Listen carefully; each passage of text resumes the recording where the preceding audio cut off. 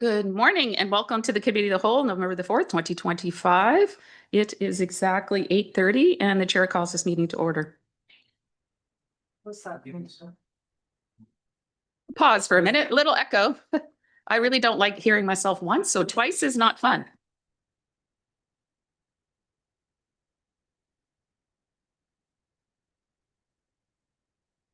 I will just start all over. Good morning and welcome to the Committee of the Whole, November the 4th, 2025. It is 8:31 now and the chair calls this meeting to order. Mayor McKay, would you kindly read the land acknowledgement? Thank you, Deputy Mayor. I would like to acknowledge Wolfville is situated in Mi'kma'ki, the ancestral and unceded territory of the Mi'kmaq, and as such, ask that we conduct our business with the 7 sacred teachings in mind: truth, honesty, love, courage, respect, wisdom, and humility. Thank you, Mayor McKay. And moving on to the approval agenda, are there any additions or changes?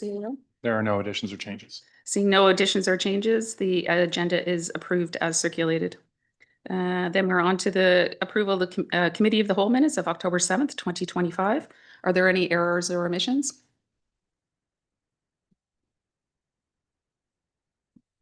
Yeah. Mr. Williams?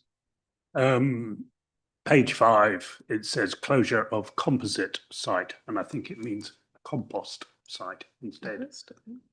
A small change. Just a small change. CEO, do we need to put a motion on the floor for that change or? Technically, yes. Okay, that's what I thought. Just checking. So seeing that change, can I have somebody put the Councillor? Okay, move and a seconder. I'll second. Okay, with those changes, all those in favor? Aye. Okay, and those minutes are approved. Thank you. Moving on, declarations of conflicts of interest. A look around the table. Councillor Van Niekerk. I would like to declare a conflict of interest for item 6C. Okay. WBDC renewal discussion. Okay. So will she sit in the gallery or she leave the room? Sit in the gallery. So the gallery, so just sit in the gallery. Thank you, Councillor Van Niekerk. Okay. And moving on to presentations, I see Landmark School is here and welcome to this raining morning. So we have Judy Rayfuse, who's the fundraising coordinator, and Karen Fougier, who's the head of the school at Landmark, going to be doing a presentation to us. So welcome.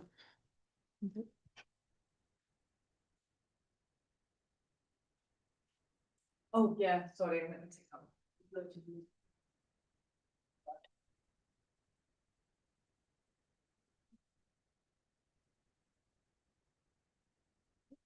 We on? Okay, great, thank you. Good morning, everyone, on this lovely wet morning. I am Judy Rayfuse. I'm the fundraising coordinator for Landmark East School. And with me is Karen Pagiers, our head of school. Thank you for allowing us this time to present to you. Some of you have seen some of this presentation. It has changed a little bit over the years, but we will go through and we'll have questions at the end. So Karen's going to take it away. Yes, and changes even early this morning, so thank you for allowing us to update as you go through things and change. So again, thank you and thank you for welcoming us here to talk to you this morning about Landmark East School and what it is that we do. Our school, what we do and who we are, our school is an independent not-for-profit school and it serves students in grades 3 to 12. They are 78% of our students come from the Annapolis Valley, and traditionally there's approximately 5 students from Wolfville, and that is also true this year. Our students are bright and capable. They have average to above average cognitive capacity, which means they're capable of learning. What they do have is something in common, and that's something in common, it's invisible. So when you see these beautiful faces, you'll see they look like every other kid, but there is something uniquely different about them. And that is they all have a diagnosed learning difference. And that simply means they learn differently. And it also means that they need a different way of information being presented to them because they need it delivered in a way that makes sense to them. So our students, as I mentioned, have a diagnosed learning difference, and that includes things like dyslexia, ADHD, ADD, auditory processing disorders, dysgraphia, dyscalculia, and ASD, and a number of other learning differences. So they often have difficulty learning literacy skills. So a lot of our students have dyslexia, and they need a special method, or Gillingham, that allows them to learn how to read. And we know reading is the doorway to your future. And if you can't read, it puts you in a position where you're not likely to have a successful life. They often have difficulty with reading expression, written expression. Mathematics is another area that we see a lot of challenge for students. Processing information. So many of our students are slow processors. So I'll talk about that in a minute and how that impacts them in the public school. And they are not thriving at a traditional school setting because they need something different. So this picture just represents or captures what you might see in a traditional school setting. So you've got between 25 and 35 students. 1/5, every 1 to 5 child likely has a learning disability, or maybe even more. So you're looking at between 5 and 7 students in that classroom of children who have an LD. That's one teacher to all those students, and it's pretty impossible to help all the learning needs. Students with learning differences also have a tendency to be picked on and bullied because they're different, and so that affects their self-esteem. In the classroom, they're not getting the academic support they need, so they're not thriving in that classroom. Their academics they're not performing to their ability. They're receiving a signal that says you're not smart enough, when they are actually smart enough, but they're feeling they're not smart enough. It affects their self-esteem, which then again negatively impacts their well-being. Some of them are suicidal. They have suicidal ideations because they don't feel like they're good enough. And they also lost my thought. Yeah, and so really they're in a position where they sometimes refuse to go to school. So then we see a lot of school refusal. So our students, we see an increase in anxiety because they can't actually go into the school classroom. We have a very different model, and that's why they can find their success, and that's why they can thrive. The very small teacher ratio. We have students, class sizes as small as 1, and class sizes between 6 and 10. So again, they're in a space that's very unique and can provide them the things they need. So we talk about, we can give them the time, the space, and the understanding they need to be successful. They say the teachers can see me, they can reach me, and they can teach me. So what we see in the classroom is that the students can't fall through the cracks, and they're given exactly what they need. If you're a slow processor in a classroom of 30 kids, the teacher is going to keep having to move on because they have to serve the needs of the majority of the students. But if I'm sitting there and I need 10 more minutes to process that piece of data you just gave me, I'm not going to get that piece of information, and you're going to move on, and I'm going to feel farther and farther behind. So in a classroom like Landmark East School, you actually can give them that 10 minutes they need. And then you can give the other students maybe the 5 minutes they need, or whatever it is, because the classes are small enough to serve the needs of the students. And then I'm gonna turn it over to Judy. Okay, so the last time we were here, you saw a very different rendition of what we thought a new building would be. Our capital campaign has been going on for many, many years, long before I was at Landmark East. And I know that this council and previous councils have seen several presentations over the years. So we decided that we needed to pivot our capital campaign and do something that we could give to our students in a relatively short period of time and allow them to have the indoor gymnasium that we've always dreamed of. So we have decided that we would go with this steel engineered building. It will sit behind the Johnson Academic Center. We also found out from meetings with the planning department here in the town, the water line runs under the play pad beside our Johnson Academic Center. So that was out of the question. So we do have room behind the Johnson Academic Center. This will act as a gymnasium for our students primarily, obviously, but there will also be ample opportunity for community use. It will be large enough for 4 pickleball courts. There is a large ask for indoor pickleball. We have been talking to Acadia University about intramural space, which they're vastly in need of. So we know that it will be used greatly. We are looking at next year for construction. This will happen. We have Palmer and Doherty as our project managers and architects on this. They, as I said, have met with your planning department several times, so your folks would definitely know all about this. And this is where we're going. We have $1.2 million. It's a $1.5 million project, and we are continuing on that. We've gone back to our current donors and told them about the pivot, and everyone is on board. So we're excited about this because it is going to happen. And may I speak to this? Absolutely. One of the things that the capital campaign is including is our classroom upgrades, and we've already started to do some classroom upgrades from other foundations that have contributed to the school. And two of the things are shown in these two pictures that are really important to the kids. And one is the smart board that you see on the right-hand picture.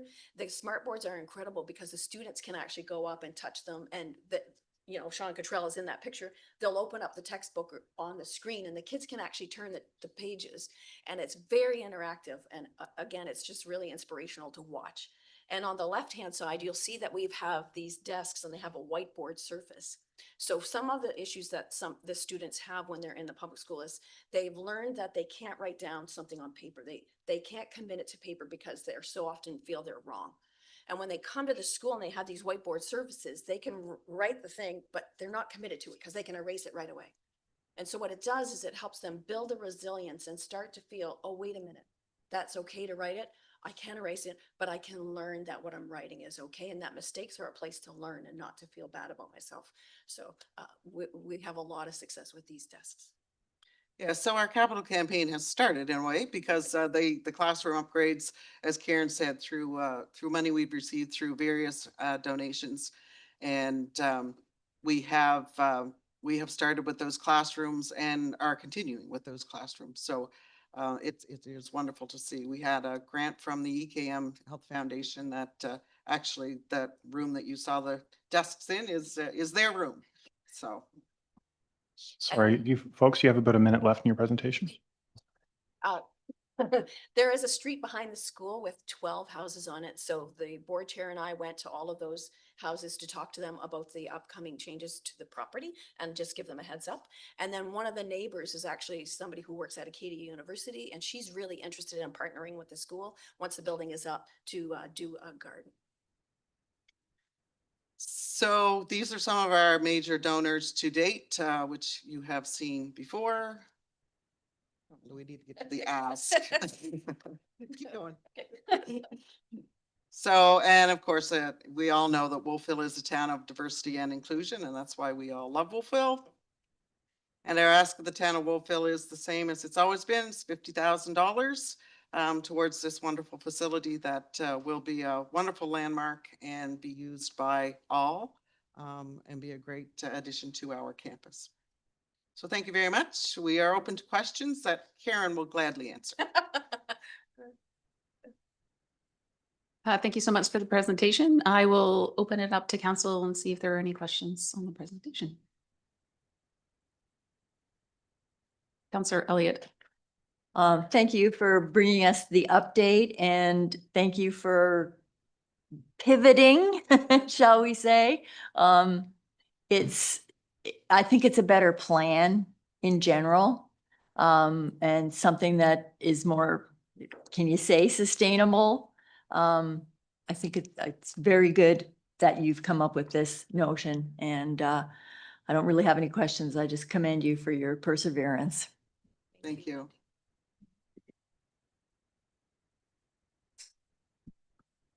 Councillor Williams. I've been told to eat the mic.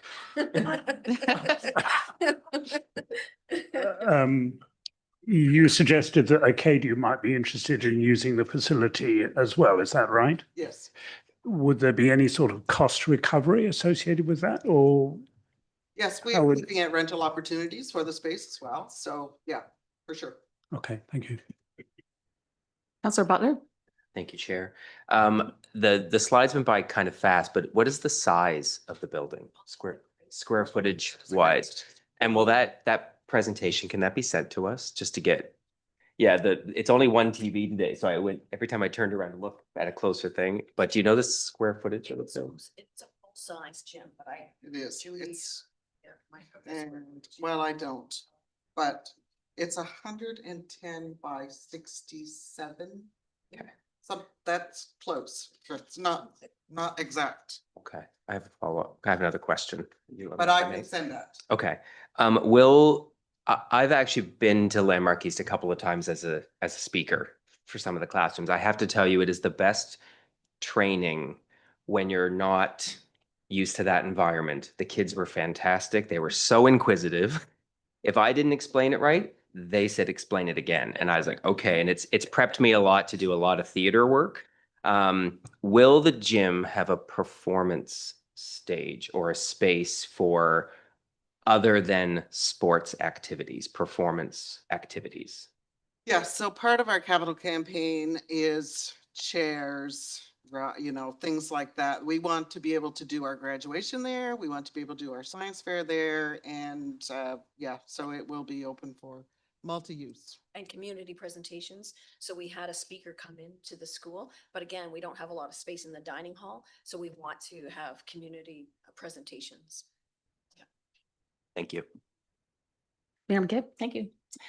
Yeah, not really a question, I guess, but I'm like Councillor Elliott. I think we've seen a couple of iterations at our time here. I agree. I think it's a different presentation and a nice pivot. It is actually probably more welcoming to the community as well to come in and see how you all work. So for anyone who hasn't been there, I do encourage you to go. I've been lucky enough to been invited to do the science fair, and that will be a great space for the science fair. And my personal experience, I can remember the first time I went and there was a young lady and her presentation was about bubbles. And about 6 years later, she was my partner in judging those groups. So it was really amazing. And they were also at the Rotary, the Lions Club 75. They were absolutely, your students were phenomenal. They interacted. It was so nice to see them out in the community. So I hope they keep doing that. Thank you. Thank you for all that. Any more questions? I just have one quick question about money there. So you have $1.2 million raised and you're looking for 1.5. So you won't start the project until you reach your goal. And when, so you want to reach your goal before you even start. Down payment is in and we're breaking ground. Okay. So when would the anticipated date, do you figure? The hope is spring. Spring of 2026? Yeah. Okay, perfect. All right. All goes well. Wow, good for you guys. Good breaking ground. It's a go. Yeah, it's a There's no turning back. Oh, that's exciting. Thank you so much. I don't see any more questions around the table. So thank you, Karen and Judy, for that presentation. Thank you very much. Karen reminded me that all of our past presentations together have been on Zoom. So. So it's nice to be here. Thank you.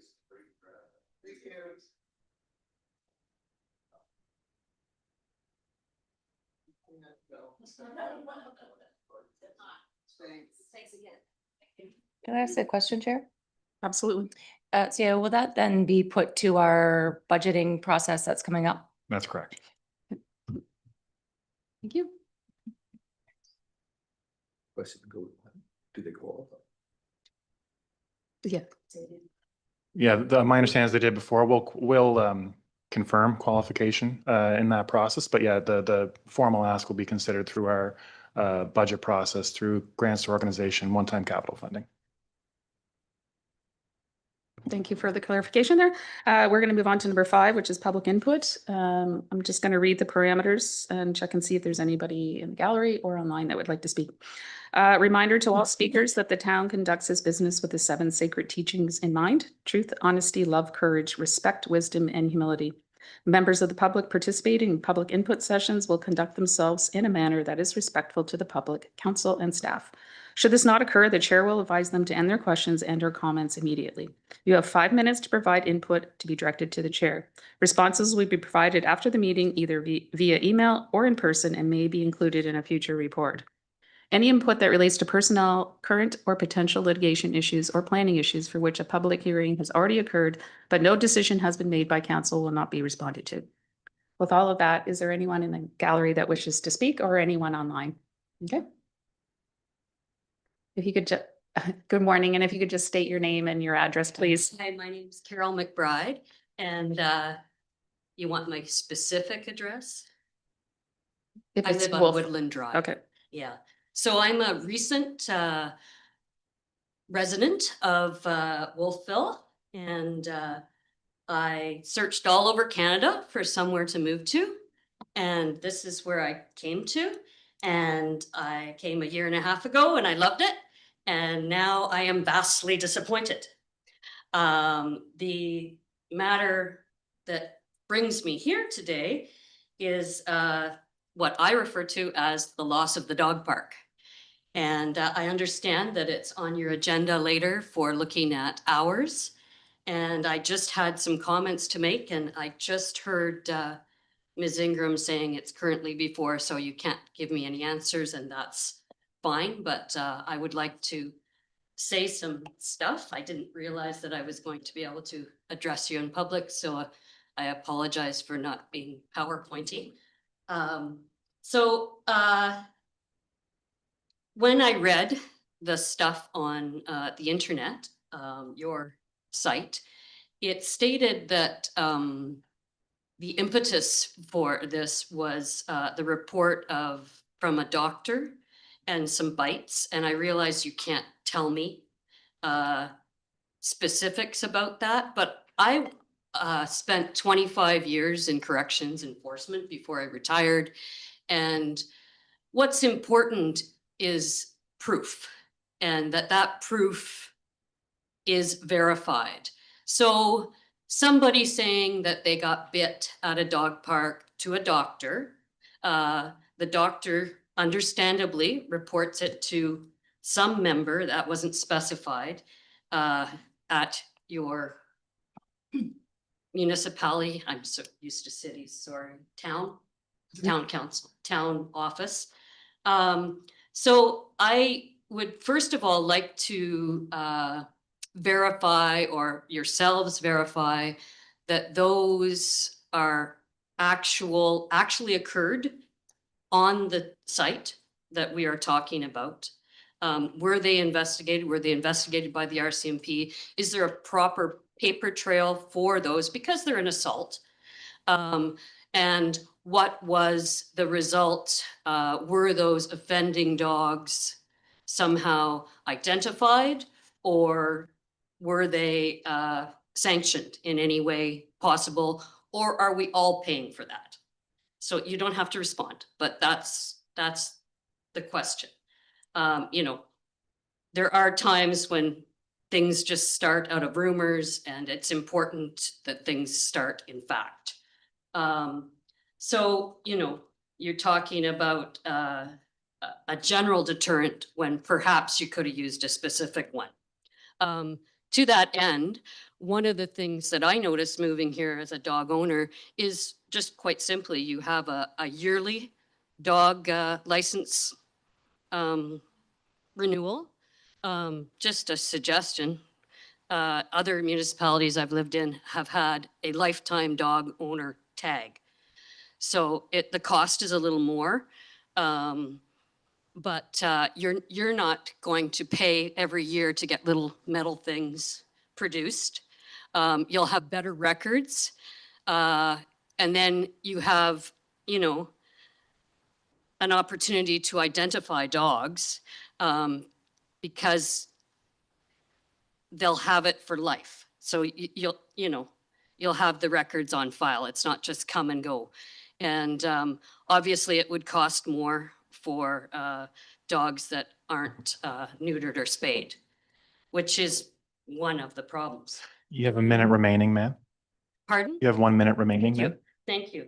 So I just want to say that when I moved here, this was a really important part of my decision to move here and my lifestyle here. I didn't know anybody. This is where I met people. This is where I met a whole lot of great seniors and started developing relationships.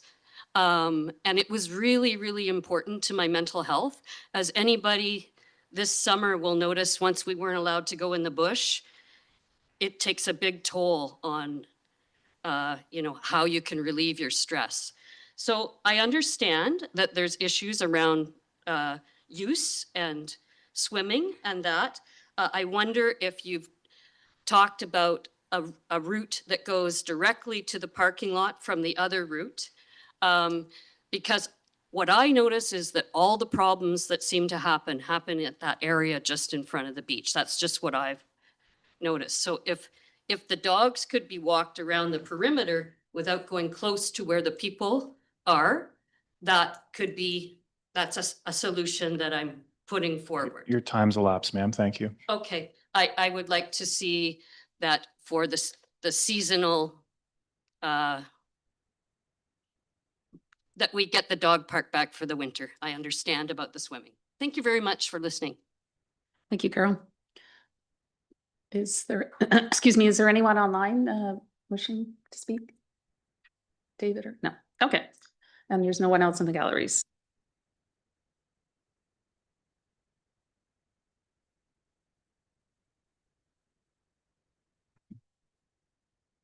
So we will move on to some staff reports for discussions. Should I lead you off, Devin, with this for the introductions?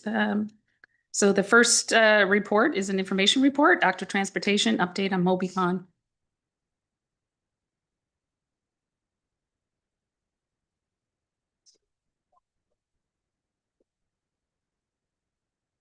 And welcome again, Matthew and Ryan.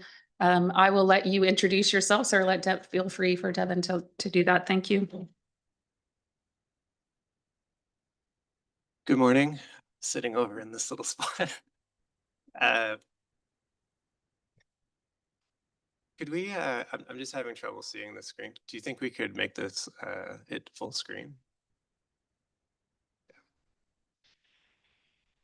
Okay, so I have Matt and Narayan here from MobiCon, and I'll let them introduce themselves. I'm just going to say a few things before we get going. So we've been working on the implementation of this Investing in Canada Infrastructure Program funding,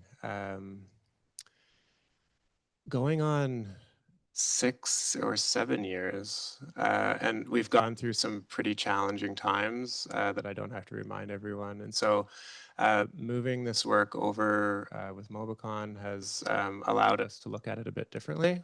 And so what we're hoping to do today, if we could just go to the next slide, is have a bit of a workshop with council and talk about very specific implementation. And so we did carry out a workshop with our Active Transportation Working Group last evening. And so some of this is repetitive for those folks that were there, but I think it's important to go through this again and really get some good direction on what we're looking to implement in 2026. So we'll just do a little bit of an intro. We have the project split up into the top of town, so up on the hill, that would be the south of town, and then the bottom of town, Main Street and the Harvest Moon Trail. Go to the next one. So just to be clear, this isn't the work that Happy Cities and RV Anderson is doing. So we are working on a project that encompasses the downtown and is working on better traffic movement for all users. But this is really focused on the neighborhoods and the Harvest Moon Trail.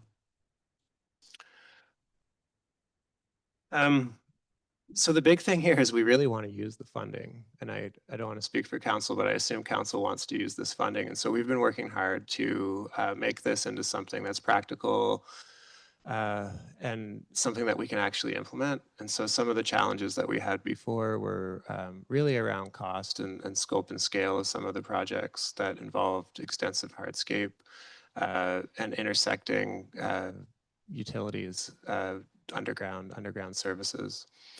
So we did present a pivot on this whole program with council, had support for that, had support from the province, and now we're really getting down to the brass tacks of exactly what we're going to do. So this is all focused on the spring of 2026. That's really what this presentation's about. And I've said this to, I think, all of council, but we really need to know at this time of year what we're trying to deliver, to do it well, to not try to chase things during the construction season. The second point is really what I just want to underscore. This is one of the last things I'm going to say, but I really think the reason that I really wanted this to come in this format and have the workshop last night was really trying to land this in a way that is the right fit for the community. And that's really what I think council can do. And so I can bring in the support and we can bring in different solutions and options, but I think council knows the community better than anyone. So I think there is a desire to be aspirational and to push the envelope, but I don't think we want to go too far on any of the interventions. And then the big comment from last night was really just about a consistent language. So I think that'll come through as we get into the presentation, is around having this understandable for all members of our community. I'll go, I think there's just, yeah.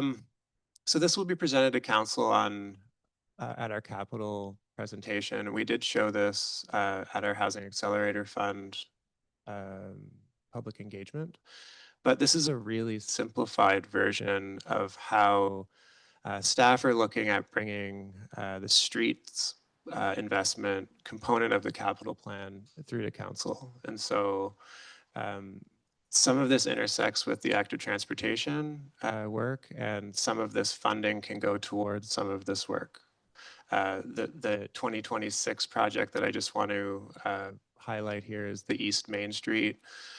It would be curb work, surface street repair, so a mill and pave, and working on the structures that we have in the street.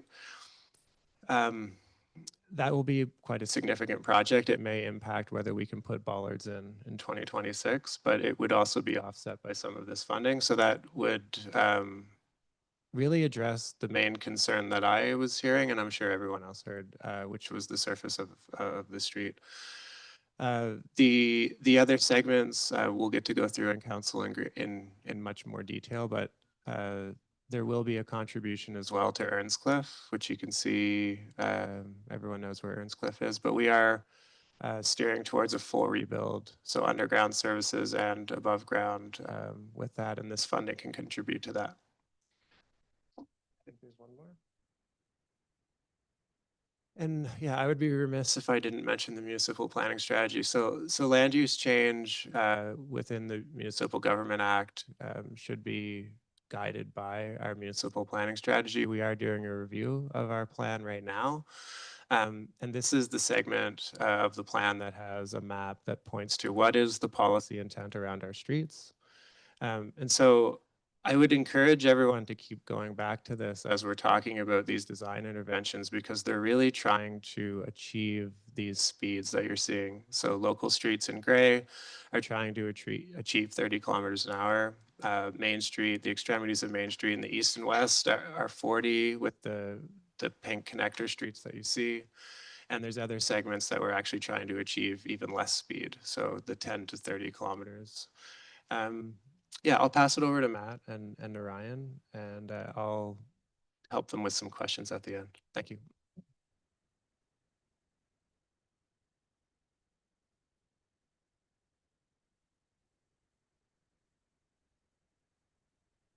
Thinking about these things in real time. So I'm Matt Pinder. I'm a project manager with Mobicon. I'm based out of our Ottawa office, and I've been working in engineering and transportation for about 10 years. And this is my colleague Narayan. Yep, so I'm Narayan Donaldson. I also work at the Mobicon office in Ottawa, and I'm a transportation planner. I've been working for about 8 years in the field. We'll give you a quick overview about Mobicon. So we're a Dutch-based company with about 10 years in Canada, and our mission is to help communities big and small be less dependent on the car. That's great for people who are young and not able to drive, people who are older and prefer other options, and just generally supporting healthy, active lifestyles. Our offices are across Canada, US, the Netherlands, and Germany. We've been working for years in pioneering new solutions in communities all over the world. The top right photo is Ottawa's first raised bike lane that Mobicon supported with, and we do workshops on roundabouts and many other topics. Part of our story is Canmore, Alberta, a really popular tourist town. And Canmore, we've been working with for about 10 years. And the story there is pretty similar to where Wolfville is, but this was Canmore about 13 years ago. They were a small town facing a lot of growth. They had a lot going for them in terms of being a tourist destination, having a really lively downtown. But faced with all this growth, there was a lot of concern that there would be more traffic and there would be a need to build wider roads to accommodate that greater traffic. And that really conflicted with Canmore being a place in and of itself that was worth visiting. So in light of this, the town embraced this vision that they would transform how people get around and really make space-efficient modes, walking, cycling, and transit, much more practical for reaching downtown. And just in 10 years of implementing a lot of policies and infrastructure to support that, they went from basically everyone driving downtown to a third of trips downtown being made by walking by car.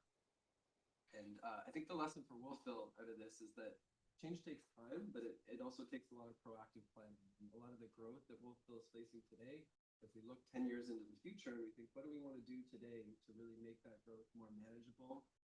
I think really space-efficient modes is a big part of that. And that's a lot of today's presentation. So Mobicon as a company, we're not applying standard manuals rigidly. We're trying to fit solutions that work in local communities. And we're thinking about children, older adults, people with disabilities, all users in needs. And you'll see that even though this is started as an active transportation proposal, it's really a lot more than a bike plan. It's improving things for walking, cycling, and driving as well.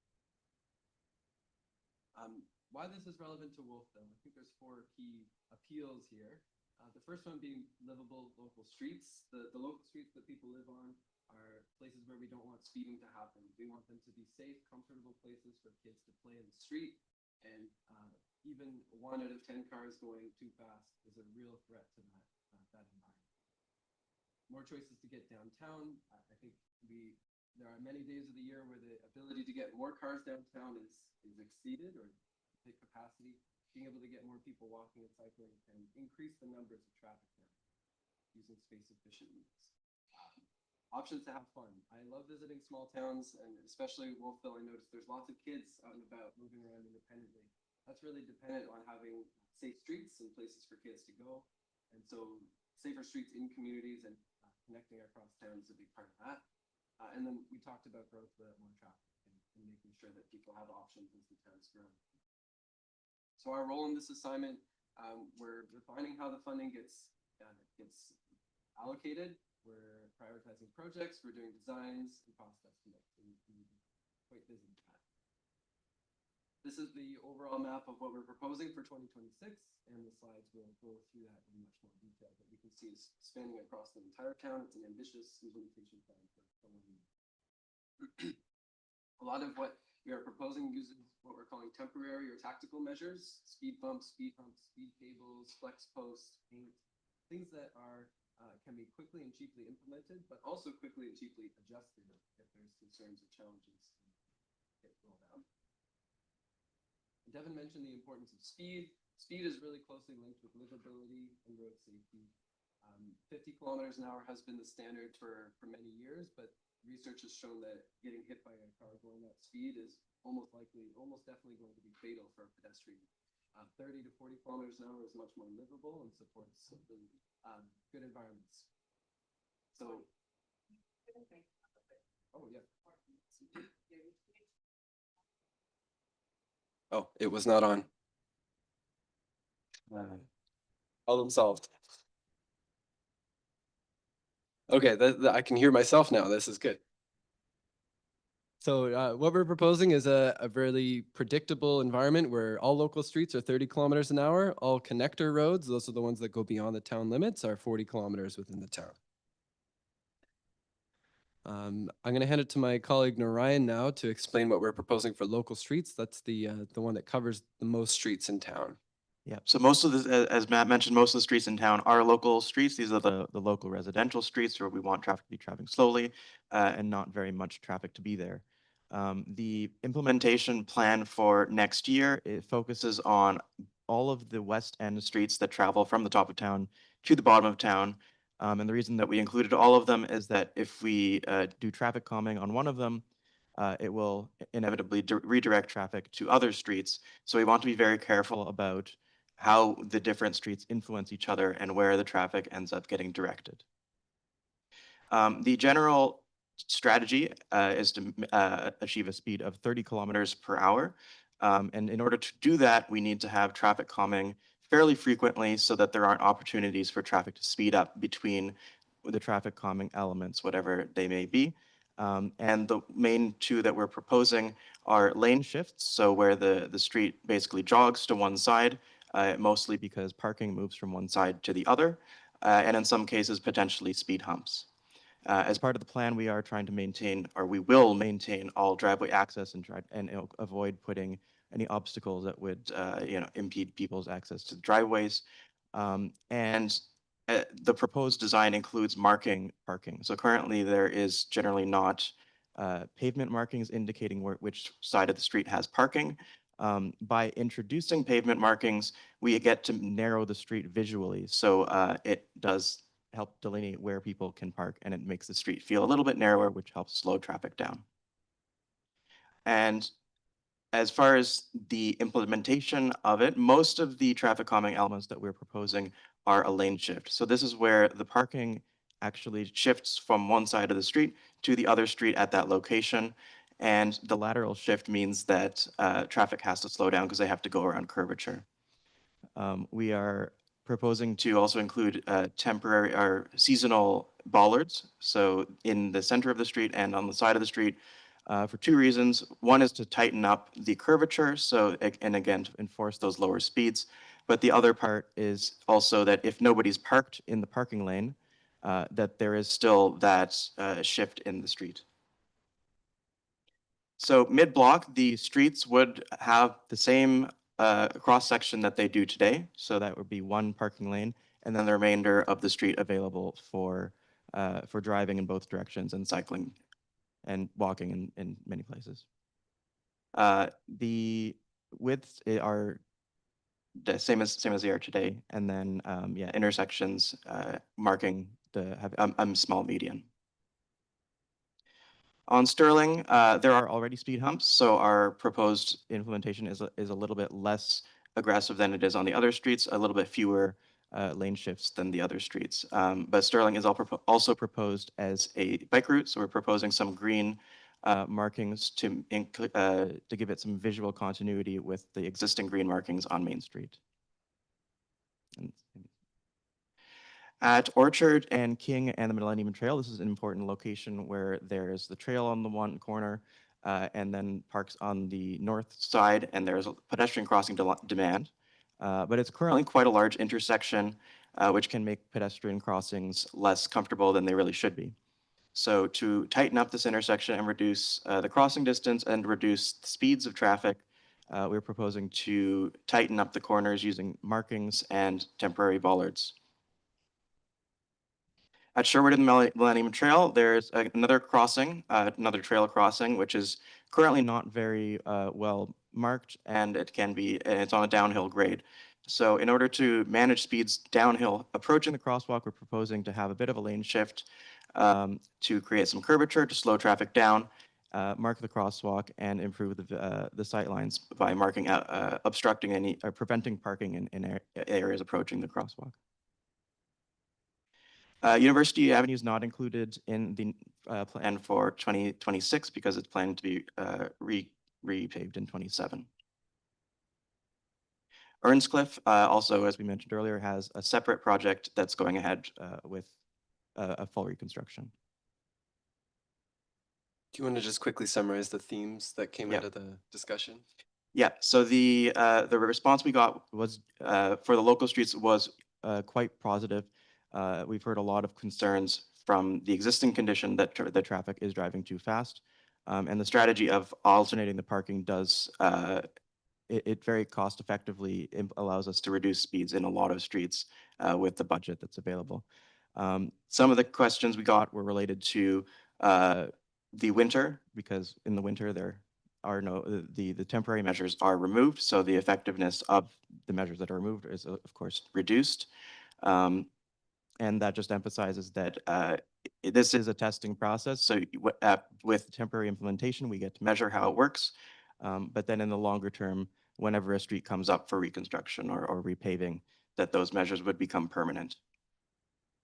And I think we heard the importance of a communication strategy around the implementation of this too, so that everyone on that street knows it's coming before the paint trucks show up.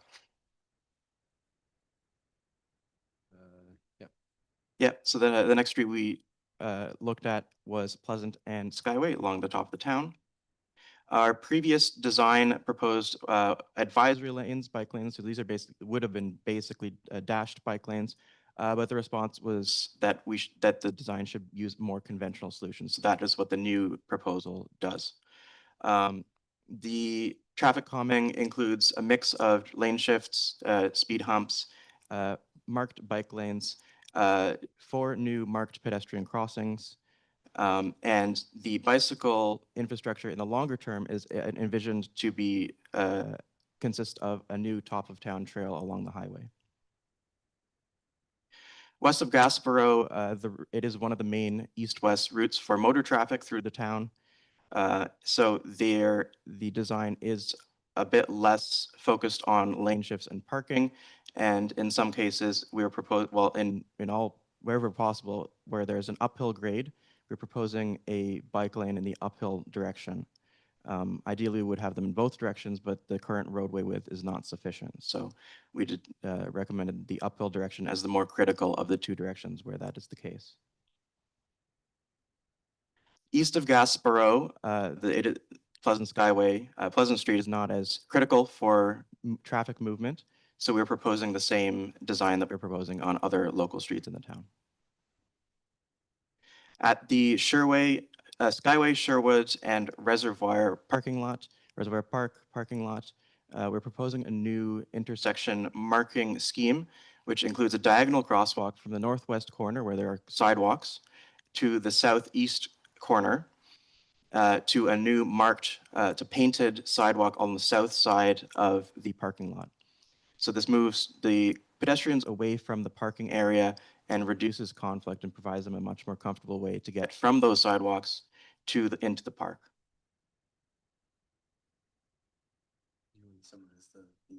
Oh, yeah. Yeah, so the themes for Pleasant Skyway, this was the uphill bike lane introduced questions of intuitive design. So having a bike lane in the uphill direction, but not the downhill direction. There's a question of whether there's a risk of people riding the wrong direction in the bike lane. Having the bike lane there does improve this conditions for people who are cycling. So the bottom line is that the conditions for cycling would be improved compared to the current situation, but they would not be as good as they would be on some of the other streets, and certainly not on the trails that are existing in the bottom of town and proposed in the top of town. So next is the Top of Town Trail. This is a vision for a new trail running generally along the highway corridor at the top of town. An important opportunity to give amenity to new residents moving in at the top of town and existing residents up there. Something similar to the Harvest Moon Trail. Separated from traffic, running through nature, a wonderful trail experience. This would be crushed gravel, complementary to Pleasant and Skyway, so an alternate route available that's more comfortable. And then as a secondary benefit, this can be coordinated with the town's infrastructure plan with water infrastructure buried under the trail right of way. In 2026, we're proposing to complete 2 segments of this trail, and then with active developments happening in that middle section, those developments would help fund the remaining pieces, and there'd be a better chance to integrate it with those site plans too, to make them really, really effective. And finally, connector streets. So this is Highland and Gasborough. On Highland, we're proposing 40 km/h speed limit posted with signage, a new crosswalk at Fairfield. That's at the south end of Acadia campus to align with crossing demand.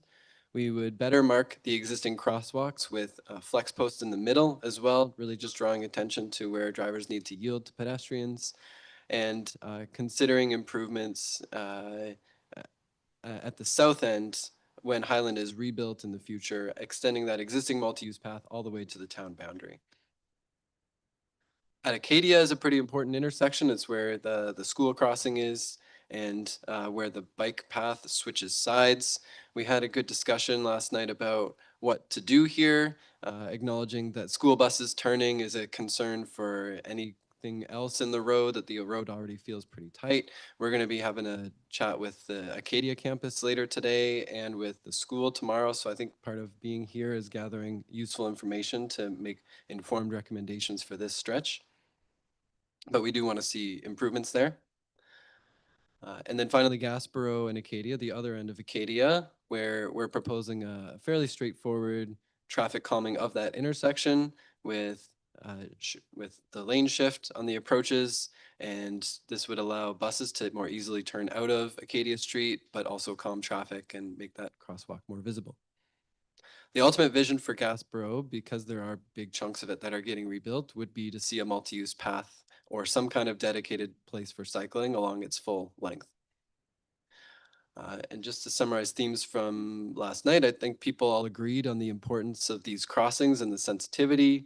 We need to, especially for Acadia, undertake some more design work there, but these improvements were welcomed at Gasborough and Acadia. There was some discussion on is a multi-use path the right fit for Gasborough? Are there things we can learn from how Highland has gone from a cycling perspective? And I fully agree with all that, and I think we'll give informed recommendations to the town, but that's not part of the 26 implementation. So that was the top of town improvements. I'll shift to the bottom of town improvements now. And these we should be able to go through pretty quickly. It's mostly focused on Main Street and the Harvest Moon Trail. So Main Street is east and west. The big experiment this year was putting up the flex posts along the bike lanes and restriping them and adding green. This has been generally well received. It was very effective at calming traffic and making the cycling environment more comfortable, and really making this feel like a multimodal gateway towards town, not just a driving entrance into town. So the plan is for 2026 to put back the bollards and continue to do that every year with learnings from each year. That's the great thing about these temporary measures, is if one is in the wrong location, you just shift where it goes next year.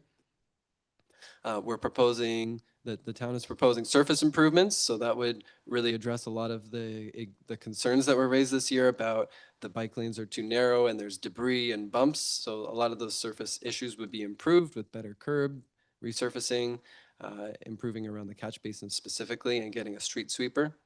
And then we're also trying to think about how we can really signal entry points into the town, and I'll have slides on that in a second.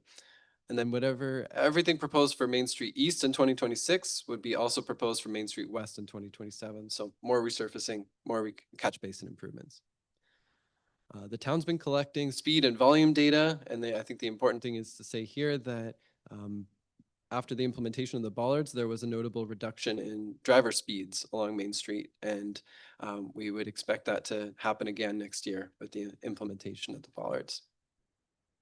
We are thinking about how data collection can be improved as part of these implementations. The data that you saw on the last slide was just collected from these speed feedback signs, but there are other ways. The tubes that go across the road, we can deploy those quite easily. And then there's other more innovative data collection methods like community options that involve devices like the one in the picture that someone could purchase or and put in their window that actually counts traffic speed and volume that are pretty low cost. So I'll go from west to east along Main Street. We talked about this idea last night that everybody agreed that it's very important when people enter town by car to signal to them that you're entering a different environment. That first crosswalk at the Landmark School is just ahead of here, and we really need drivers to know that this is a pedestrian environment where crosswalks are coming and you need to yield. The challenge here is, how do you do that effectively? There's already signage, electric speed feedback sign, the bollards and the bike lanes start here. The additional idea we presented was the speed table. So this is a long raised platform that could be done with a bolted down measure that would calm traffic to 40 to 50 kilometers an hour at the town entry.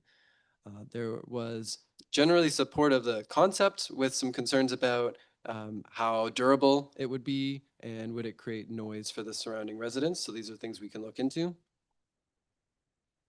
Continuing east, Sterling, Main, and Whidden, we're proposing a new crosswalk on the east side that would stitch together this walking and biking route that we're trying to create, connecting the top of town to the Harvest Moon Trail.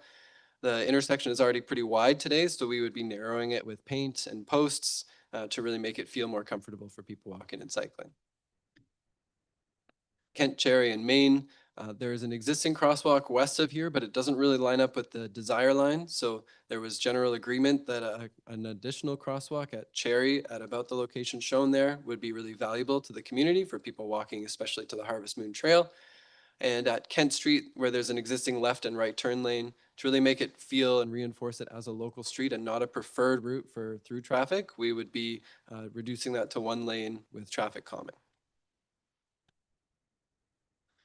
This was an interesting one to discuss with folks yesterday. We took on this design challenge of we need to end the bike lanes comfortably. And I think the consensus was there's no way to end bike lanes comfortably. This is where cyclists heading west into downtown, the bike lane ends and you end up in the downtown on-street parking environment. We took inspiration from how European towns do such transitions. And I think they would also say that there's no great way to do it. But the idea was really force drivers to slow down and present them with a gateway that says you are entering downtown and creates that 30-kilometer-an-hour speed. People who cycle here gave us feedback that this would not improve the existing condition for cycling.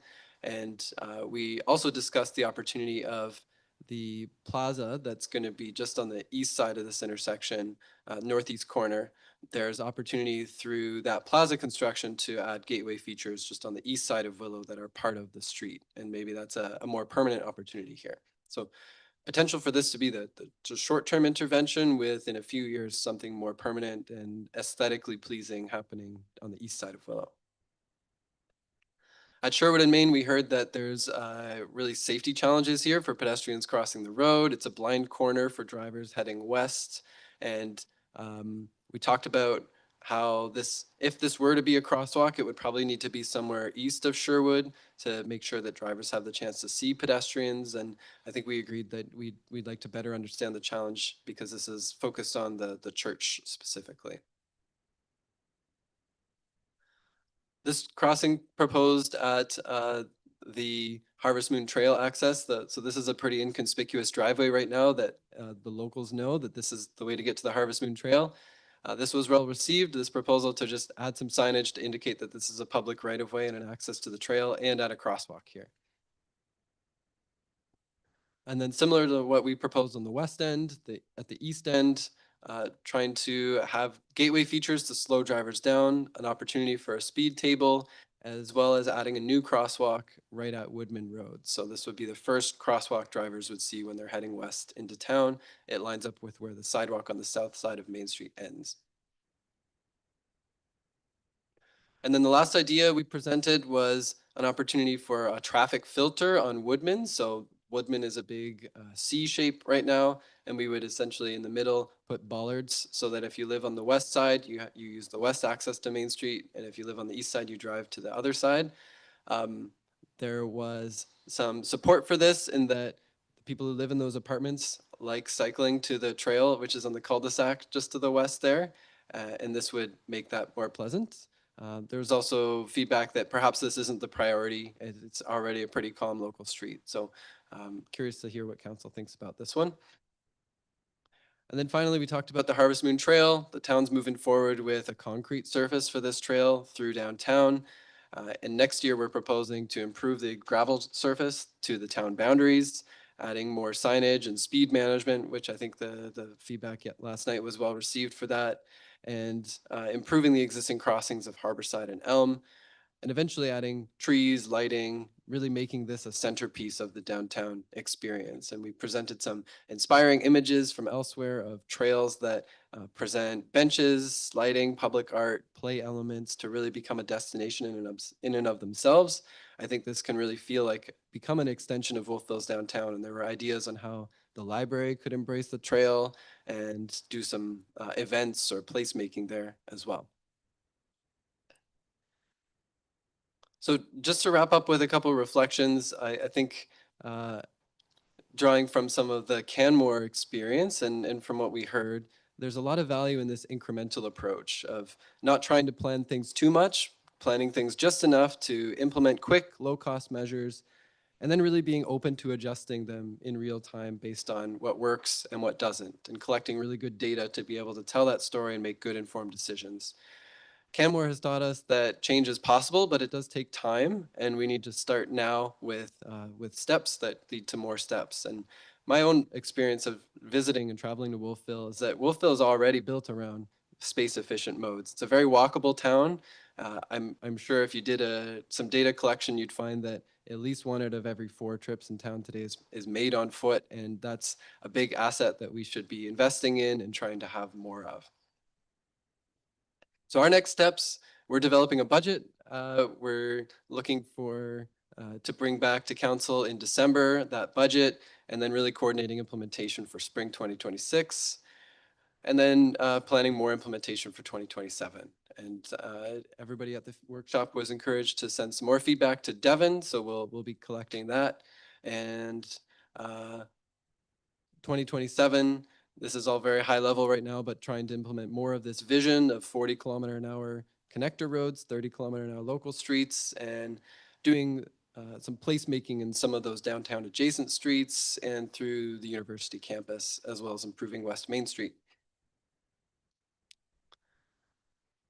And that is a 2-hour workshop in about 20 minutes. Looking forward to people's comments. I just want to finish this off just by being clear what we're looking for as staff today. So to take this to a point where we can put it out just on the paint component to a contractor to come into town and actually paint what we're showing here, we need to do more work. And so I don't want to task more work that we don't want done. So I'd really like to know where some of the I think a lot of this is probably supported, but I would really like to know where the tension points are and where we need to maybe bring back revisions. That would be super helpful for us. We are going to be presenting this to the province. This has to be endorsed by the province around the funding. So we're only paying 25% of this implementation, and the province and the federal government are paying the remaining 75%. All indications are that they're very supportive of the approach. But they also want to see it implemented. And I would really like to deliver something that we can all be proud of. So look forward to the discussion and feedback. All right, thank you so much for the presentation, and it was good to have the workshop last night to get started. Just for clarity purposes, so everybody's sort of on the same page and you're getting the feedback that you need from council, I think if we could go back sort of more slide by slide and take it how we did it last night. And I know we broke it down into Skyway Pleasant, and then we had the top and the bottom, East West and Reservoir, Harvest Moon Trail. So if we can sort of start, there might not be a lot of discussion on one or the other, but if we can kind of break it down, that'll give you a little bit more. So I'll open it up. Maybe we'll start at Pleasant and Skyway. If there's any comments from council, we'll go on that.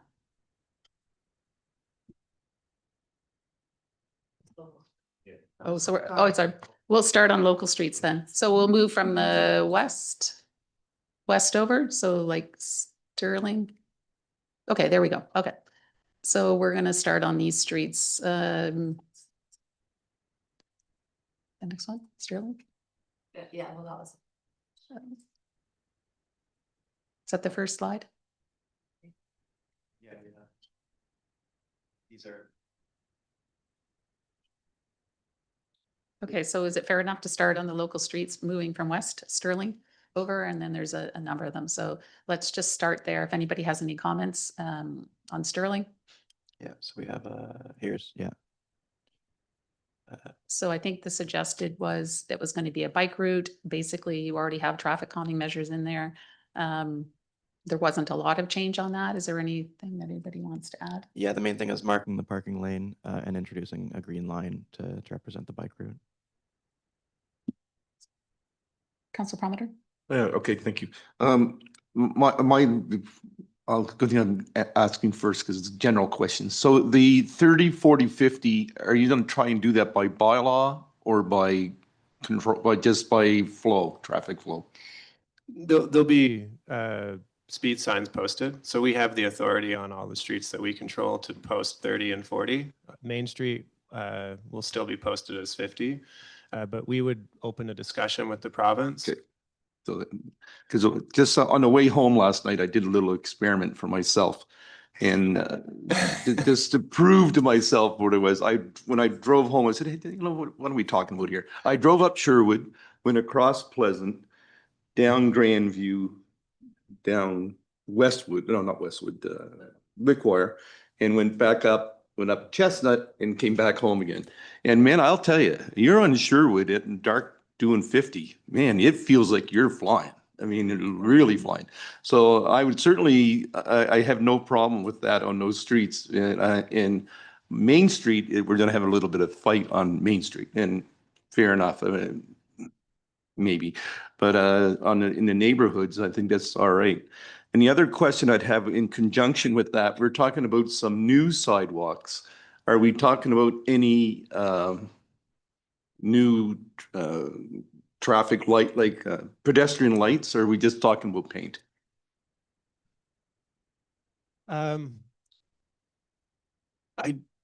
So do you mean the rapid flashing beacons that we have along Main Street? There could be warrants for those. We haven't got, we wanted endorsement on all of the crossings that we're looking at. As we do the budget development, I think some of them would warrant that. Flags at a minimum, because we do have those, we are using those in town, but that's a costly item. What we were paying for those was about 30,000. I understand there is a newer technology that isn't as expensive, so it'll be a bit of a budget ask for council to consider which ones we would want those at. Because the one that jumps out that's kind of blind is the Evangeline Court one. That's pretty tight in there, and it's dark up in there. Yeah. All right. Are there any questions moving? I have Left. Sterling specific. if I Okay, may. go ahead. So looking at, I have invested interest in Sterling because I hear about it every time I go to my in-laws. So what I loved about the maps that were laid out on the table is especially Sterling, because then I asked where Chestnut was, because I used to live on Chestnut and I used to hear all about Chestnut and there was no map for Chestnut, but you said that it was going to be consistent with Kent in terms of the interweaving parking. But then Sterling is not consistent with Kent because there is quite a bit of distance of parking before you get to the first crosswalk, and then it's parking on the other side. Whereas Chestnut and Kent were split quite a bit. There was more weaving. So in order to communicate consistency, the streets are not consistent. I liked Sterling because it was one section on one side, then a crosswalk, then another section on the other side, and that's it. Chestnut would actually do the same thing because you get to the top of Chestnut and there's a street, and then there's another section of Chestnut. Same with Kent. The interweaving, I heard a lot of comments last night. The interweaving for cars and bikes, it just didn't sit well. I like those long sections of parking on one side before you get to a break, and then it moves to the other side, or it just stays on one side. That would be the only feedback I would have for those in terms of communication, to say, oh, you can park here, you can, and yeah, lines are great and everything. I said to Devin last night, people are going to walk, park, bike, cross, wherever they want, no matter how much paint we put on the streets. So to keep it as simple as possible and consistent. And as soon as I heard that the streets aren't actually consistent, I was like, well, then that's very hard to communicate when they do look different from one to the other. Yeah, so this comes down to the trade-off between simplicity and effectiveness, because the more frequently you have the shift from one side to the other, the lower the speeds will be because you have less opportunity for traffic to speed up between those. So yeah, some of the streets do have fairly long segments between intersections where if we have it all on the one side of the street, between those two intersections, that's quite a long opportunity for drivers to speed up to higher than the speeds that we would like them to be going on these local residential streets. As far as the difference between Sterling, that was really just because it has existing speed humps. So we did see that there was an opportunity to use a little bit more of a simple design because there is already existing traffic coming that we're building on. But if we want to do the same strategy, the same, every 50 to 100 meters, having the swap from one side to the other of the parking, that is absolutely an option as well. And that's absolutely on the table. I have a follow-up. So if Kent and Chestnut and any other street that is similar to Sterling has the same speed bumps, could they not be consistent all the way along so that each street looks the same? There are some disadvantages of installing the speed humps on, especially the steeper streets. So they are, from a maintenance and operations perspective, it is a little bit more challenging. I think I might have to hand that off to the town as far as like what is practical. There is also a bit of a cost implication of having more speed humps, because they're a little bit more expensive than simply shifting where the parking is. But again, they are all options that we can play with. Thank you, Mayor McKay. It's interesting because I almost think it's the opposite. So when I go up Sterling, because it's a new build, is way wider than Kent and Chestnut. And going up Kent and Chestnut, walking or biking, is much more difficult than going up Sterling because it's more gradual. Sterling is more gradual. So I like because I didn't mind the difference for that reason, because I don't know how you would make them all the same. And I think the difference on them is, I think they're all going to be different anyway, because the driveways will dictate where our parking is, because you'll have to stop where there's a driveway every single time. So none of them will match exactly. So I think I'm okay with that. And I think I do like the bike path up Sterling so that it connects everybody to the top. And then if Pleasant has Pleasant Skyway have a nice way to maneuver and get across town, then that makes sense to me, because it's from one end to the other. And if we could do something great on Sherwood, that would be awesome as well. Thank you. Councillor Elliott. Thank you. I was just thinking, based on my colleagues' comments, that there is at least one blind spot going up Kent. So if you have parking at the end of Queen Street and you're coming up, you cannot see if somebody's coming down. So if you swing around a parked car, like so that's a factor too. It's the sheer height. Yeah, that's absolutely something that we're trying to address. And when we're just making these designs, and actually there's an example on the screen right now, is the position of the parking is deliberately such that when you're approaching the crosswalk, there's no parking on that side. It's beyond the crosswalk. So wherever we identify any potential sightline issues, we are trying to address those. And that's the same thing we were doing on the east side of the town at a couple of the trail crossings as well. So yeah, this is exactly the type of challenge that we're trying to address with this plan. Mayor McKay. Thanks. And I think we have to remember too, these are local streets. It isn't like they're downtown parking streets. If I go to my street, Grandview or Kent, or like there's a few cars parked on the street, but there aren't hundreds of cars. No. There's, on mine, there's 4 on any, it depends on what kids are home for Thanksgiving, honestly. That's where we are on those types of streets. But, if we were talking downtown somewhere, that would be a different ballgame. But I think if you paint them on there and they're in the safe spaces, as Councillor Elliott said, making sure there's no blind spots and taking into consideration the crosswalks, I think that makes good sense on those parallel streets. Thank you. I think we just gave the feedback that those streets are not really problematic with parking. So let's keep moving on. Is there any other streets before we get to, I guess the main one would be Fire? Can I just summarize just for my clarity? So we're good with the approach on local streets, it sounds like. Generally, there's a few tweaks, but Should I hit the main ones that are a little bit more problematic? And On those slides for a second. Sorry. so there was, Go again. There, this one. Okay.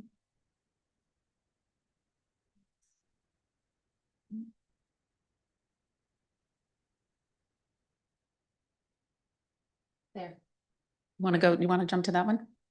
Is there any other like ones that we didn't hit that you need any, that's before we move on to that one? That's a bit more in the East End.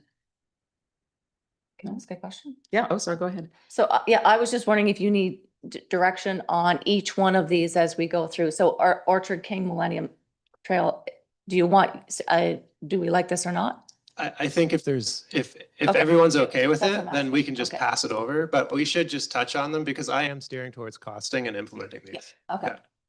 So that being said, just so I'm clear, are we on Orchard King, or do we need to move more onto Main Street where the Whitbyre is and Gasbro?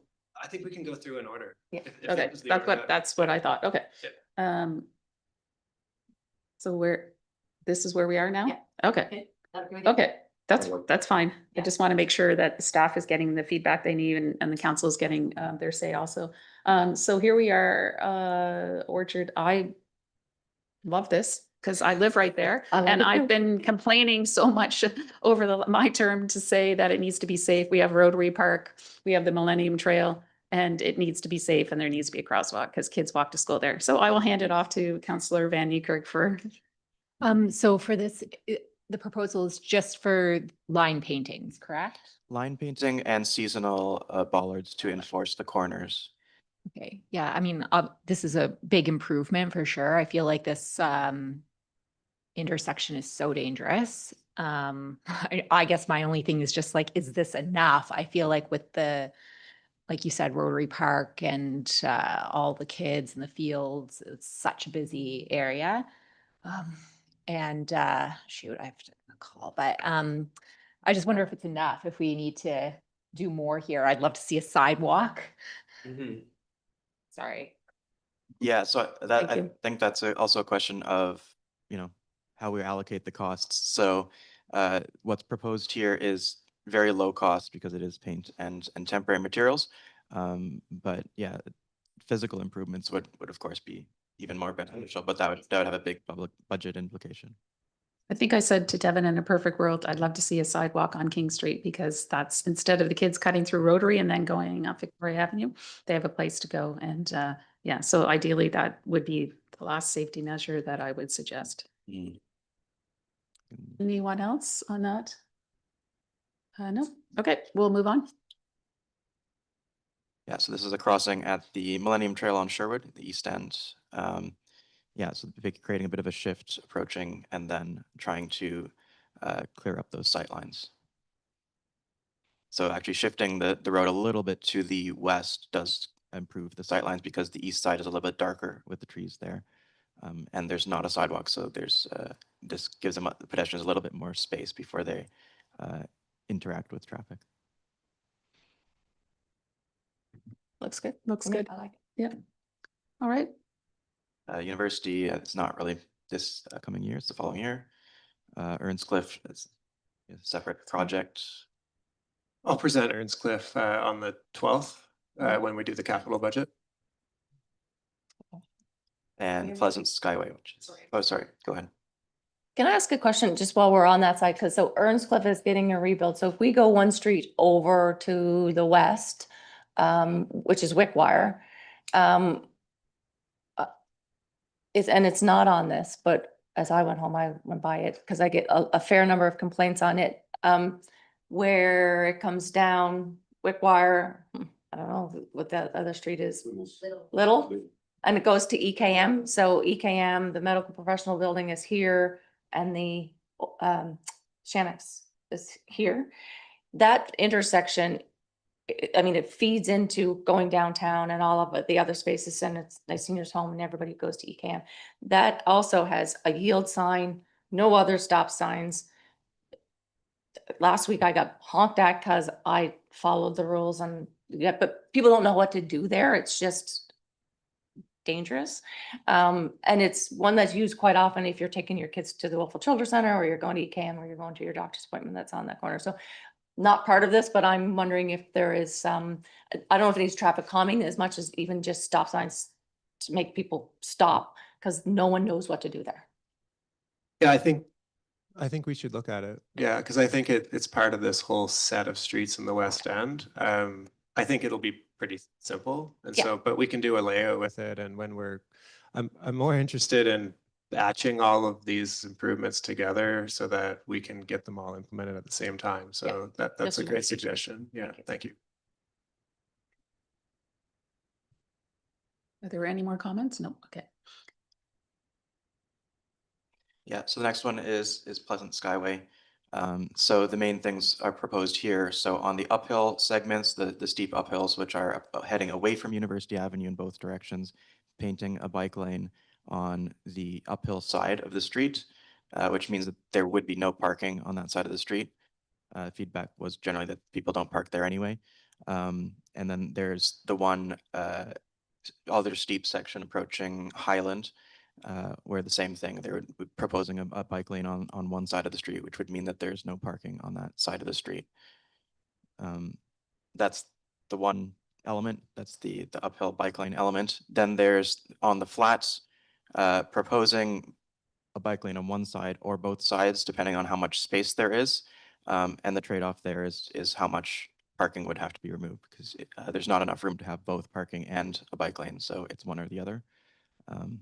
And there is one area near Highland where people do tend to park on the street there. But there is opportunity to park on the side streets as well. Are there any comments on that? Mayor McKay? I'm curious, so is there enough room to put a bike lane on both sides? Because I do think it's confusing if you're like on that one, because it is almost like Main Street, but at the top. And a lot of people use it from the West End to go to Reservoir Park and all those other things. So I wonder if it is wide enough to do it on both sides, and I don't know the answer to that. Yeah, unfortunately, it is not. Of course, that was our preference. If there was enough room, that we would have proposed that. But there is only one brief segment. I think it was near Gasborough where it is wide enough, but most of the street, it's only wide enough to have a bike lane in one direction. So a bike lane has to be 1.5 meters at least to make sure it's wide enough for people to safely operate in there. Because when there is a painted bike lane, that is the expectation drivers will have, that if there is someone in that lane, that they have enough room to operate without straying into the adjacent lane. So yeah, this is the question. So there's room for one bike lane and most of the street has enough room for one bike lane in one direction, but not both. Yeah, so I think this is the main area that I was uncomfortable with, because it is a major thoroughfare, people coming from east-west, vice versa, and then going to Reservoir Park. So to have one lane, I'm going to tell you, to tell people to go up the hill on it, it's just going to be confusing. And I just don't, it doesn't sit well with me right now. I don't know what else we can do. I either feel like there has to be two of them or almost none of them. So the same, can we take it, maybe even the same approach that you're using on Sterling, where this is a bike route, maybe even be better, and have the lines painted, because I don't know how long that is, but I just feel like it's going to be confusing. It just doesn't, I don't know where we stand with it, but it just doesn't hit right. That's all. Yeah, so the main advantages and disadvantages here. So on Sterling, it's a shared lane. So cyclists and drivers are sharing basically one rough 5 to 6 meter wide area, and people deal with what they move around the cyclists as they will. And then on Skyway, the difference is that the traffic volumes do get a little bit higher than they are on the local streets, Kent, Sterling, and so forth. So there's having more interaction does have a bit more of an impact on when you're cycling.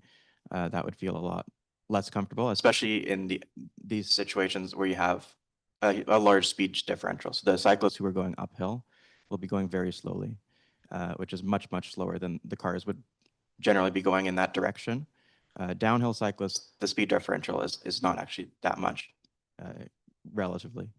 So that is the rationale. I think whether it's intuitive that there are places that do have the same situation in other cities and towns in Canada, And it does seem to be fairly intuitive from an operations perspective, in the sense that people are cycling, the bike lane begins where they're going uphill, they cycle in the bike lane. And then wherever the bike lane ends, it ends as any bike lane would when it ends. And then downhill, it simply is that the bike lane doesn't ever begin. So from an road user perspective, from what we've seen, it does seem to be intuitive. The only question is just from a policy perspective, if we have, on Skyway, the bike lanes that we're trying to paint and separate users where we have the opportunity to do so, that's different than, the local streets where we're not trying to separate pedestrians and, cyclists and drivers. Instead, we're just trying to do traffic calming. And that comes back to the policy right at the beginning of the presentation of what the goals of each street are. So Skyway is proposed as a connector street, and as we mentioned, it is an important route for getting across town because there's really not many alternatives. It's just Skyway and then Main at the bottom of the town. So that's why the strategy is a little bit different here. But yeah, that's the policy question. So I guess that's the open question. Councillor Van Niekerk? I think I agree that it feels confusing having just these short sections on opposite sides. And I'm just wondering if you evaluated, instead of switching sides, just having one bike lane go the whole distance of the road, if that was an option. So you're kind of sacrificing the other side, but at least on one side of the road, you would have a full length connector bike lane for anybody that wanted to go from west to east or vice versa. It is technically possible to do that. It's just that, especially on the hilly segments, it would be less beneficial in the sense that the downhill direction, the cyclists are going to be going quite fast. So the relative benefit of having cyclists going downhill in a bike lane, but then the uphill cyclists who are now they're going to have traffic behind them going up the hill, would operate a lot less well. So yeah, and then there's a question of if we're only providing a comfortable route eastbound or westbound, whichever direction, but then not the opposite direction, how useful that is as well. The other side of the road has a sidewalk, right? Yeah, but typically we wouldn't want to encourage people to be riding on the sidewalk. Well, I think it's a little confusing because you've got a sidewalk that goes all the way up Highland that's Yeah, well, has a so painted on it. yeah, well, that's a multi-use path, but yeah, that's On my another list, question. yeah. Yeah, I don't like the bike lane in mini sections on opposite side of the roads. I don't think that it's confusing for drivers. We can take that back and rework it. I think we're hearing it's a consistency in the language that we're trying to develop. I agree completely that we need to do a bit of work on this. I do think that where we've done the work on the local streets to try to achieve 30, we were presenting that this maybe isn't as local, but we could present the same types of interventions here. If I think Councillor Ingham was going in that direction. Or we can look at something completely different. But I think having something consistent, if we're liking the local street application, then and if we want consistency, I think applying that here as consistent as we can probably makes the most sense. Yeah, that's fine. I guess I just want to keep in mind when I'm thinking about this, I'm not thinking about like talking to the experienced bikers last night. They're fine. They're just going to go straight down the hill on these side streets. They're going to go up. They're not as concerned, but I'm concerned about the younger kids. And as we're trying to change how we're doing things in town and change a different culture, we want more people to bike. So when you're doing that, you want to feel safe. And so this doesn't necessarily feel like it's the safest option to me. So I guess keeping in mind that we're like people, when you're talking about the crosswalk or not the crosswalk, but the sidewalk, kids are already biking there all the time because you're allowed to bike on the sidewalk up until what age anyway, right? And some of the parents are going on the road. But yeah, keep in mind that we're trying to get more people out there cycling and walking and doing everything, not the cyclists that sort of feel comfortable already. That's the point that I want to make. Mayor McKay. Thank you. Yeah, because I live on the top of Grandview and I was thinking to myself, how would I describe that to my son to get to school? And I can't think of a way which is problematic because I'm thinking, well, you know, if I told them how to get to school, yeah. So if I was like, oh, how would you get from point A? I mean, I didn't let them go down Wickwire. It's too steep. There was no stop sign. So I said, if you're going to walk, you go through the woods. And if you're biking, you go up the hill, you bike on the sidewalk, you cross at the top of Highland where there was an actual stop sign and go down and, you know, hit the crosswalk guard. But doing that, I would not feel comfortable at all. So I don't know. But I do think though, if you got it down to 30, so if you posted a sign, it says 30, put the flashing signs up, remind people that they are, do some traffic calming, paint some crosswalks and make them bump outs or whatever. Just to get people to slow down, because I do get a lot of complaints about that street that it's really fast now. So if we started there and then saw where we landed, you can always add more if you needed it. But Pleasant Skyway, yeah, that's too fast. Yes, sorry. Yes. Sorry. So we're comfortable trying to achieve 30 there. It is in some ways easier for us to classify that as a local and apply the same type of street interventions that we're showing on the other streets. So if that's the comfort level, and again, these are temporary. If this isn't working, we can change it. But if we want to start there, that's great. I would appreciate that. Is there general agreement? Okay. Councillor Butler, did you have anything to add to that? I do, yeah. Okay. I just wanted to know, some of the discussions when the traffic calming things were put on Sterling was because there was now a connector onto Skyway, because we sort of realized that a lot of folks are going to avoid Main Street and go up on some of these outside roads.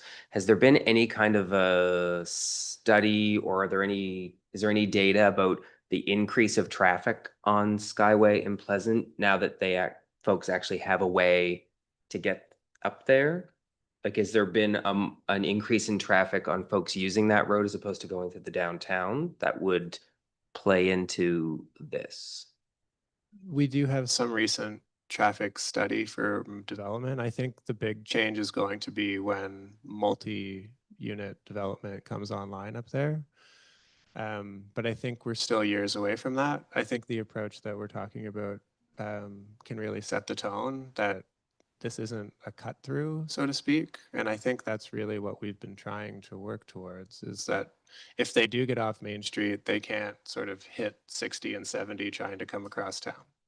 Yeah. All right. I think you have enough feedback on that, so we'll move on. What's the next one? Pleasant Skyway? Yeah, the east side of Pleasant was already proposed to be 30, so that's consistent with your Okay. council's direction today.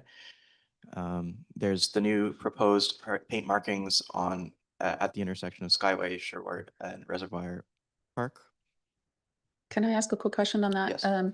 So I see where the crosswalk is, and I was like wondering, why is the crosswalk there? But can you just remind me, you plan on building a sidewalk on opposite where the parking lot is, right? Correct? We're proposing to paint a side. Paint it, paint okay. a- So yeah. pedestrians will know that that's where walking is? Yeah. Yeah, so we're proposing to have the stencils, the paint of pedestrian stencils, similar to what's shown on the screen, just to make it more intuitive for people that, hey, there's a spot that they can walk through. Okay, thank Out you. of the So is there, I use that area quite a bit. Is there any sign that says no parking? Because oftentimes when the parking lot is full, I see people parking on that side.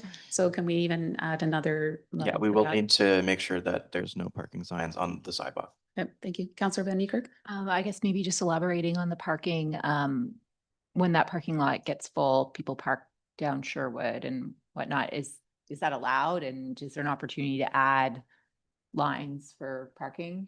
Yeah, that was a separate drawing. It's not on the screen, but yeah, Sherwood is included in up next year's plan, and we are proposing to mark parking Okay. lanes. Okay, any more questions or we move on? Nope, okay. So next, what we presented was the top of town trail. The solid purple lines are what we're proposing to implement for next year. This would be in its own alignment. So at the east end, connecting the Maple parking lot to the reservoir, and at the west end, connecting Jesse Jaggard and Sterling to Highland, with connections to the existing trail that's through the forest there. And then the dotted purple line would be, we'd be coordinating with ongoing development to have that delivered 2027 onward. Councillor Williams? Yeah, when I had the privilege of living on Stirling a few years back, I used to walk part of that trail, or at least part of that route, from what used to be Orchard at the top of Stirling there, right through to the easement that's at the top of University. It's a useful way to get from A to B, but it is not restful. And the reason for that is that the traffic there is doing easily 100 right beside you. And it's not a nature walk in any stretch of the imagination. It's simply a rapid way of getting from one place to the other. So please don't spend too much money on it. Mayor McKay? Do we know, I mean, I know the development's gonna happen up there, but is there, I mean, I'm okay with that. Do we know how, when that connection will happen, or will they do even a cut through after we build ours? Well, the development commitments are from Highland going east. Yeah. We have a meeting coming up with one of the developers. One of them is also ongoing. I don't have a build schedule though. Thank you. Any more? Okay, we'll move on. Okay, what we're proposing for Highland, posted 40 km/h speed limit, a new crosswalk at Fairfield, that's the one you see on the screen. And then investigating further into Highland and Acadia, drawing more attention to that crosswalk. Mayor McKay? Those crosswalks are extremely well used and when the kids go to school, and that's why we have crossing guards on them. So those need really, really special attention to them. Is this where I can talk about Highland, or just, are we just talking about Highland Avenue at Acadia? Is Highland? under General different- comments for Highland here, yeah. Absolutely dislike the paintings on the streets, on the sidewalks, paths, whatever we're calling them, multi-use paths. How many times do we get complaints on the Harvest Moon Trail about the interactions between walkers and bikers going too fast? And then we put a multi-use path on Highland with bikers and walkers going downhill. I don't understand. And it does not, I think it's actually anti-Wolfville, because as you walk up or down the street, you want to talk to people as you do. We do it all of the time. And having to jump out of the way and not being able to talk to people on the sides is just not what I think that was meant to be, or indicative of the values of our town. I'd like to see them change to one is a biking, one is a walking.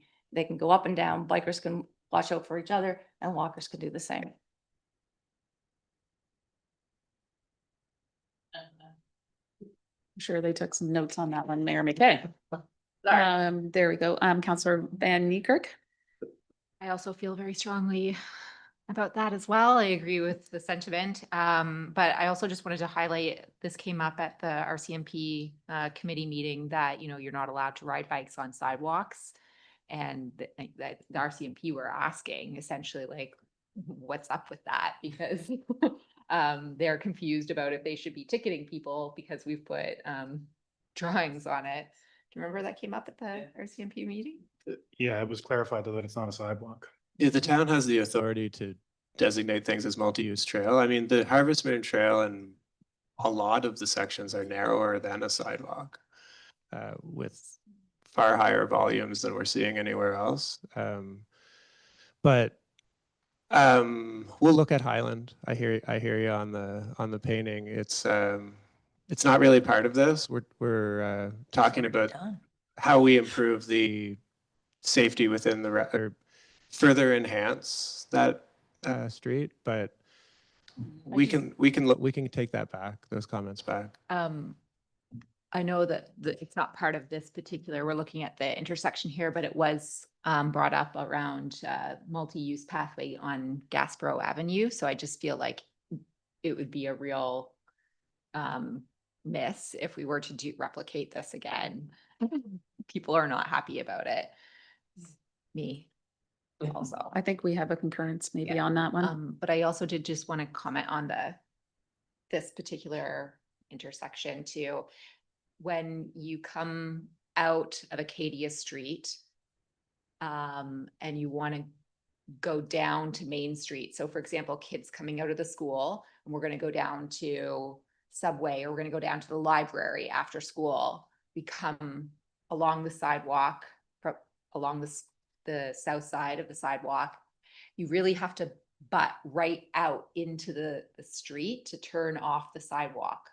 Like there's no easy way to get down to the next sidewalk. Do you know what am I explaining this So we're talking about properly? the east side crossing at this. The east intersection. side crossing to go to the north side, the Okay. northeast crossing. You basically have to come right up, so traffic thinks that you're coming across the crosswalk, and then you turn around to go onto the sidewalk. So it's not a smooth transition that way. Do you understand what I'm saying? And then, so it's very confusing for drivers and what's going on there. And then you're going on a sidewalk that isn't designated for bikes or multi-use, which is also confusing. And you're not going to cross over to the other one because you're going east downtown most of the time, right? I feel that's what the kids are doing. So that could be improved.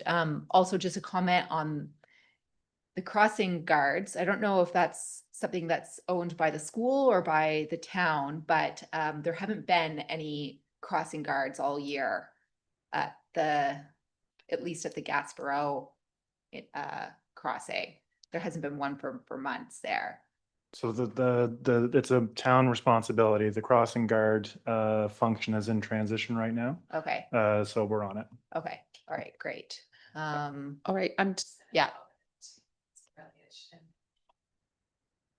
sorry, I just opened it up to Councillor Elliott before you ask your next question. Thank you. Just wanted to add that it was really helpful to me for perspective last night, having the two women who are avid cyclists talking about this street and how they said they don't use either of the paths. They go down the street because they think it's the safest way to go. So I thought that was an interest, like they're the pros, kind of. So that was useful. Councillor Van Niekerk, did you have a follow-up to? No? Okay. Are there any more questions on Highland and Acadia? No? We can move on, please. And then the last one in this chunk was the other end of Acadia, Gaspereau. We're proposing lane shifts, similar to what you saw on the local streets. So on Gaspereau, drivers swerve to shift to the right, approaching the stop sign. This actually makes more space for the buses turning out to swing and narrows the intersection for drivers, makes it more visible for pedestrians crossing. Councillor Palmer? The only comment I'd make on that one is we really have our drivers well conditioned on that stop sign. And I don't know how long it's been there, 20 years, maybe more, probably more. But I think they're well conditioned to that stop sign. So I would just be a little leery of what you do on that particular intersection. I think what we're proposing would improve stop compliance here, but is your feedback that this is not a concern already, this intersection? Okay. Mayor McKay? I wouldn't say everyone is conditioned to, I think they slow down at that stop sign. I don't know if they stop at the stop sign. If you spend enough time walking, over the last number of years, you walk your kids to school and you go downtown and after school in the summertime or the nicer weather, you would go down to, what's the scoop? Yeah. So it's a popular place to be going down. I'll be interested to hear the feedback from the school and what's happening there. I guess I think it's really important to get their feedback and what they're hearing from families and that too, and what the kids are doing. But I mean, we have a crossing guard on that street for a reason. Councillor Butler? I just have a question of clarification through the chair about, so the yellow markings, those are just paint? That's it. Okay. I was looking at all of these. I'm going to advocate very strongly for the Magic Winery bus and the many routes they sometimes have to take to get in and out of town, especially on event weekends. That I've heard there'll be a bollard here, there'll be this here, there'll be this here, and the bus, it's very difficult to get the bus through some of these local streets. So if there's any obstacles, and we say they're all seasonal, but the wine bus runs from May and now until the end of October. So just to keep that in mind as these are going, how that's going to affect that, 'cause it's quite the bus. Thank you, Councillor Van Niekerk. I guess I'm just wondering if you're looking at opportunities to get kids that are walking or biking from the East End or the East, anywhere around into the school, right? Because right now there's just the sidewalk. So I don't know. I mean, it's not great riding the bike on the sidewalk into the school with you have all the kids getting off of the buses. There's tons of pedestrian traffic. There's parents walking dogs and you're trying to bike through all of that. It's kind of messy. So I don't know if that was something that you were looking. I don't know what the answer is because it's you're adding more to the street going in opposite directions, but We're going to be doing some information gathering tomorrow with the school, and then I think the school will be our focus for 2027. Okay. This 2026 is calm the streets. 2027 can be build on that and create some logical routes for school. Yeah. So as far as the street stuff goes, I don't have any comments to that. Thank you. I'm glad that you're meeting with the school and the feedback will be important for us to know all that. So thank you. Are there any more questions?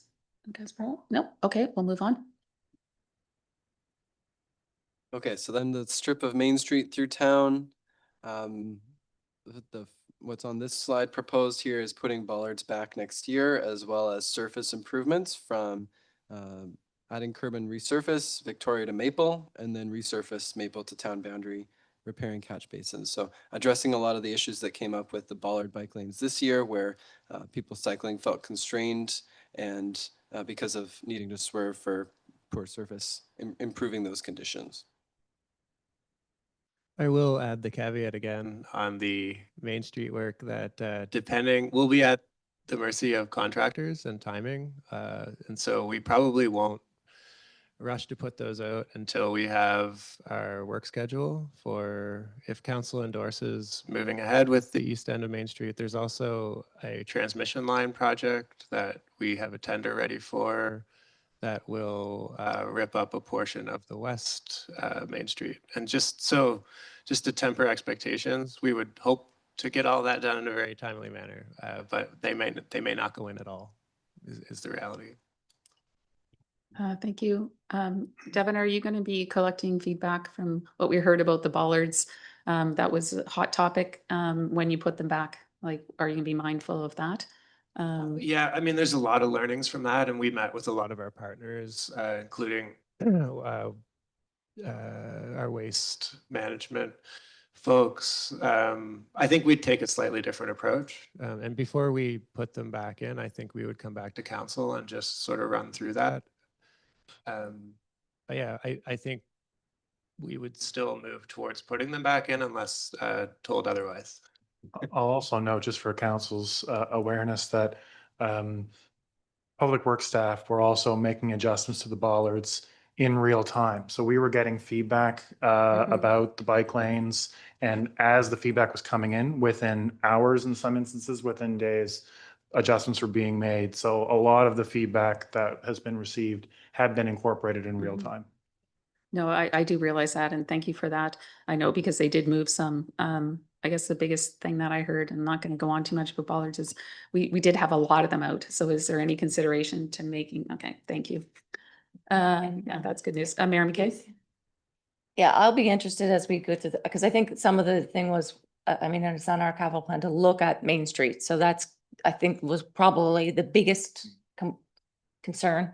I'll change my words on that. And then I will be interested to see when we start to put in calming measures everywhere around town, what the mindset is, and especially when you enter into town, because I think that's the, those east and west points, especially when you're coming in, are, I mean, I live on the west end, but I've seen numerous not great interactions at the crosswalk in front of Landmark East.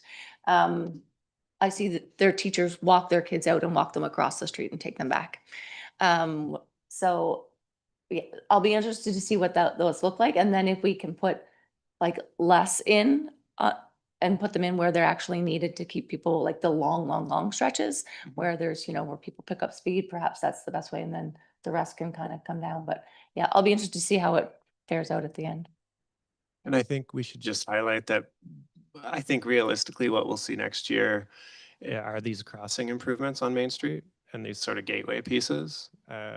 Potentially no bollards, but we'll see. And then, but if there are, I'll just say it to reinforce what you said, there probably will be less. All right, Councillor Palmer. Okay, we're talking about bollards, all right? Okay, so. No, no, I not want to really. make a comment. I want to make a comment. Okay, we're not going to talk about ballers specifically, but you can But make I your have a comment. comment We've and I got would some love- answers that are. I'd love to see this done. I would think that we need to have, and I'm turned to Ms. Shaw, because I think this would be under her bailiwick, to find a video that showed how to use them. Because I think a lot of our drivers are scared of them. And that is not how they're designed, right? They're designed to be hit, right? That is part of their design. And two things is like, if you need to hit them, hit them. And if the fire truck is behind you, everybody in Nova Scotia has a nasty habit of slowing down and keep on rolling and let the fire truck go by. That is not what the law is. The law is an emergency vehicle comes behind you, you pull over and stop. We do not do that.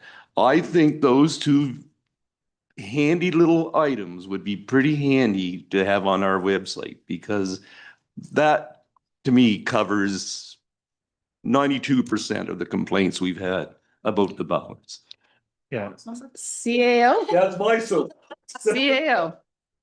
And the point on communications as we reintroduce any and all of these measures is well taken. As council is aware, the general overall purpose is to create safer streets, and that's been council's mantra from day one.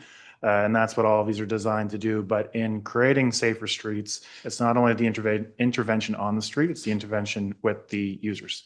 So that's where the communication piece is very well taken. So whether it be from, and I'll say just an example you gave, one of the bits of feedback from the Wolfville Fire Department is that the bollards did end a lot of the drift of folks pulling over, that they actually did have to stop. But yeah, points very well taken, and the various facets of that have been raised since the bollards went in, whether it be for emergency vehicles, our partners at KTA or Valley Waste, and multiple different examples that we'll have some communications to roll when this goes back out. Yeah. Thank you for that, CAO. And I'm just hearing from our Councillor Palmer, the 92% that don't do what they're supposed to do, or whatever. The 92 came out. Ms. Shaw will have a communications sort of update, and we'll have maybe when they're rolling out, we'll let the public know instead of them coming. Yeah. So just a little bit more communications. Am I correct, CAO? That will be what we'll. That's correct. Okay, there we go. Should we move on? Okay. Okay, so now we'll go piece by piece along Main Street, starting at the west end. So looking for feedback on this specifically, we've got the electric sign that gives feedback to drivers. We have that first crosswalk at Landmark that everybody says is an issue for yielding. What can we do to really alert drivers of the changing context? One of the things we can do is an appropriately designed speed table that can safely transition a driver from 60 to 50 or 40 at that entry point. That's the consideration we're putting on the table. Welcome any thoughts and feedback. Councillor Butler. I appreciate us being proactive about entering into the town of Wolfville, but is there anything that could happen sooner outside of the town limit through the municipality by the very busy farmers markets as you're coming up the hill? a lot of folks, it's kind of blind there. And if it was just a little bit sooner, yes, it's our responsibility to do that. But is there anything just before that could also start the process, as opposed to it just, should it be 100% our responsibility? Or should there be something just a little bit quicker as you're coming from one speed into the other?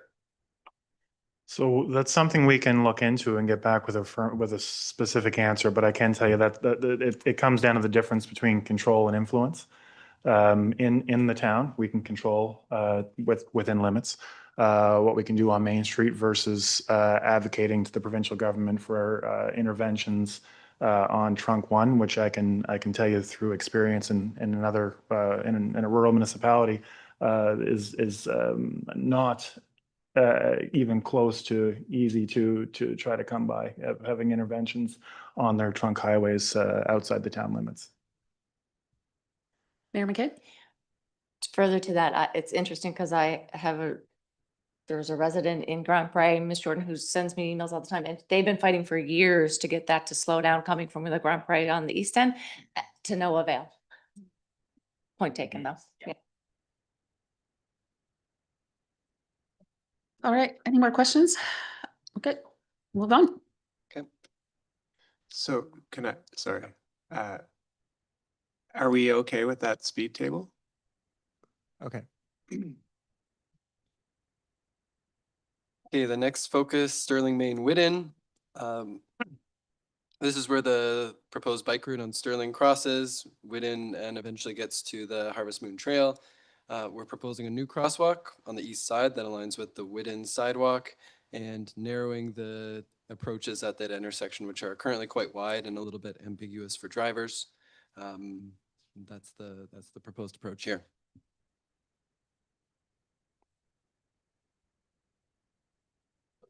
Any comments? No? Looks good to me, but yeah, okay, can move on. Fairly simple one at Kent and Cherry. So the two changes would be a crosswalk at Main and Cherry on the west side where you see there. That would be a net new crosswalk. And then at Kent, where there's an existing left and a right turn lane, really trying to reinforce that local streets are local, not traffic routes. So we'd be turning it to one lane and adding a curb extension with perhaps a planter to narrow the road and make that crossing safer for pedestrians. Councillor Elliott? I went home after the meeting last night, and the other person who lives at my address on Kent Avenue got very upset when I told him about a planter at the bottom of the street. Very upset. He thinks it works perfectly now when you have the two options, left or right. It's already hard enough to go left, so I'm just passing that on. He's probably listening. You got that out. It's a good thing. So we get the same kinds of feedback. Yeah, I think we all do. Councillor Butler. I forget when it was, but I think I had mentioned when we had originally discussed the crosswalk at Cherry and Sterling, Cherry and Main and Sterling and the other street, that there is an existing crosswalk in between those two that will disappear, or we will keep that one. It's just. We're still looking at that. I'm inclined to keep it there, but this one's really close. So we just want to go out. I'm having them go out and actually look at that while they're here. Yeah, I know one of the reasons why that one is there, it's on the bus route. So does that make a difference if the bus route maybe just scooches down a little closer to the Cherry Main one, that is now the pickup and that one can go? I mean, the more crosswalks, the better, I think, as long as people see them and follow them. But it's a lot right in a row. It'll certainly slow traffic down. I'm not inclined to take crosswalks out, but all these intersections are supposed to be crosswalks and people are crossing there. And so I think this one makes a lot of sense. This is a desire line I know is a strong one, but we'll report back on that. Mayor McKay?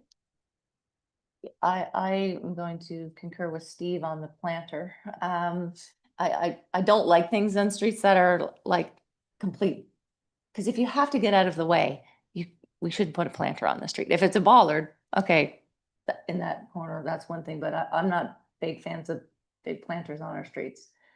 And I actually still don't know about the left-hand turning lane either. I feel like if you are coming out of, I live up the hill on the street over, turning left to go to my other job is not easy, and you'll get people coming, like, yeah, might be easy with the crosswalk there. People might stop, but yeah, I'm not sure about the left-hand turn, but it's paint. So if it doesn't work, we can take it back, as long as we don't put a ball, I don't want a planter in the street, but try it, I guess.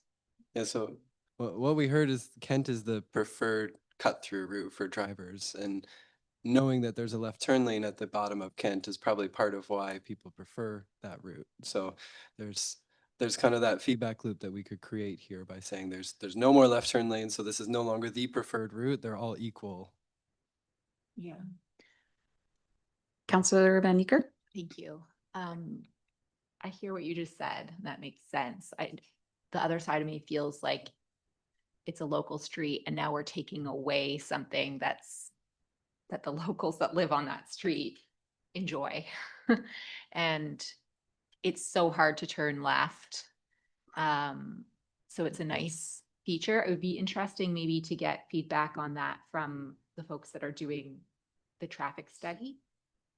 Again, just in terms of like the whole flow aspect of it. I don't know. I guess I just don't like the idea of taking something away that's currently working well for people that use it.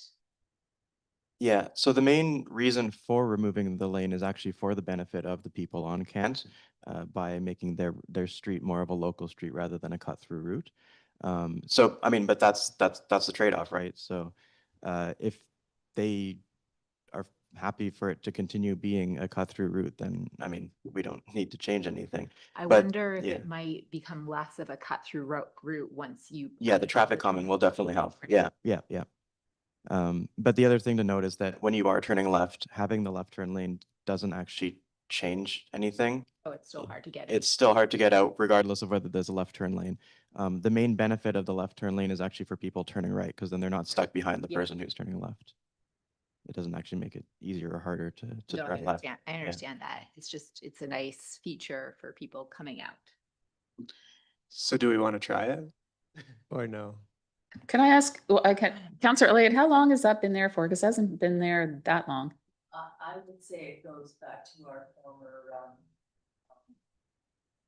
public works. So is it like 5 years or it hasn't been that long? It just repaved, didn't it? Isn't that what it was? Well, It just. yeah. I'd say leave it. And the residents of Kent seem to like it, just to. No. I would suggest leaving it for now and we can focus on the other improvements if that's, So my question was gonna be, can we leave that bottom part as it is for now? And then put the traffic calming down the street, see what happens, and if we need further changes, we make them. If we don't, we don't. Yeah, try it. I think everybody's shaking their head, so we'll go with that feedback. Thank you. Oops. Okay, move on. Yep, so next one for feedback, downtown East Gateway. This is at Main and Willow, where we're trying to transition drivers from 40 or 50 to 30 entering downtown. So just walking around here, I noticed this is a pretty important transition environment. We've got a new building going up there. You're not quite at the dense urban environment downtown, but it's where a lot more pedestrians are. So this design is trying to slow down drivers, but also this is where the bike lanes end and this is where cyclists are merging into traffic. So the design was trying to nudge cyclists to go to the Harvest Moon Trail with the turn arrow there. But we did receive the feedback that this is not going to make it easier for cyclists to merge into traffic, potentially make it harder. So we're, curious to comments here. Councillor Van Niekerk? So I use this all the time on my bike, and I feel when you're coming down Main Street heading east, cars are whipping down there. They come around that corner and they're just going really fast. I never know if they're going to stop at that crosswalk, even with the blinking lights. And I feel always very on edge with my kids at that crosswalk. So yes, to that, to traffic calming as they come through the east. I would say it's pretty much the same the cars coming west. I've almost been hit on that crosswalk, like literally had to jump out of the way several times. There's also a crosswalk just really close to there on Victoria. Those two crosswalks are really close together. That one on Victoria, I will stand there for 5 minutes with cars just whipping by, and they never, you know exactly what I'm talking about. So that whole area is an issue. But specifically with the bike lane, it's interesting. So when you're in the bike lane heading west, you want people to think about going up onto the trail, to use that as a connector to get downtown, which I love to do. But you actually have to bike past that pathway into the road, then make a sharp turn. You either drive then on the driveway where there's cars coming and going and turning and parking, or you have to make a sharp turn and go up. There's no way to turn up into that. Yeah, we did get that comment last night that there's no curb cut there. no So curb I cut. should have mentioned that I keep there should be a curb cut there. And I think that's something we some can, way to make a yeah. smooth transition up, a big one for kids that make wide turns Yeah. or adults. And then when you're coming back down, there's always cars parked out there. I don't know what you can do about that, but right when you get into the bike lane, so right on the other side of the crosswalk and you're in the bike lane heading east, there's like a big divot in the pavement and it's so dangerous. My kids' bikes, their wheels just like fly off. Like I was biking through it. You have to basically go outside the bike lane and then turn back in. When I was biking through it, I had my keys in my basket, a big deep basket. I wasn't going particularly fast, but when you hit it, my keys fly out of my basket. Like it's that deep and it's right at the entrance of the bike lane. So I know it's a small detail, but it's super dangerous because you literally have to bike out and around it. So yeah, I don't know. I think just watching the curb cuts in that area, calming traffic, making the road smoother. Those are my comments. Thank you. Mayor McKay? Yeah, I concur with Councilor Van Niekerk on lots of those things too, because I think most people really want to go to the trail on that side. So let's make it easy for them to go on the trail on that side. We didn't discuss Victoria and maybe, I don't think it's on this either, but maybe that one should have flags as well. If it's not going to be a flashing beacon, but flags might be helpful there.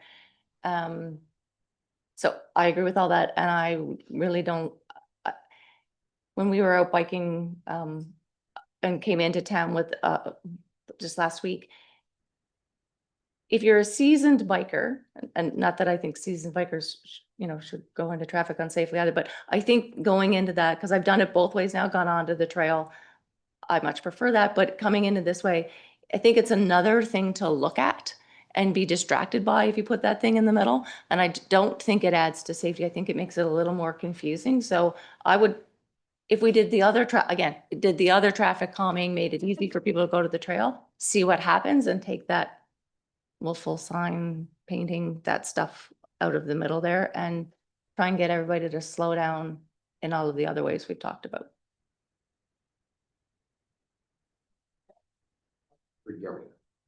Could just turn your mic on if you want. Sorry.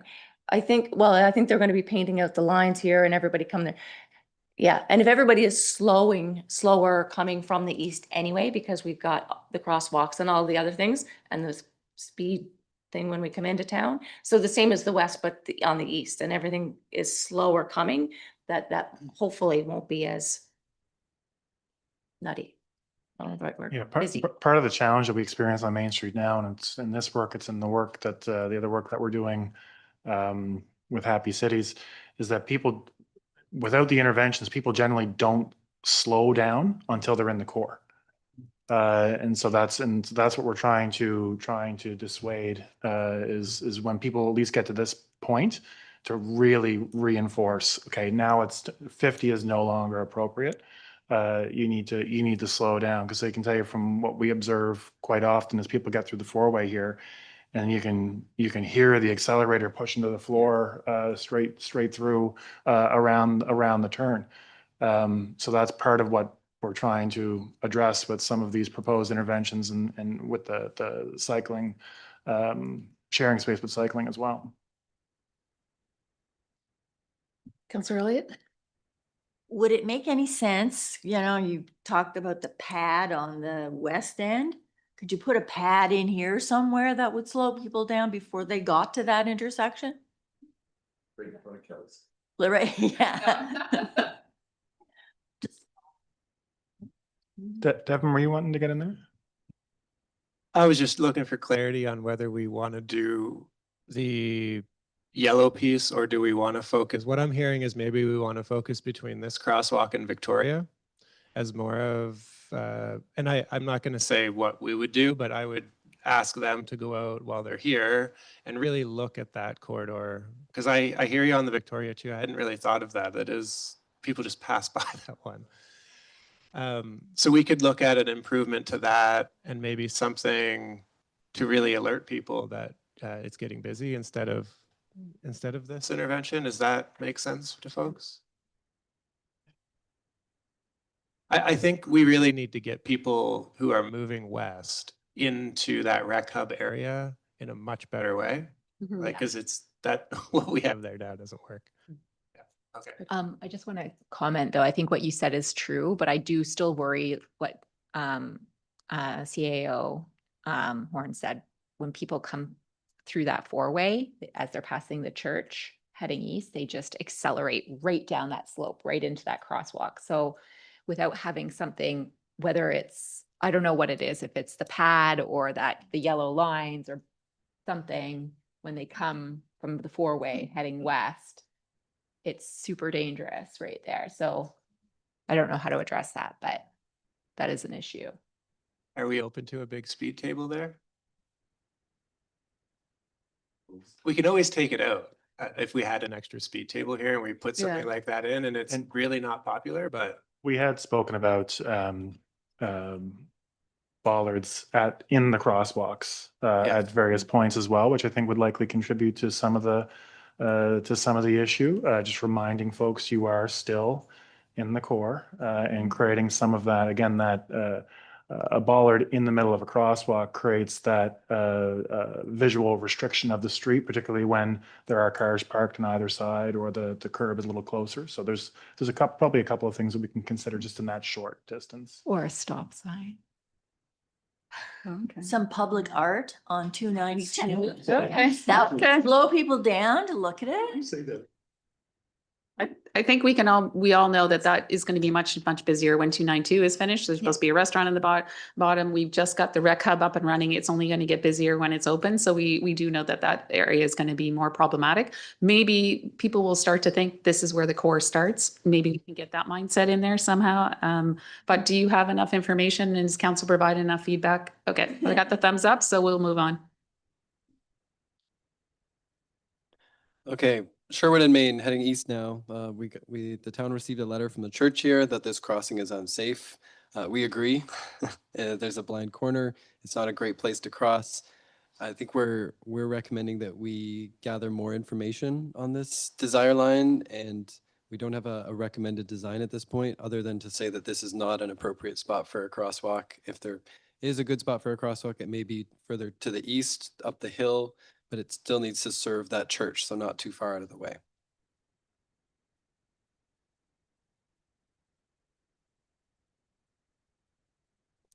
We're just looking at it.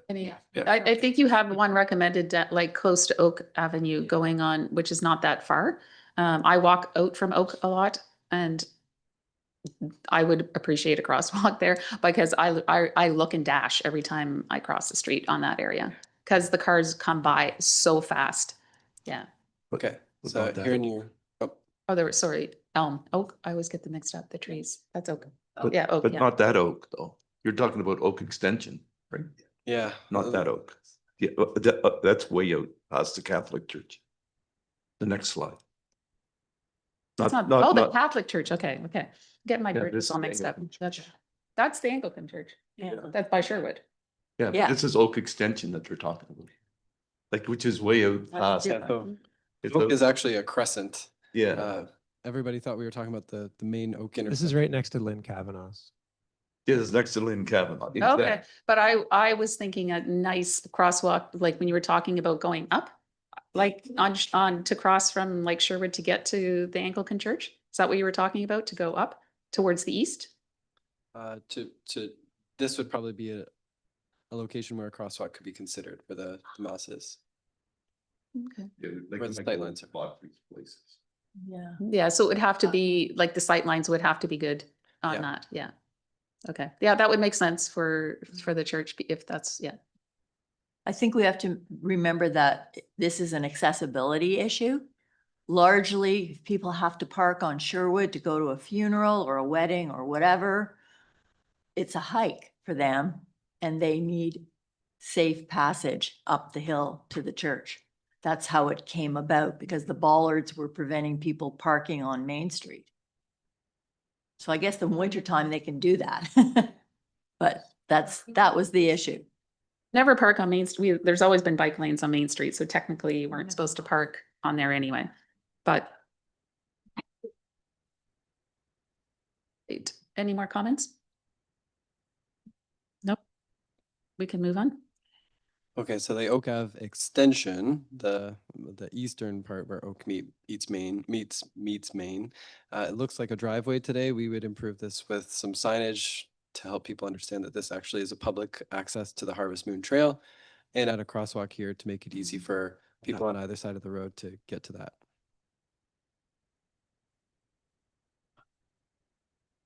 Can I get a question? Council Promoter? So your plan would be to leave the one at Whispering Creek and this one as well, you're thinking?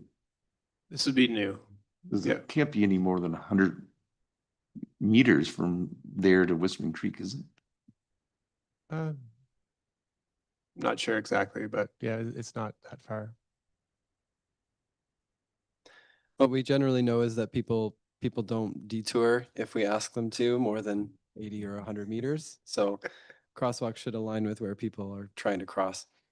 Yeah, just thinking that you don't pick up very many people there, like people who are coming out of Whispering Creek are already there.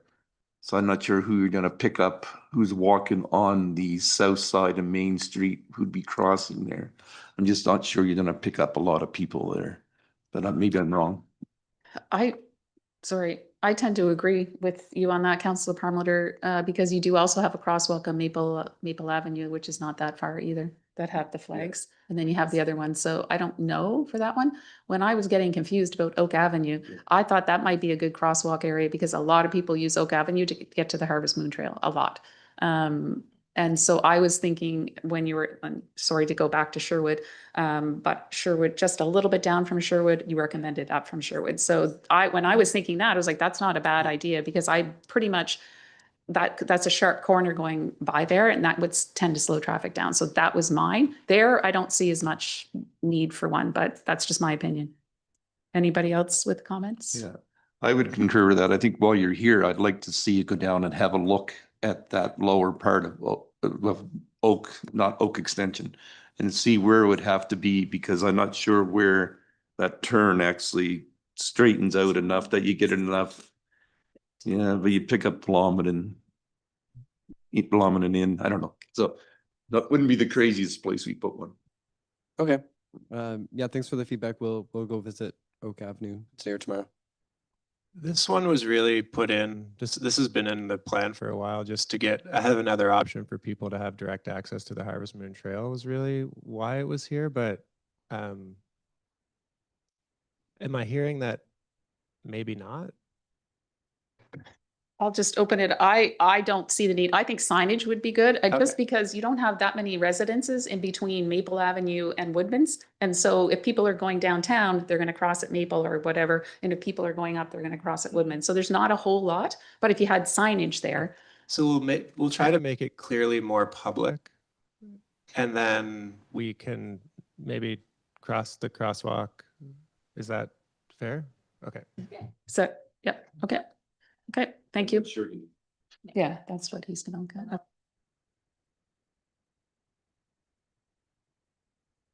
All right, we'll keep moving on. Okay, East Town Gateway, similar to West, where we're proposing a speed table. That's the black and yellow thing there. In addition, at this one, we would propose a new crosswalk at Woodman, right where the sidewalks start.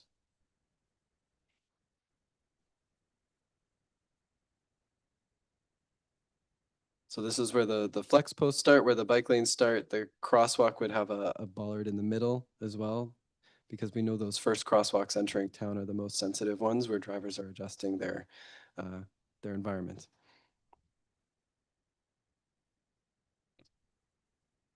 Any comments? Counselor Elliott? I'll just throw this out. The lack of a sidewalk coming from, the winery, Lightfoot and Wolfville, is a safety issue. It's in the county, but it's right on the edge of Wolfville.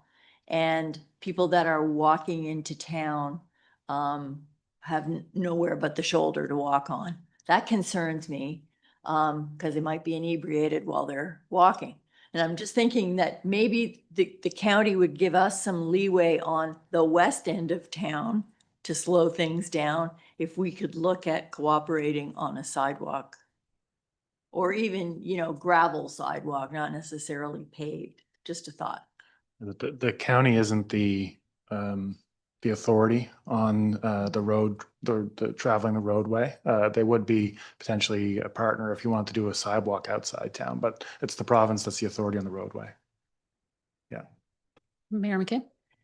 It is dangerous. We were there not that long ago when we were taking Mayor from Emden around but there is a pathway from, but you can, and then you come out onto Woodman's. It's not well marked, but maybe we should ask the proprietor of said winery to help us put people in that direction, because then they'll come out onto Woodman Road and then connect whatever way they might need to do. But it's, right now, it's just, it's not easy. Lit up? Because. Is it lit up? You know, I was there during the In daytime. in the evening, I people doubt it. choose to go on the road, right? Yes, but we could ask them to put some solar lights or something there too, Yeah. like, If- it only benefits them. I'm sure they'll be open. They've done lots of things to get us to the trail and stuff too, so I think there'd be, Would you almost need need to to have have that somewhere else, but yeah. some signage like coming off Main Street and going into that street to let people know almost? I don't know, or vice versa. Counselor Williams? But just to add on to that, there is a bus when you get to Woodman's Grove anyway. So it makes sense to have that path to the bus stop. Yes.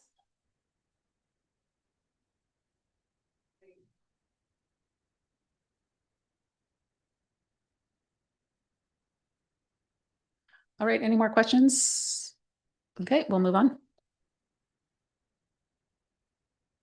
Last one, this is in the middle of Woodman, where there's already a median with trees there as a traffic calming measure.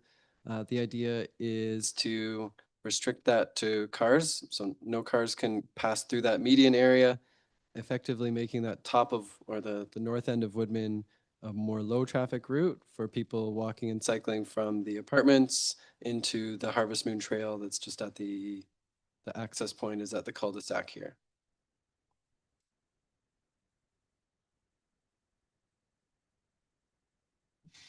If I might, Mayor McKay? I said I liked it last night and I'll say it again because I do hear a lot of people who want to use their bikes from Tideways or the apartment buildings who don't drive, and this is how they come in, or even if they walk, they come through here and they go through that bridge and go down the trail and then they go in. And it's a really nice walking space for them, and I've heard it numerous times. So I didn't have an issue with it. I'm not sure, is that permanent? I mean, again, we're trying it things everywhere else. If it's not permanent and you try it, you take it out. Yeah, this would be a seasonal restriction because we take all the bollards out at the end of the warm season.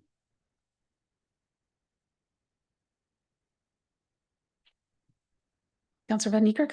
I think I'm just kind of confused about exactly what's happening. I just am having a hard time picturing it where it is. Is this a road that people are driving on and we're going to make it pedestrian? Is that what the proposal is? It's just at the red circle there at the top, Yeah. that spot on Woodman where in the photo you can see there's a median in the middle of the road. Just at that spot, we would put up bollards that say you can't drive past this point. So the road is still fully accessible for cars. It's just not, you can't drive And that through if that you median. bike through it, it gets you just to the trail, or where Yeah, is it taking you? this road leads to this cul-de-sac where there's an access straight onto the Harvest Moon Trail. So this is Okay. this is the route where people who live here access the trail. Okay. So people that live down there would drive in off of Main Street. So if you come in on the east side, you can only drive up to where that red circle is. Yeah. Okay, So each side has its own access to Main Street. I see. So you can't loop around. Yeah, I think I like that. I know a lot of people run that. It's a segment that people run frequently. And that could really help make it safer for that too. Yeah. Councillor Okay. Palmer? Oh, sorry. Sorry, no, oh, I think it's good. Thank you. So maybe I'm a little more confused with this than I was last night. So if I came in Laura Moore, I could go in and drive all the way through to Woodman Road, right? That's Laura Moore there. So I could come in, drive all the way through with no issue, right? You could drive to this point and that's where you'd have to turn around. And then what? Then how do I turn around? Well, unless you're, I mean, if you're accessing one of these driveways here, then that's your destination. Otherwise, you've made a mistake and you're going to use a driveway to turn around and go back around. And people learn that's the new pattern and then they go in the other way.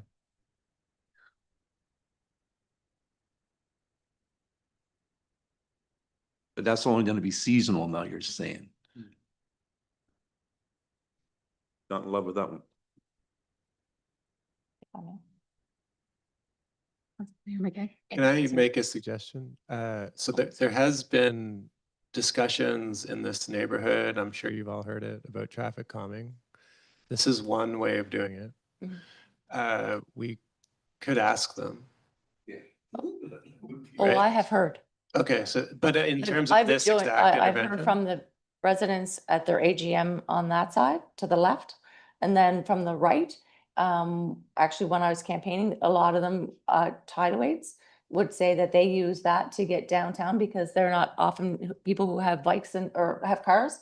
So I think it's a really safe space for them, which I totally appreciate. And the density on that end is also going to increase immensely when people move into that black roofed building there. Yeah, and then we heard through the MPS discussions that Tideways is also looking at making some increases in their future. And again, if they are, the individuals who are there aren't owning cars and using that space, isn't that the purpose of what we're doing here? So I think that makes good sense if that's what they want. I mean, it's not, again, it's a local street. You're not going on it unless you've got a reason to be down there.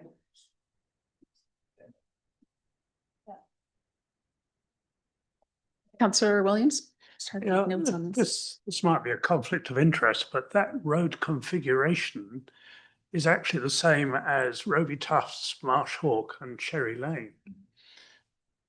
You didn't consider putting one of those on Marsh Hawk, so my question is, why not? So I think this is probably, this is a new concept of closing a chunk of a street to cars seasonally. I think this was probably, we thought of as the lowest risk spot where we could try that. But again, this is in the theme of trying things. If people like it, then this is something that we can propose in other locations in 2027. I think you're going to get a lot of that because there's a whole set of streets that aren't getting attention, so to speak. So we're going to have to frame the messaging around this as sort of a phase one, or we're trying to use the funding and try these things, and other streets would be coming in behind. But I think this is a great place to try this as well. that seems to make sense to me. Is everybody fine with that? Yeah. Okay. Any more questions on this? No? Okay, we'll move on. Okay, and then the last topic is the Harvest Moon Trail.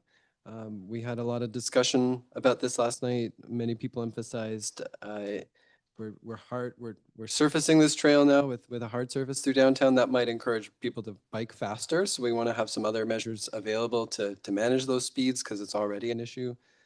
And then part two of that was what investments do we want to make to really make this a place? And that's more of a over time evolution. We can do things like plant trees next year, but yeah, open to council's feedback on this approach. Any Councillor Van Niekerk? I'm love that you're paving it. I wish we could pave more. I'm not so worried about the speed. I think it will honestly, I feel like if we pave it, more people will be down there using it and people will have to slow down because we'll just be more people on it. So I think it will traffic calm itself. So I'm really excited about the placemaking stuff that you suggested as well. I think there's lots of opportunity for that along this section. And my main thing is, and I didn't really see it in here, and I know it's come up, is that really awkward end of sidewalk transition off the trail into Waterfront Park where you've got Harborside Drive. And I don't know what that just, yeah, and just what are we doing about that?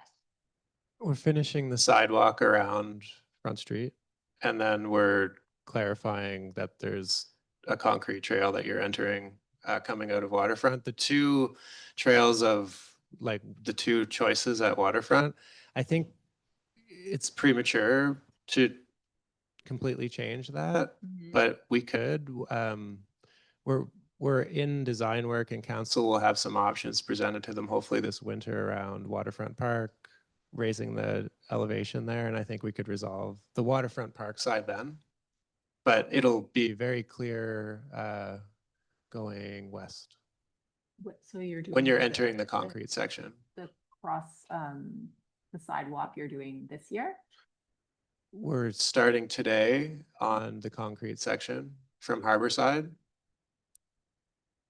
Yeah, Today, now? I hope so. Yeah. Okay, great. Thank you. Mayor McCabe? Yeah, Director Lake and I had a meeting with the individuals who lived at Railtown too, and that whole space is awkward. The way things transition, so we really do need to consider how those transitions happen. And it is also the public parking to enjoy that park. And people come and go out of there in the strangest ways. Like I almost think if we look at it, can we directionally paint how you enter it and how you exit it? Because it is an absolute nightmare coming in different directions. People are crossing there in different ways. It's really confusing and unsafe for everyone. So I think that needs some looking at. I agree. I like the paving. And I'm going to throw a word of caution onto the fact that if we are looking at placemaking, we need to look at the sidewalks to get us downtown before we look at the placemaking. Because if I look at the east end and the west end of town and our sidewalks to even get there, we're doing a lot of the on-street stuff for cyclists and making those things safe. We best be focusing on the sidewalks to also, because that is hyper important. And I've heard it a number of times that about all the work we're doing on the streets for cyclists, where are the walkers? So please put that into your mindset as you start to think about those things. I was at that table last night and we had a pretty fulsome discussion. And Chris and Dawson were at that table and we were taking notes. What about putting like coming out of Harborside Drive? Because that's going to be a really busy area.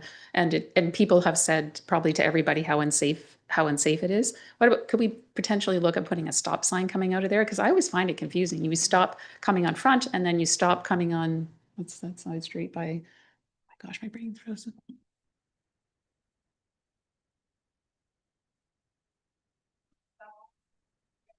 Yeah, so coming out of Harborside Drive, there's no stop sign, so people just go. I always stop and I'm wondering, sometimes they think they're going to stop, but it makes sense to have a stop sign there to me. I don't know that. but We'll- that's just a thought. We will look at that, yeah.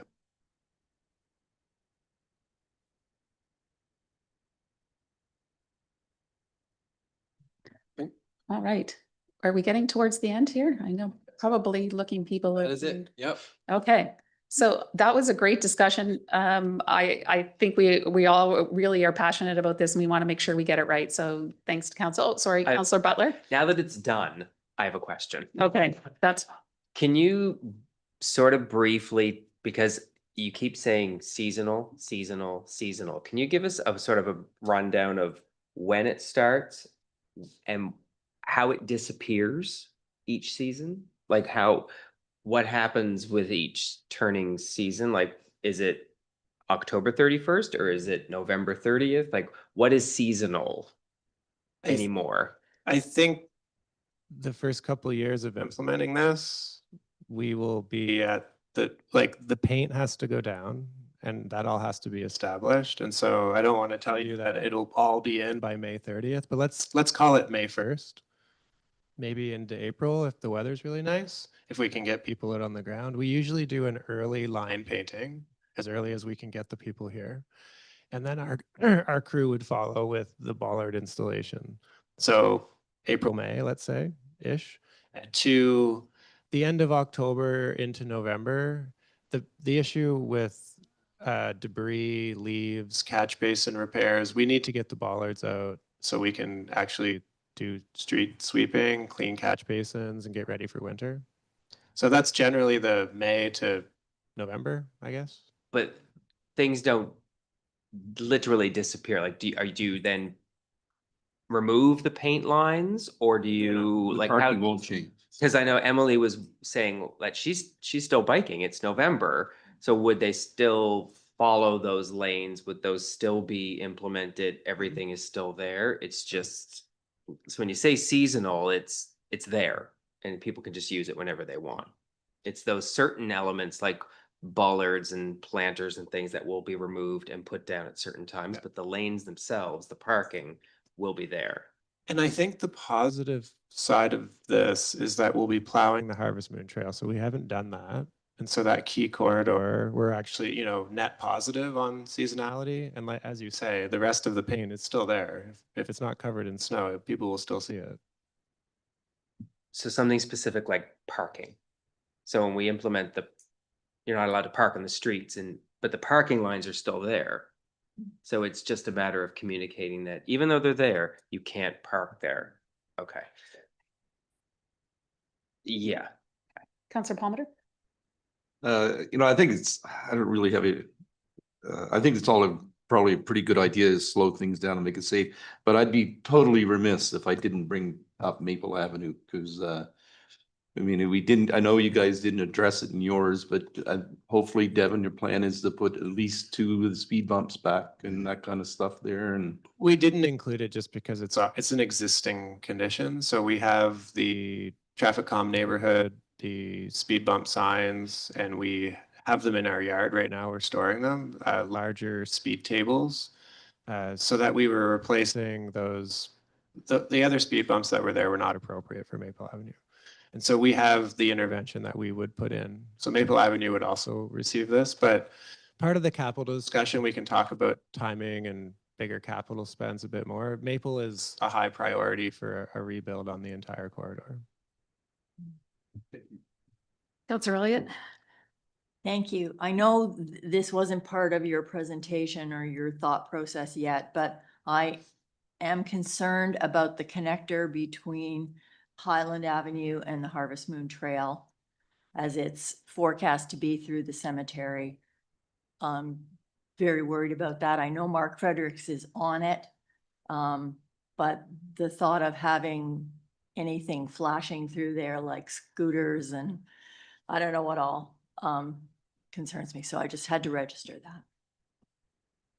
Councillor Van Niekerk. I guess I just wanted to maybe highlight or address like the communication plan around this. I just feel like with the bollards going up, we did communicate it when they went up, but if there's things that are going to be like the pads that are being added to Main Street, I feel like that's something that we really want to make sure we're communicating ahead of time so that everybody knows it's coming and where the money's coming from and all of that. So. Yeah, this level of intervention, while as we said, it's tactical, it allows us to see what works, see what needs further refinement and whatnot. So there are some adjustments that can be made on the fly or season to season. Regardless of that, we still will develop a communication strategy around this entire topic to be able to roll out for the community in advance of, as somebody said, paint trucks showing up. Mayor McKay? Thanks. Yeah, agreed. I think that the way we roll this out will be crucial to its success. I just have one question because there was a mention of a street sweeper. And it is in the package as well. If budget allowed, so great. I think I get a fair number of concerned on, and I guess and maybe if we pave it or get some improvements there, that the catch basins and that will be better. So maybe things won't catch on the side, but there's still gonna be dirt and all that stuff from this winter. And what will be the level of service that we can provide if we buy a street sweeper? Because if we have one and we are doing it, people will expect them to be clean. So that'll be a decision of council with the fleet and equipment part of the capital budget, but it is included right now. So I'll be presenting that to you on the 12th. We have had some preliminary talks with our lead hand in Public Works about scheduling that regularly. The challenge right now is we're getting an external contractor to come in and we're at the whim of their scheduling and they're incredibly busy. And so we do have an articulating arm on one of our sidewalk machines. It doesn't do a great job. No one is happy to do it because we're just spraying things everywhere. So to have a proper street sweeper in this type of rollout is essential. Yeah. All right, I'll ask another time. Are there any more questions before we wrap up? All right, I don't see any. The segue going into the communication strategy is coming up, so it's a good time, but I'm going to call a recess right now. I was going to consult council, but I'm just going to call the recess right now for 10 or 15 minutes. Good.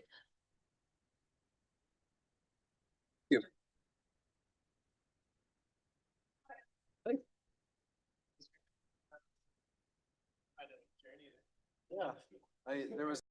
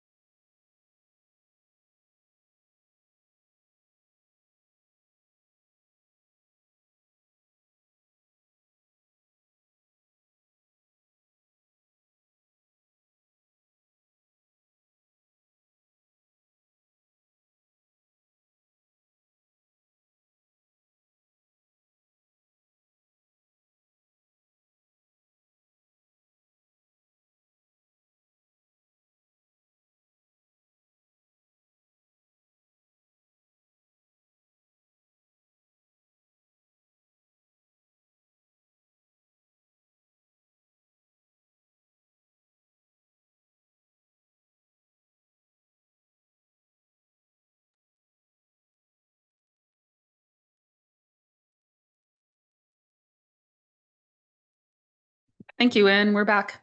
We're moving on to an information report, a communication strategy, and I'm looking at Barb Shaw to walk us through that.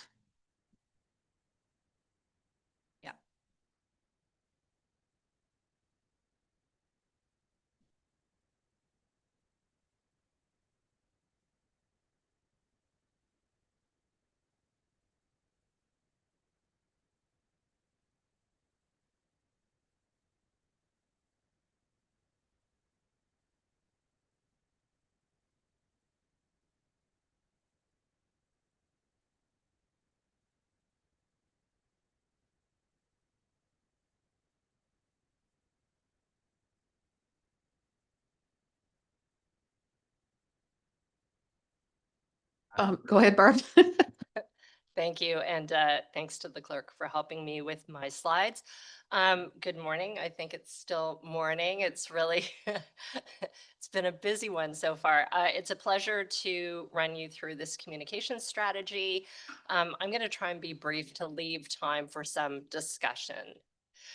So starting with the background, just so everybody's kind of on the same page. So I did a review of everything that we have been doing that relates to communications. And from that, a strategic objective was drafted. And through the ongoing use of our communication standards, channels, and tools, we're going to hit this objective day in and day out.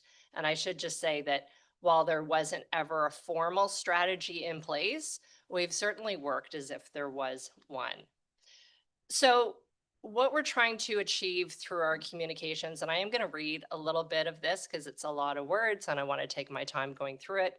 But what we're trying to achieve through all of our communications is proactive, accessible, and transparent sharing of information to strengthen community confidence and safety while creating a real sense of connection for all people. That's a really big objective, but I think we're doing it, and I think we're moving forward with that all the time. So it's one thing to say it, but to do it is something else. And how we will continue to achieve this is we're going to be consistent with the use of our communication standards and how we use our tools and which tools and channels we use. So to do this, we're going to continue to share news in a timely manner. So this morning we were talking about upgrades to the Harvest Moon Trail. We did announce that a month ago. We were delayed. Construction starting today. The update went out this morning. So we're trying to share news in a timely manner. And sometimes that means when I get the information that then it becomes more timely and we get it pushed out. And of course, we want to be as proactive as possible. So we want to share information about town events and meetings. We want to provide digital accessibility. We want to welcome curiosity because a lot of what we do can be clunky and confusing, and we want to welcome questions.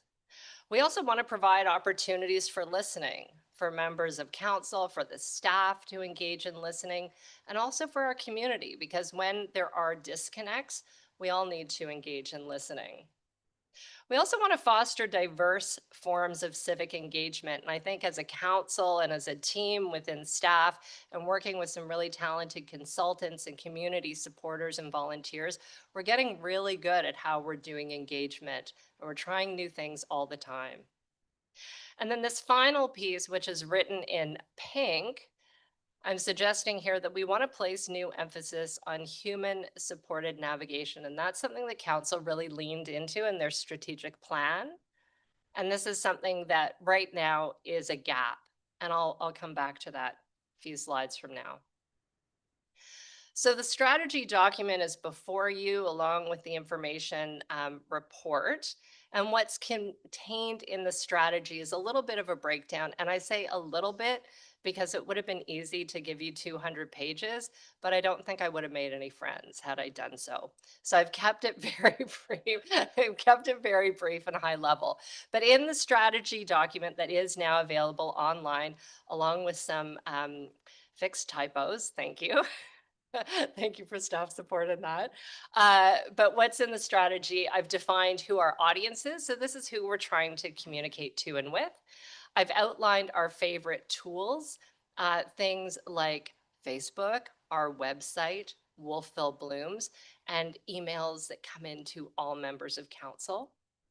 I've outlined how we craft our outbound communications. They're not random. They follow a pretty standard practice. I've outlined what our communication channels are. We are an old school community. Posters work.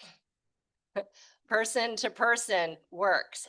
And I'm really excited that even when we're talking about active transportation and how we're building out our kind of transportation networks, we're actually encouraging all of our consultants to think about how do we allow, when people are going back and forth, to have opportunities to stop and speak. That's how important communication is to this community and this council. I've outlined a little bit about emergency communications. Fortunately, we don't have to do that often, but when we need to, we can. And then again, I've highlighted some future considerations for council to think about.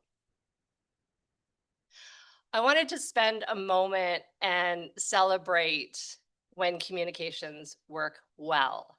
So we do have communication plans in place for really big, important things that we're doing. So as you all know, last week we had 4 open houses planned to communicate and receive feedback about work that's happening on the Housing Accelerator Fund. So we've done some previous rounds of open houses and we received direct feedback from the community that we hadn't done a great job of getting the word out to folks. So we really took that to heart and we made sure that this time around, we did everything possible. And that started with a full-on communications plan that our CAO was looking at. The mayor had a look at that just so everybody understood how and when we were going to tackle getting this information out, which was complex information, but how we were going to get it out to people in the best way possible. So we planned for kind of exposure on all channels. So posters, which went up around town. We did a full page in the Grapevine.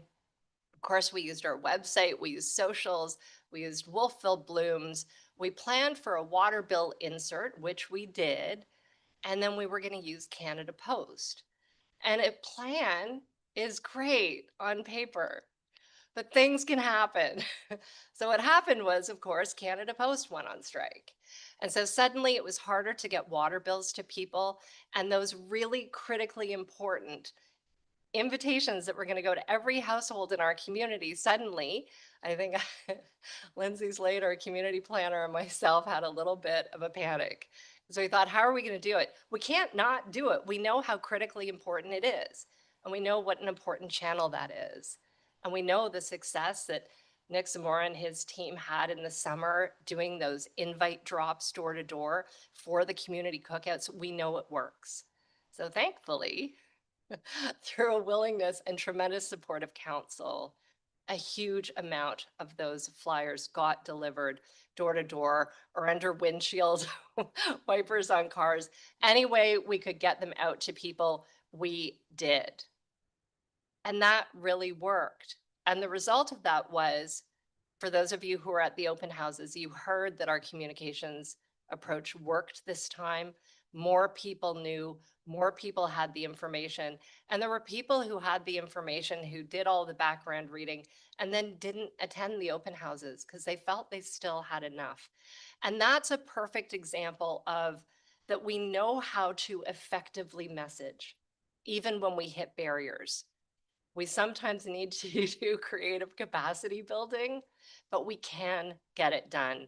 And it's helpful that everybody's focused on communicating in the best possible way. And again, thank you to every person and every member of our team who worked to make that possible. It's a good example of all the forms of communication that can get a critically important message out to our community. So what about engagement? And of course, at most of the events we're at, I run around with a camera because I put together a file of images, which is partially how we communicate. And I was very fond of this one. And this one came from, some of you will recall, and that's Counselor Mike Butler, in case anybody can't tell from just the eyes.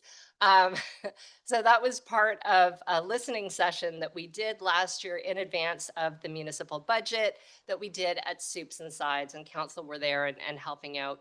So just a little bit about the difference between communications and engagement, because I think we're doing both well, but again, this is our communication strategy, but engagement fits in there really nicely. So when we think about communications, we think about it as kind of primarily a one-way delivery of information, either myself to people or people to myself, as an example. And engagement is two-way, it's interactive. It is question and answer and pulling on those threads. And it helps us build relationships, and it fosters emotional investment. It's hugely important. And you start to understand when we think about what engagement is, we still have to inform people of the engagement, and that's where communication starts to fit with it. And again, engagement goes beyond just simply informing an audience. It looks for feedback. And again, reading from this, it solicits opinions and involves people in the process, creating a deeper connection and commitment. And again, if you haven't spent a lot of time digging into the strategy document, there's some background on how we do that. Because again, with engagement, we plan it out quite well.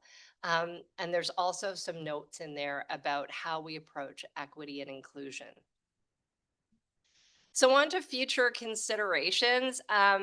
So I did have to look at what we were doing currently and where we get feedback on areas that we can do better. And I get a lot of that feedback, and I really do take it to heart. And I was thinking back to, 4.5 years ago when I sat actually in this seat, when I was being interviewed for my position and talking about what I wanted to do if I were fortunate enough to be offered a position within the town. And looking back at what we have done over the past number of years, and it's not just me, it's pulling everybody in and allowing folks to really do what they're really gifted to do. Through that, I think we've achieved a lot. And the more that that priority is put on communication, the more we can do. Again, in the strategy document, I kind of touch on this in a deeper way, but we've focused on digital, right? We really wanted to become more accessible. We really wanted to focus on self-serve and to let people kind of dig layer through layer through layer. And of course, this was before kind of, large language models were emerging and ChatGPT and all of these different things. And we do a pretty good job of providing a ton of information to people who want self-serve. But the more we provide, the more complicated it becomes. And what we know about Wolfville, each one of us truly understands, is that this is a place where small town charm thrives. It's that pixie dust that we talk about. And that personal approach is limited with our current capacity. When people are frustrated or upset, often it's because there's a disconnect either in how we've communicated or how they've received the communication. Often we need to have conversations. We need to guide people through. We all might understand where we are in the course of a project, but that doesn't matter to somebody who's just popping in to become more involved. We need to make sure that people are met where they are and that we provide the information they need to feel really connected and to fully participate.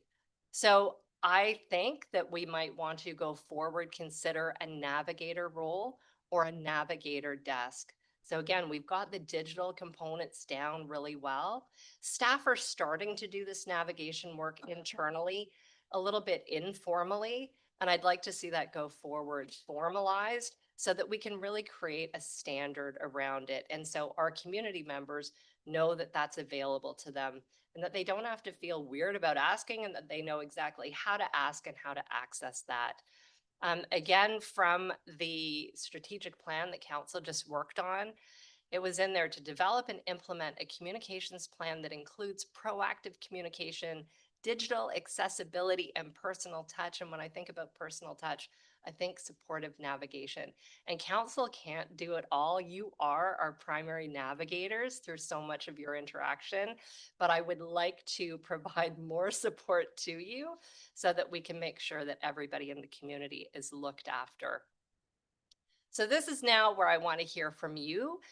In the info report, I've asked for some thoughts to be shared, and this doesn't become anything more formal than this, but if you have comments, if you want to kind of jump in, you can answer any of these, or you can do a little bit of popcorn and let me know what's on your mind. But again, thank you for allowing me to do this work, and thank you for inviting me to share more of what it is that we're doing. Thank you, Barb, for that. We are so lucky that you are a communications specialist and that you actually really do listen to what we're putting out there. And also thank you to Mayor McKay, as this was a top priority for her. And as we all know, she is the one that responds to most of the emails. And getting the right information is actually quite vital. So it's not the response time. So thank you, Mayor, for really making this and a priority for council. That being said, let me open that up to see if anybody has any questions or comments to Barb. Again, this is an information report, so.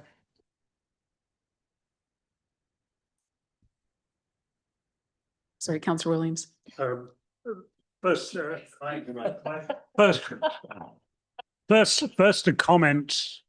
comment about the workshops last week. I had lots of comments saying it is nice to be invited to talk to councillors and staff, and they appreciated the fact that we allowed them to vent, and some of them were venting more than others. I can think of one of your neighbours who was anyway. So yeah, that definitely went well. A little while ago, and I can't remember when, I asked a question, probably of Glenn, the CAO, how many households actually receive their town taxes and water bill by email out of the total number of households? Because to what extent is the town wired straight to people's emails?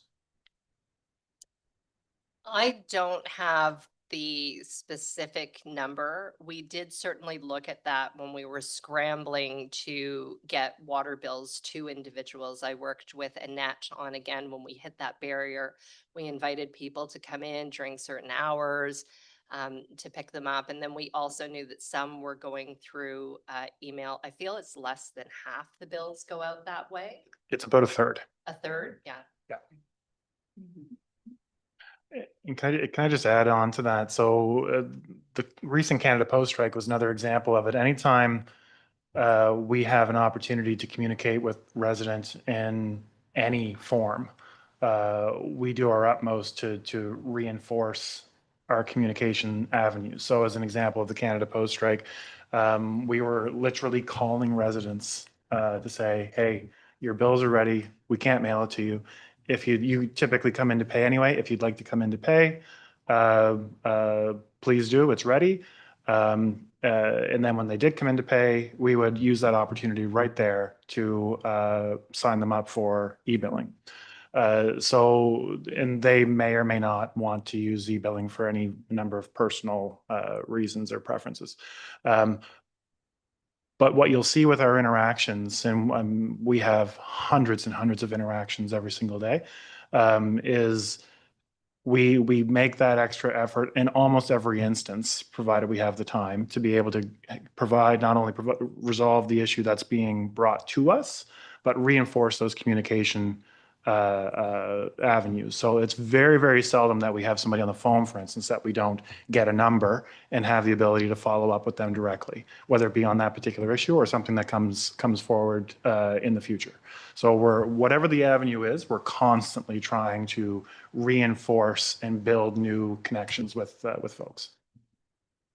And I'm thinking there would be an increase in emailing the bills out from the Canada Post, just assuming that may be the case. That is correct. I can't quantify it for you, but I know we did sign a few. I think I did Yeah, recommend get it at to least people. one. Yeah. I did it, and a few other people, I said that would be your easiest way if you're comfortable with email. So, all right, any more questions? Council Promoter? I guess couple of comments and then I guess they're all comments.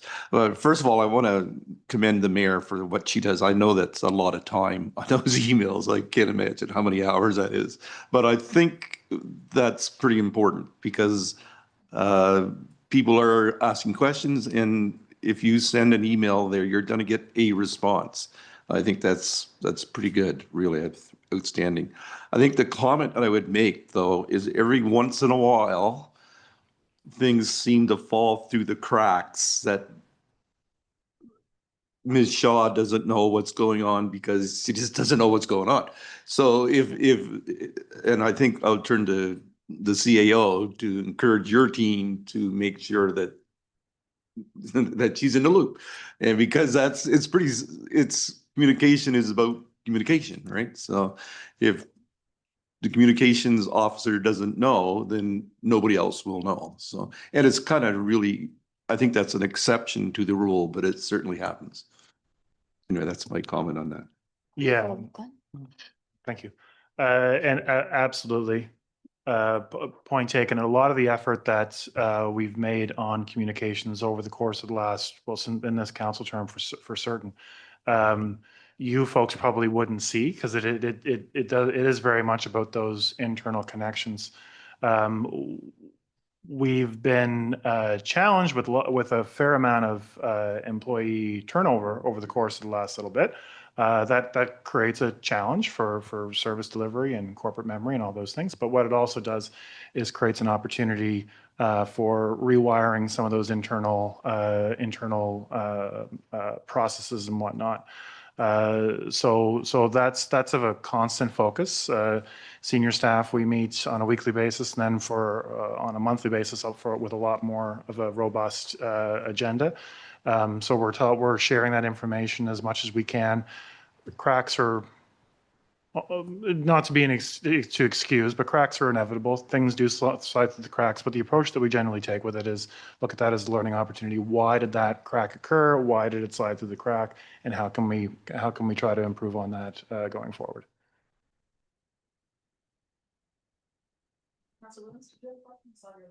Yeah, I forgot my question and then I remembered it again. A good many people don't use Facebook for various reasons. So that means that very often they rely on going to the website. And somehow we have to persuade people that they should go to the website on a fairly regular basis, because otherwise it's like living under a rock. You don't really know what's going on. Thank you. Councillor Van Niekerk. Yes, I think, thank you so much for everything you do. I feel like there's maybe some gaps or opportunities, depending on which way you want to look at it, around some more kind of upstream proactive type communications. So like just taking the Bullards as an example. I didn't know that they were going up. I feel maybe lots of other people didn't either. And then, so just kind of like, just more heads up on what's coming. I think, what Mayor McKay's been doing, sharing the CAO report is like a good kind of step in that direction. But I feel like there's a lot of opportunity to finesse that a little bit more into meaningful, plain language that people resonate with. No offense to your writing. Okay, there you go. Yeah, like I love the idea of that, and I think it's great, and I've shared it on occasion as well, but I think we could, take that to the next level.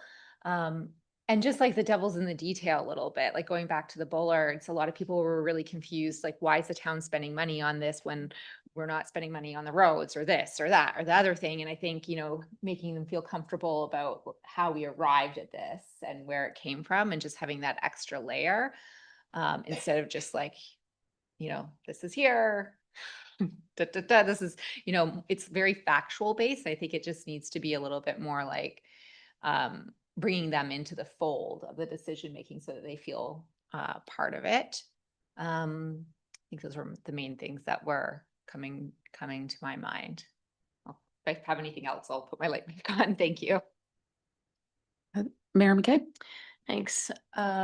Yeah, I have to give a shout out to staff because they're the ones who gather all of that information for me to respond. And I think we did really sit down and talk about how we wanted to do that and not just flip the emails to staff to then respond and not get us back. So I think we've come a long way in just a year of getting that done. Certainly we can probably do more. And I do try and keep if we haven't answered an email, it goes into my Friday check-in box on my emails and it's brought up and we go, hey, what about this one? We didn't respond to this one yet.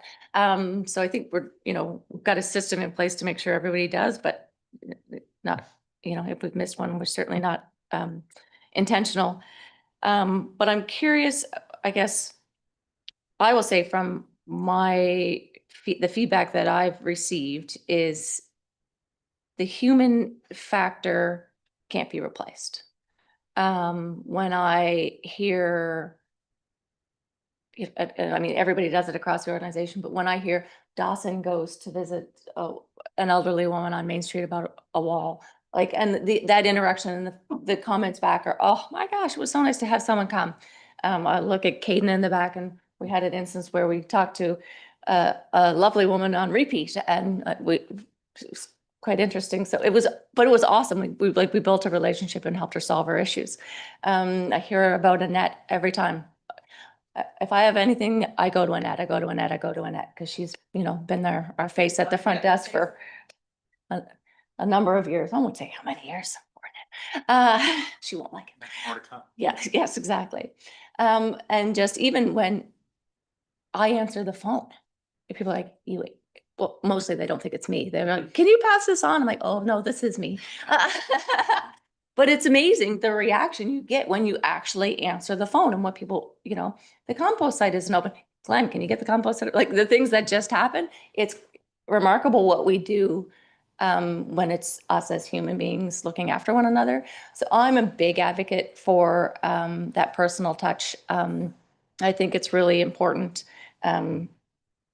And it's just important. I think we got so digitized through COVID that everyone came out wanting this. So I talked to Mr. Whidden at the open house and he's like, you have a pen and paper? I'm like, yes, I'm taking notes. He's like, and just having conversations was just so incredibly important. So I really am looking forward to moving this along. And I think there are other ways to continue we still have to disseminate a ton of information, and getting people to the website is the way to do that. Now I don't know if we can find a way to reminders of go check out the website. When we were there, people did comment about communication. A good part of it was definitely positive, and others were like, well, if I don't see it on Facebook, I don't know where else to go. And I'm like, well, the website is the tool. It's they just don't remember how. I did ask if they have suggestions on how to remind them to get there. Please tell us. But is there a text message system that we can use? Is there go check out our website or through the emails instead of just on quarterly on our water bills, those reminders. And as we know, our community do talk to one another as well. So if one person finds it, I'm sure it will be shared. So I think over time, we can definitely do better. And then if we have someone who actually answers the phone and can pass that on, that's also most helpful. So thank you for that. I think it's going to be, I'm looking forward to the next iteration. I see everybody's lights on, but I just have a follow-up to that. So is it okay just to follow up because it's on that? So I am mindful of the human contact and thank you for mentioning that. I just have two questions.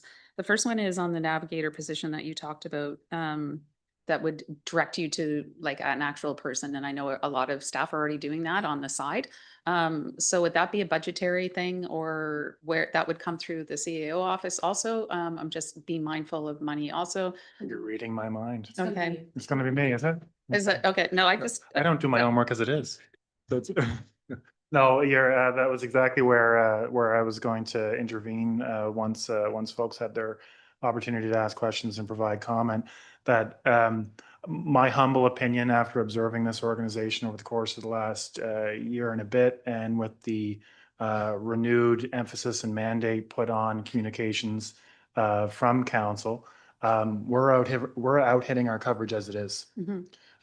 So humbly and respectfully, I'd suggest the town is getting better value for its communications today than what we're actually paying for. And that's when you look at and when I break it down into kind of really crass resource allocation terms, what we're talking about in terms of added emphasis on navigation, in terms of everybody incorporating and furthering that personal touch with their interactions with residents, in terms of the upstream communications, additional opportunities for engagement, that requires additional resources. I'll cut right to the chase. We cannot do that with the resources we currently have. So it does require additional resources. So that will come in terms of budgetary requirements. And I just have one more question to sort of, before I allow it, other counselors. So briefly, we did chat about it, and if we do get this navigator position, and I'm gonna look to Laura to ask this because it's not a well-known council policy, but do we not have a council policy that's like an entertainment one that council can, do you remember, like, do you know what it's called? Is there a name for that? A hospitality one? Hospitality policy, and I think we went over that last year, possibly. And so why I'm leading up to that is because I know the County of Kings does the meet and greets, and I think they would be really helpful moving forward. And I don't know where you could add that in the communication, but I like the meet and greets for everybody. So it doesn't have to be just meet the mayor. It could be meet the mayor and all councilors, or we could do two. But if we could find something in that, and would that fall under that policy? I don't know.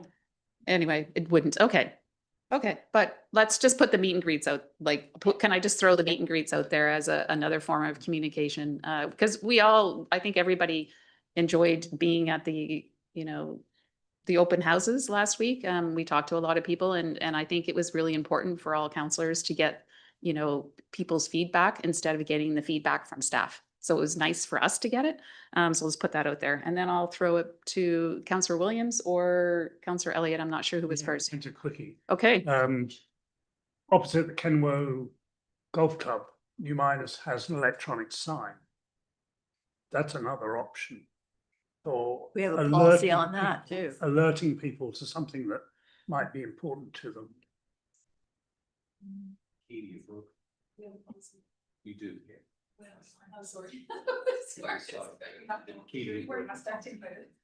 Yeah, there is a policy. Councillor Elliott. Yeah, there is a policy against too many signs. And Acadia is the exception. Maybe they share, I don't know.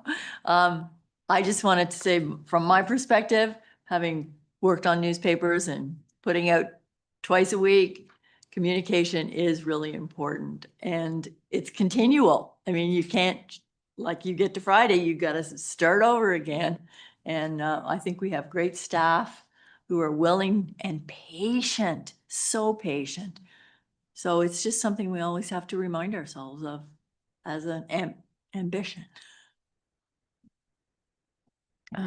Getting the sense there's a really strong will to communicate between council and staff and the community. The one thing I actually do is, if I don't know, if I'm just too busy and overwhelmed, I just go to the calendar on the website. I just instantly go to the calendar. There's always stuff on there. So to direct maybe the public to the calendar is not a bad idea either. Any more questions or comments to Barb?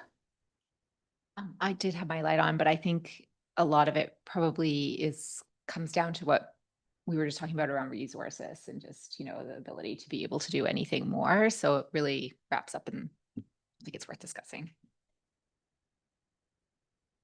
you. Thank you. And just one more time, we're all good? Okay.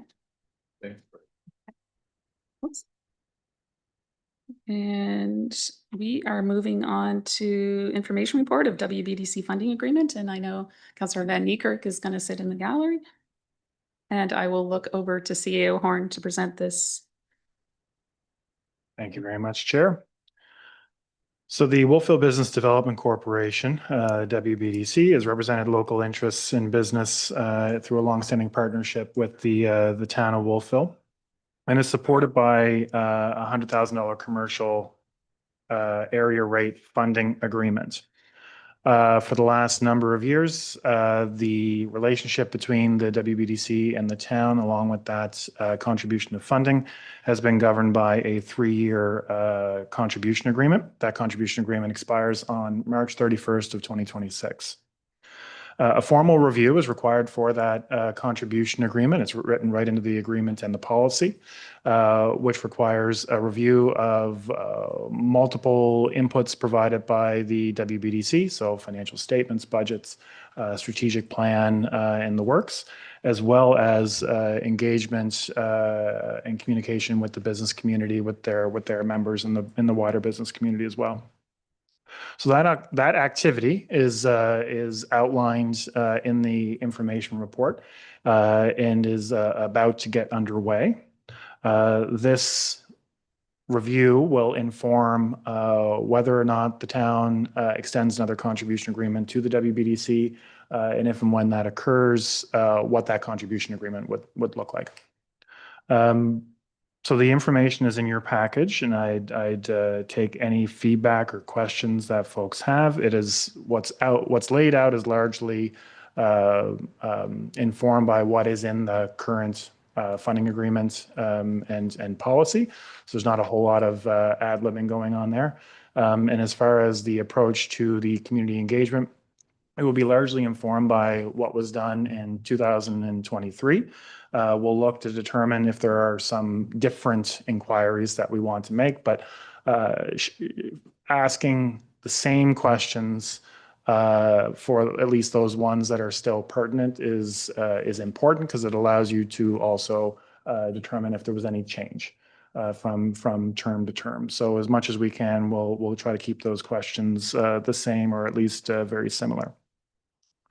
Of particular note, the WBDC has asked that rather than being provided with a fixed annual contribution of $100,000, that an area rate be set and fixed to a commercial assessment, which would then allow that contribution to float with the assessment, with the assessed value. So that'll be an item of consideration for council, and also an item of consultation with the members in the broader business community as that request gets evaluated.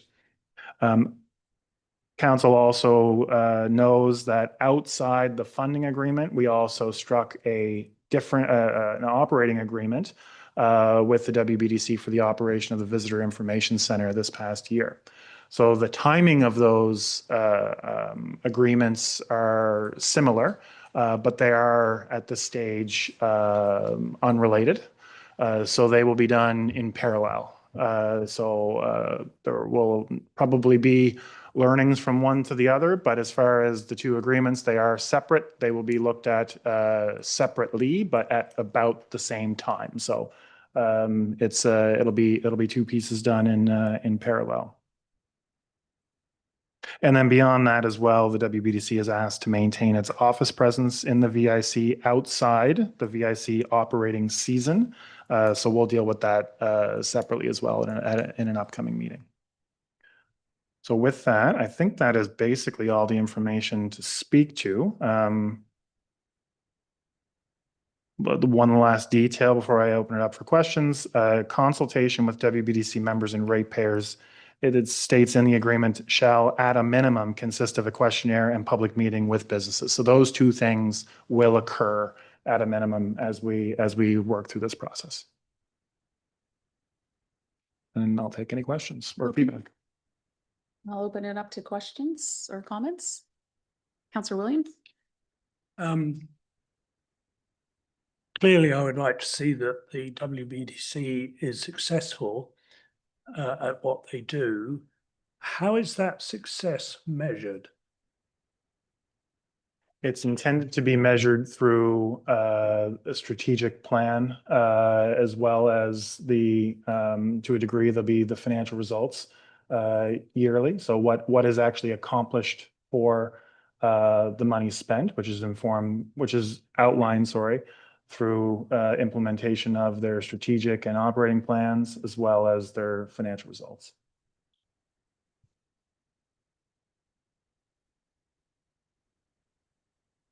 Mayor McKay? I'm really happy to hear that we're going to be doing a meeting with the business community. I think it's it's time to do that, I guess. And because I think the uptake on the surveys has not been, I think it's at 30% or something like that. It hasn't been incredibly high, if I remember correctly from last year. But actually doing a meeting and inviting them out, I think will be, again, another opportunity for them to have that face-to-face interaction with us, which will be great. I'm assuming when we get the information on the rate, the fixed rate on the assessment as opposed to the fixed dollar amount, there will be, we as an entity will, because we are the collectors of that. And I hear we are limited on resources.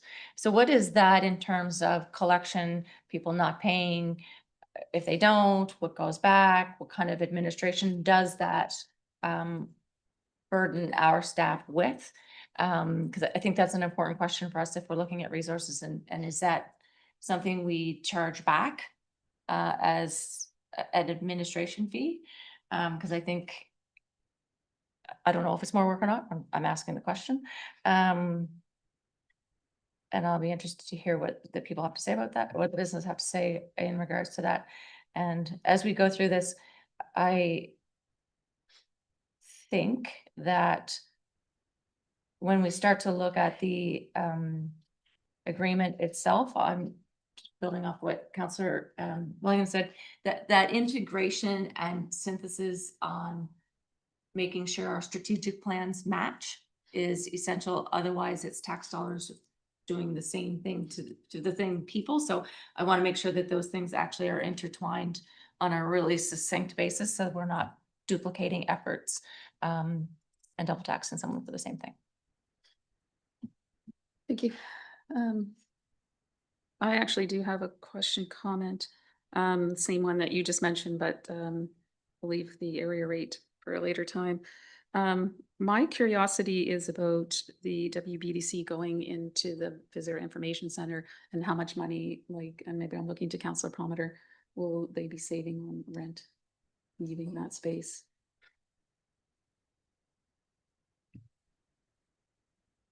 Do we know what the rate? it's 30. How much? Well, Yeah. 12,000? Yeah, Okay. I think it is. And I Yeah. guess mine, about 12,000? That's- Okay. that sounds- For the record, about 12,000 will be saving on it. And I guess I just want to be mindful that people know where the WBDC is. So if it goes down there, it's moving a little bit outside the town. So there needs to be some communication on that, for sure. Because it's probably more visible in the summer months or the seasonal months when the Vic Center is open, but not so much then. So I just want to be mindful that especially to the business community and people that are coming in and, want to have a chat. So. That's a good point. Were there communications that went out to say the WBDC office was closing and then it was at the Visitor Information Center to the business community? I didn't see that in my email, so. Amongst the members, for sure. Yeah. But I don't know. if Not it to the was- greater business community. That would be the gap that needs to be filled. I didn't see it in the email, so I would suggest it didn't go far enough. So we might want to close that gap. Thank you. Any more comments or questions? Councillor Elliott? I'm just thinking back to my first term on council, which of course was eons ago. The town had a joint position, economic development and WBDC staff. And the person who left that job was not replaced. But to Howard's question of how do you measure it? If you have somebody on staff, maybe it's a little easier. I don't know. Like that was a switch for the community. So just thought I'd bring it up. CEO, do you have any comments? Our economic development approach at this stage is that economic development specific files or projects sit with individual staff members. So over the last little bit, planning has an economic development side to it. Some of what we're doing with community development and placemaking has an economic development side to it. So we don't have a staff member dedicated to economic development. There's no plans at this stage to have a staff member dedicated to economic development. But through the process of evaluating this agreement, and there are other economic development related files that are out there. Our overall approach to economic development, we can look at that in a little bit more detail as time allows. Yeah. I don't see any more questions. Again, that was just an information report. So clear to move on. Okay. I think we have time to fit in one more before we break for lunch at 12:30. So I'm looking at Barb and Caden to come up and present RFD 042-2025 Reservoir Dogs Pilot Evaluation and Recommendations. And thank you to staff for bringing this back earlier than the mid-January deadline. So thank you.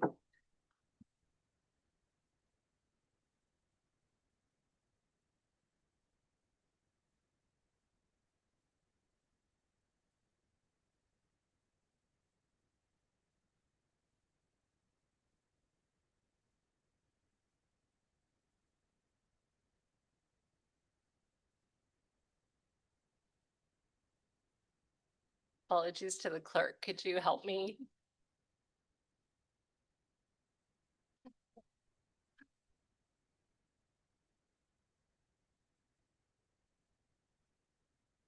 Thank you.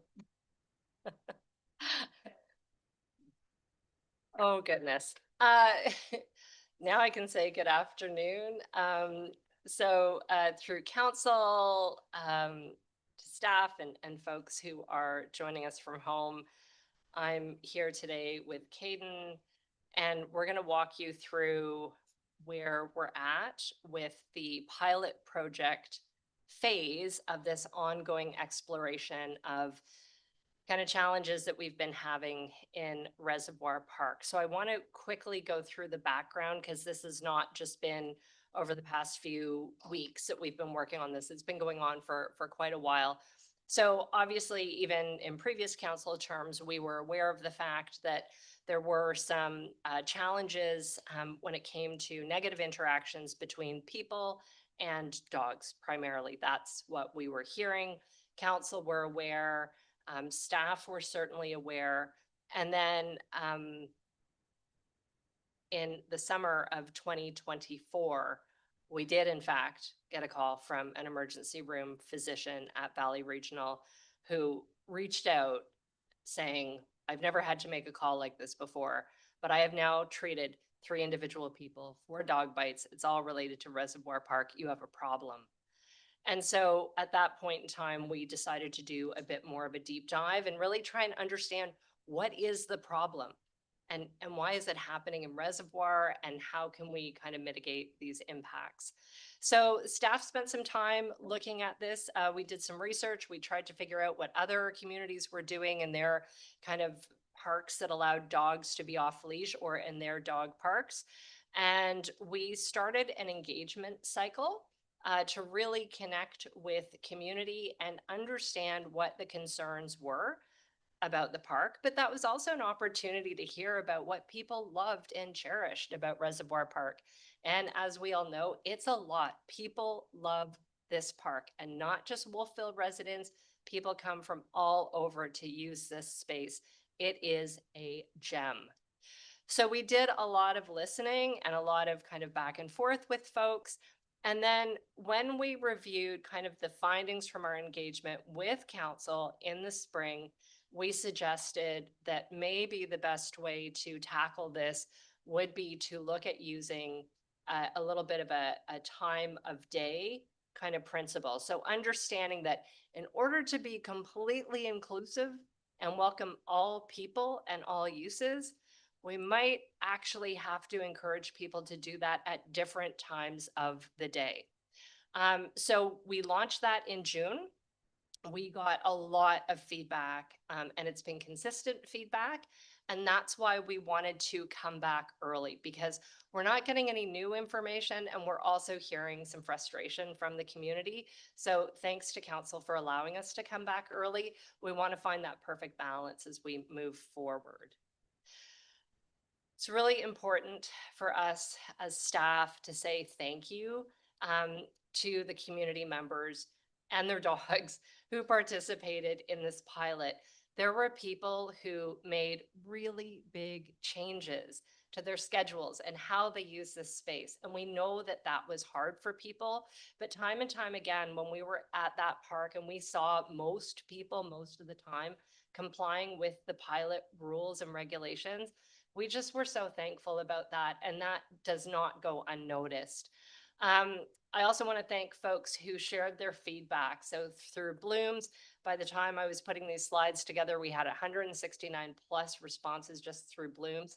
Council knows you've had emails, staff have had calls and emails, and then we've had countless conversations in the park itself. So a lot of people have provided feedback. And again, to all folks who cherish this park and use it, I just really, on behalf of Caden and myself, we really want to extend our thanks to folks joining us and really working to co-design a safe and inclusive environment. So when we set out to launch the pilot, we set out kind of what we wanted to achieve in the pilot, and these were the things we were going to evaluate based on.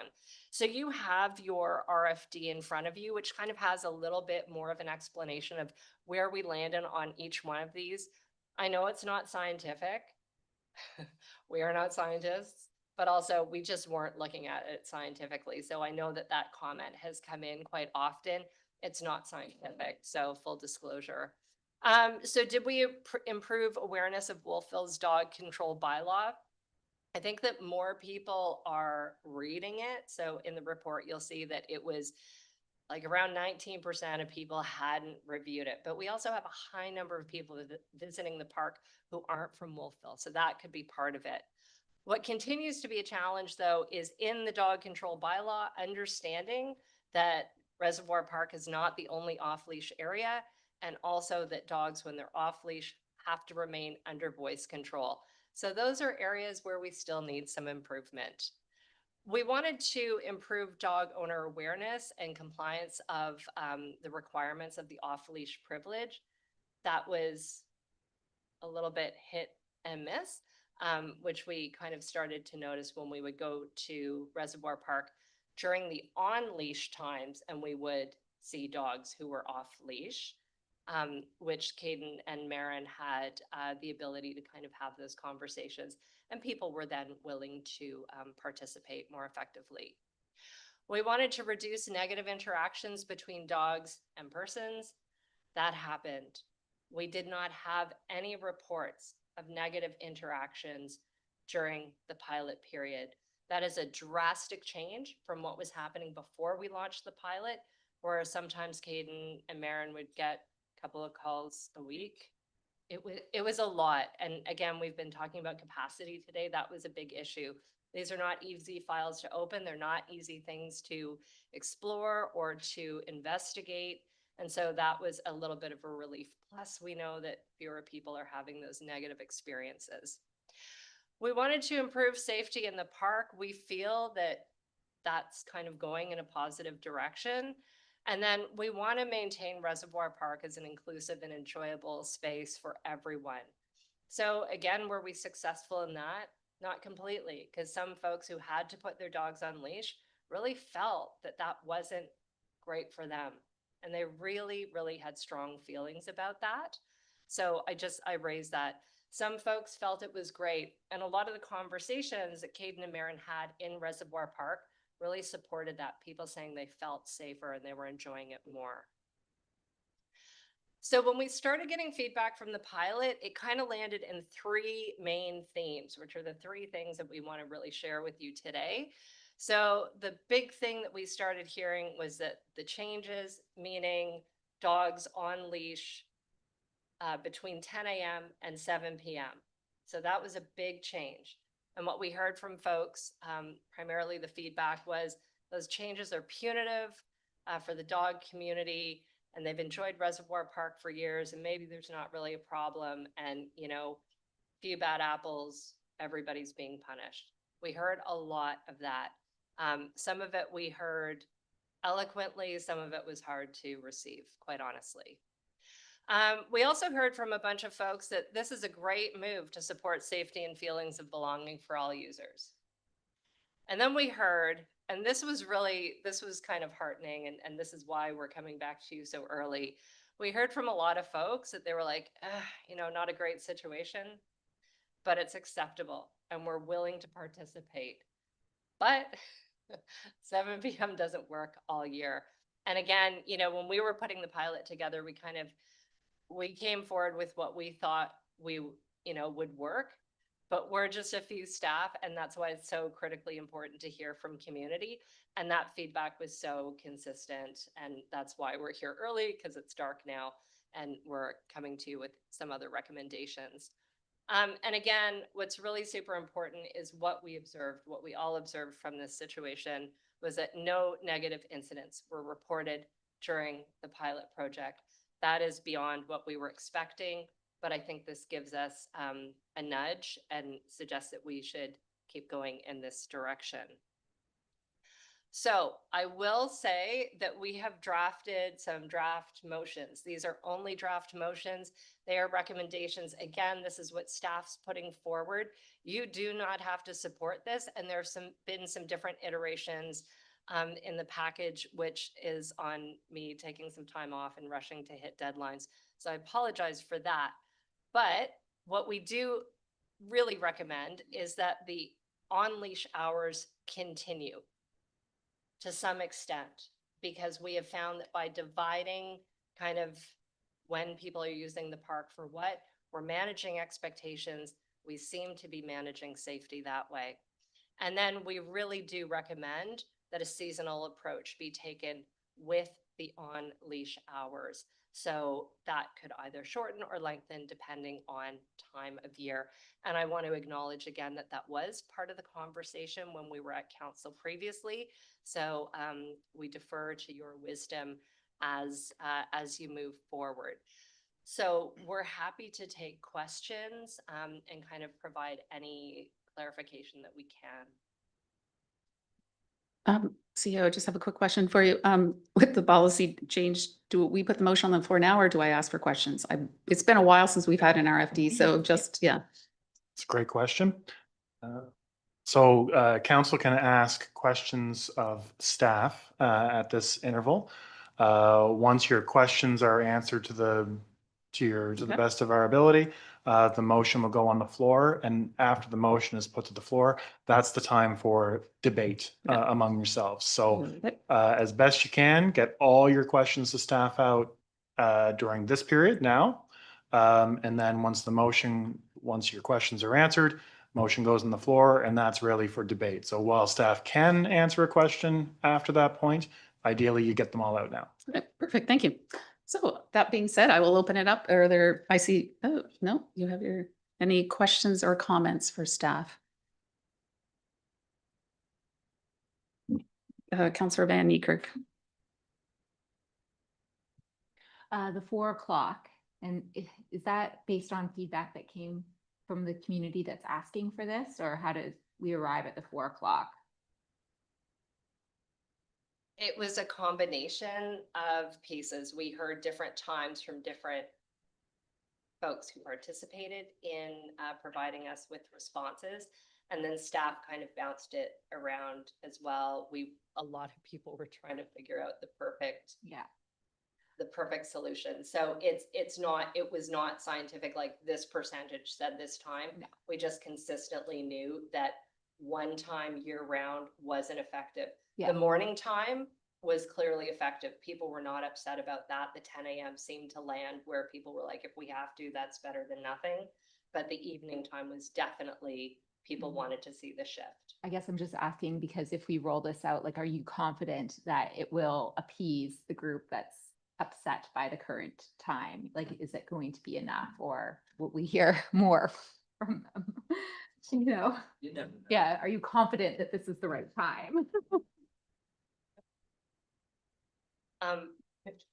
We're making a recommendation and we're hoping that you're gonna have the wisdom to get this done. Yeah, I don't think we can effectively say that one thing is gonna make all folks happy, but we do definitely acknowledge that folks want some time later in the day before it's pitch dark to get their dogs out off leash. For sure. I'm not sure who, Councillor Elliott then. Okay, I'll go. It was interesting when we were up there to look at the new facility. There's people with dogs off leash and yeah, just interesting. I'm wondering, is if we switch times, is this still a pilot?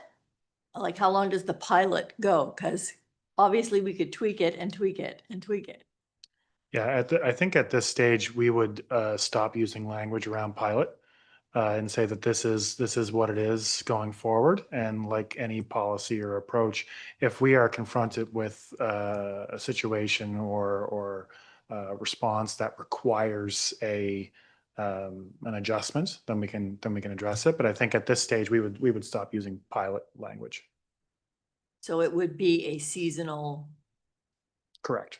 regulation. Yep. Okay. Councillor Prometer? I must say, I don't use that park a lot, but I have made a point of the last 4 weeks of going up there in the afternoons to see who's using it. And man, there's, other than dog walkers, there's very, very few people using that park. So I'm wondering if maybe that after, and morning one, the 10 o'clock, I'm fine with. I'm wondering if maybe it shouldn't be 3. That's the only question that I would have. Like, because it's, you know, it was dark last night at 5 o'clock. So I'm just wondering if maybe in the winter time, it shouldn't be 3. The 7 seemed to work all right in the summertime, but I'm just wondering. That's an opinion. Are we asking questions or just debating? Oh, that's a debate, yeah, so that's, yeah. Yeah, I mean, in terms of responding to the question, as Barb and Caden have outlined, you know, this recommendation is intended to meet the greatest articulated need of the greatest many. It's not a scientific piece, but what I can say is what we did look at is what provides opportunity for other users to also get access to daylight hours, what provides, what date of a time change or seasonal shift will again provide access to daylight hours, which is where we landed on the October 1 and March 31 dates. So could further calibration be made, you know, an hour here or an hour there or anything of that nature? Possibly. I would leave that to the debate of council. But what we're also trying to achieve with some of the numbers like 4 o'clock, 7 o'clock, March 31st, October, is just being very clear and transparent with what's occurring here. So if we got into the, you know, three-hour block variation, things of that nature, because the more details we create, the more challenging it is to communicate, the more challenging it is for residents to adhere to. Thank you. I just want to thank Mayor McKay for clarifying that, because it is really important, as you said, when we put the motion on the floor. So this is to ask staff questions. and maybe make a comment. If we want to debate, that's after the motion's gone on the floor. Am I correct? So the motion is not on the floor, so your comment before can be brought up then, and it can be discussed after that. So this is for clarification for staff. So are there any more clarifications or comments that you want to make before the motion does go on the floor and we discuss the motion? No? I don't, oh, Councillor Williams? Okay, you didn't have your light on, so I wasn't sure. Okay, so I'm going to request, would somebody like to put that motion on the floor? Councillor Williams. Reservoir dogs pilot evaluation recommendations. I submit that the committee of the whole forward the following motion to council for decision. 1, that council approve a time of use restriction as permitted by the dog control bylaw, which would require all dogs in Reservoir Park to remain on leash between the hours of 10 a.m. and 4 p.m. from October 1 to March 31st. And 2, that council approve a time of use restriction as permitted by the dog control bylaw, which would require all dogs in Reservoir Park to remain on leash between 10 a.m. and 7 p.m. from April 1st to September 30th. Thanks. Thank you, Councillor Williams. Is there a seconder for that? I'll second that. Councillor Butler, a seconder. Okay, now is the time that are there any questions or discussion on that one motion? Open that up. Did you want that comment again, Councillor Promoter? Yeah, I'm just wondering if it shouldn't be 3 o'clock in the wintertime hours. That's because it gets dark pretty early. I have no problem at all with the summertime one, and it seems in the morning seems to be fine. It's just maybe the afternoon. Maybe this doesn't seem to be a lot of usage of that park, other than the dog walkers up there in the afternoon. Where's first? I was simply just going to say that I support that suggestion. Okay. I was Councillor Van going to Mierlo? ask about, I thought that the daycare that's up there had been, building blocks had been wanting to make use of the park. So I just was wondering if we had potentially spoken with them to see what their usage times would be. As if they're there at 3, then that would be a problem with dogs coming in and kids coming out. Mary Kay? Yeah, I was gonna bring up the same thing, because I think that if you're looking at homeschoolers, we ran into a group of young women who were up there looking at the eagles and everything else during the daytime. And if dogs are around, they're not going to be standing around with them. Like, those things don't happen. It was really quite a remarkable thing to watch those young ladies take in that nature. And it was pretty cool. And then the daycare, they are there in the afternoons. And there were a number of complaints from parents that those kids were being jumped on. So that's not a safe environment for those kids to be in. So I agree. I think I'm okay with the 4 o'clock. I think, though, the times of the months could be extended. Because I think it also, I think 7 p.m. in the summertime is okay, because our splash pad closes, I think, at 6. I think I can go and look. And then so it gives everybody an extra hour to go swim in the evenings if you have older children or whatever. So I'm okay with that summertime one, but I think that, and most kids are in school till June, but I was thinking that October 1st, I was okay with the time of day, but I thought the months could go longer, like October 1st to May 30th could be a little bit longer. Give more opportunity. May 30th for it being open to dogs before at 4 p.m. So from the March, so October 1st to May 30th instead of March 31st. Yeah. Gives extension of Give time the- of those ends, that would because it's be- daylight saving ends on March 9th. Yeah. So that would gave be that month. that's So why that I would be was 2 saying. extra months. So the dates that are provided include daylight savings time. So when we assessed sunset on March 31st, 2026, the sun is supposed to set on March 31st, 2026 at 7:44. So if we make the change back to 7 p.m., that would provide 44 minutes of daylight after 7 PM, and that number would only increase up until the summer solstice. Can you say that again? So the sun, so on March 31st, the sun is supposed to set in Wolfville Yeah, at 7:44 PM. okay, March 31st, 2026, Yeah. the sun is supposed to set in Wolfville at 7:44 PM. They're already in daylight savings. So Yeah. time has changed. Right. yeah, okay, So okay. that would provide 44 minutes of daylight hours on after March 31st to folks who wanted to be in that park off leash. And that window of time would only increase up until the summer solstice. Thank you for that. I Yeah. would like to do you want to comment on that? Because that's not what I'm focusing on, but I have something in response to that. But Mayor, did you have your light on? Did you have something you wanted to respond to that? So 44 minutes from March. So you're telling me that from March Start to with- May You'll start with 44 minutes. You'll get a few minutes every day. until May, the end of May, sure. Yeah. Yeah. I just think 44 minutes is not a ton of time. So yes, I was still okay with what I suggested, but open to what everybody Okay. else thinks. Yeah. Okay, so I'm just gonna pass that over to the floor to you. Just because I don't know where I'm gonna go with this, but I do agree with Mayor McKay, and it has nothing to do with the time change. This has nothing to do with the time change. It seems to be that we changed this, to accommodate a lot of the swimming times, right? So if you change it in March 31st, April, nobody's going to be swimming there, and nobody's going to be using that park really during the day except for dog walkers. So the extension to me is more important of the months than it is sort of the time from 3 to 4. Because you think to yourself, people are going to swim in June, July, August, and September. Those are the main months people are going to swim. So I like the fact it goes into September, because September is really warm here. To end it March 31st, you got all of April that is snowy.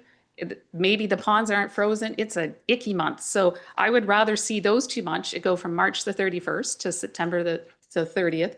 Agreeing with Mayor McKay. The 3 PM would be really nice, but it's more important for me to extend those months, I think, if you ask the dog walkers. And I just want to comment, because I've talked to so many people. As everybody knows, I use that park quite frequently. So I just have written the notes, and as we had somebody speak about this, and I do want to acknowledge the fine balance that the people that are walking the dogs off leash have felt like this is something that's being taken away from them. I also walk my dog there, and I don't feel like this is being taken away from me, because I'm all about the inclusivity that we're trying to build in this town, and that's very, very important to me. I've heard so many great comments about the new washrooms in there, how inclusive they are. I can just see people that have never used that before being able to come in and sit underneath the shade, because you can go right in there. It's a real shade provider, so that's really important to me. As we see the eagles, as we see the viewpoint, and the deck is going to be built off there, there'll be more people there. So I know it's a fine balancing act, and they feel like things have been taken away, but we have to look at this park as an inclusive space. We have biking, we have picnics, we have swimming, we have even skiing and fishing. And so we have to look at that, and it's not just the dog walkers that feel that they need to look after the park. It's everybody that's going there needs to be mindful. So if you're going there for a picnic, don't leave all your garbage out, so potentially dogs could come by and choke on something. So it's everybody that needs to be mindful, and and I know that people have commented to me about, why can't we have somewhere the exterior of the parks and going down the trails is more off leash. But we also know that exterior is abutting the highway, which is dangerous. So if we said to say dogs to go down the trail or go, then we're sending them in an area that maybe not as safe, and then more dogs there. So we can't compare ourselves to Point Pleasant Park. So I'm in total agreement with the mayor to extend those hours. I think it makes sense. I think that talking to dog walkers and non-dog walkers, they seem to feel like that's a good compromise. And anyway, so I feel like that was my rant. As the other people had their say, that was mine. And so there we go on the soapbox, but that's how I feel. So I will leave it. I would leave it up there for anybody else to comment on that. I can take on it. I think am I chairing No, now? so Councillor Van Niekerk. Thank you. Did I confuse you? Okay. Yes, I agree completely. I just wanted to say that I think that makes sense. And I think about usage from, family, kids, pool, biking on the trails, running just from all those perspectives, like extending the months, to me makes sense, and keeping it at 4 o'clock. So I just want to say yes, that I support that.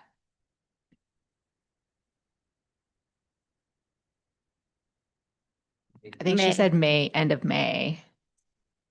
That would give a lot of the end of May. I suggested the end of May, which is 8 months of use. Yeah.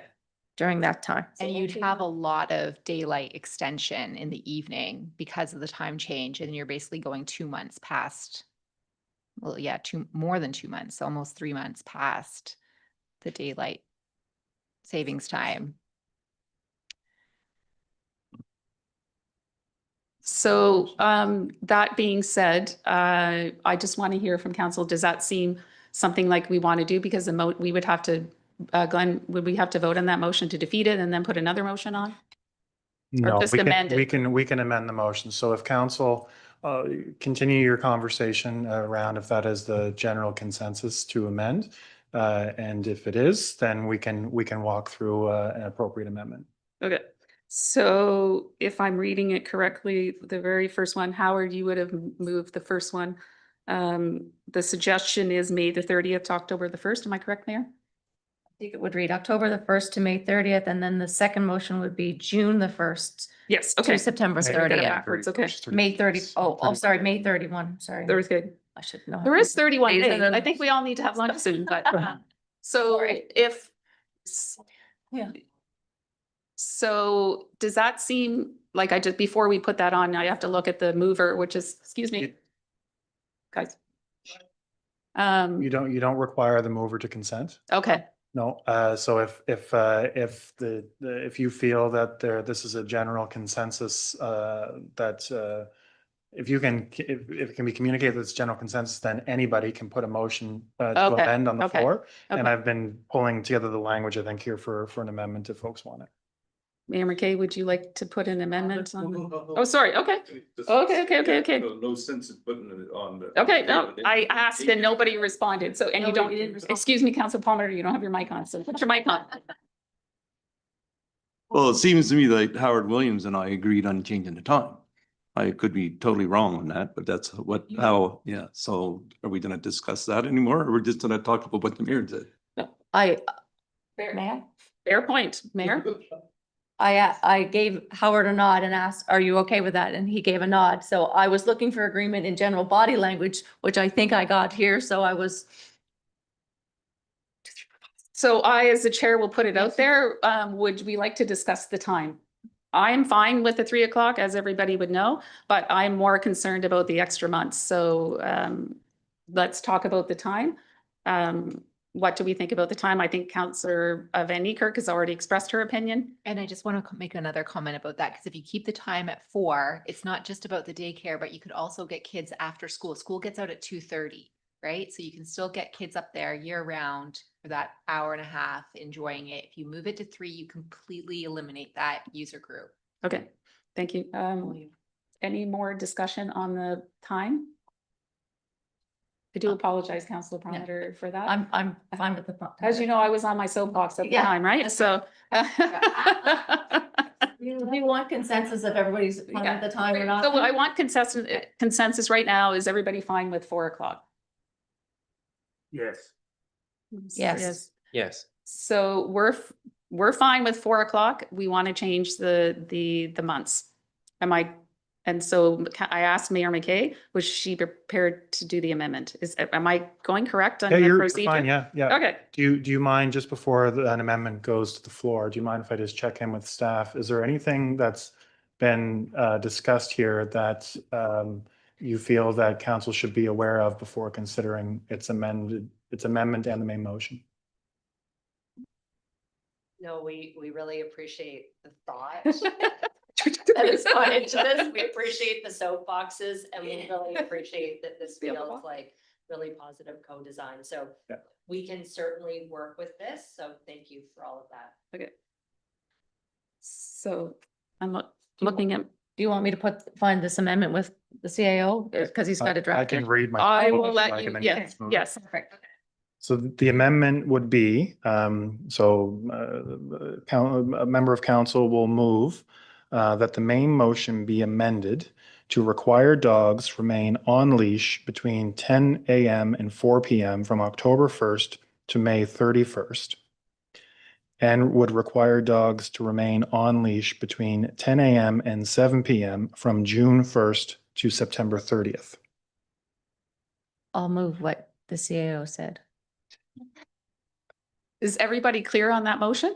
Mike, Counselor Butler? I will second it. Okay, thank you for seconding that. Everybody is clear. We've discussed it. And so now the vote is we called. All those in favor on the amended motion, say aye. Aye. Opposed? And that is carried unanimously. Very good. We have, can we do one more of the committee of council appointments? It's not very, it shouldn't be very long. You go. Okay, let's do that one. Let's do that one, please. I know we're a little running over time, but Let's do both. We can nail them both, and yeah.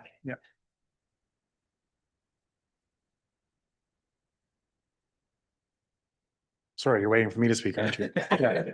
there you go. Yeah. So I'd refer folks to their package on page, let me get here.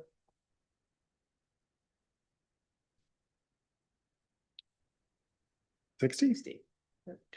Package on page 60. No, wait.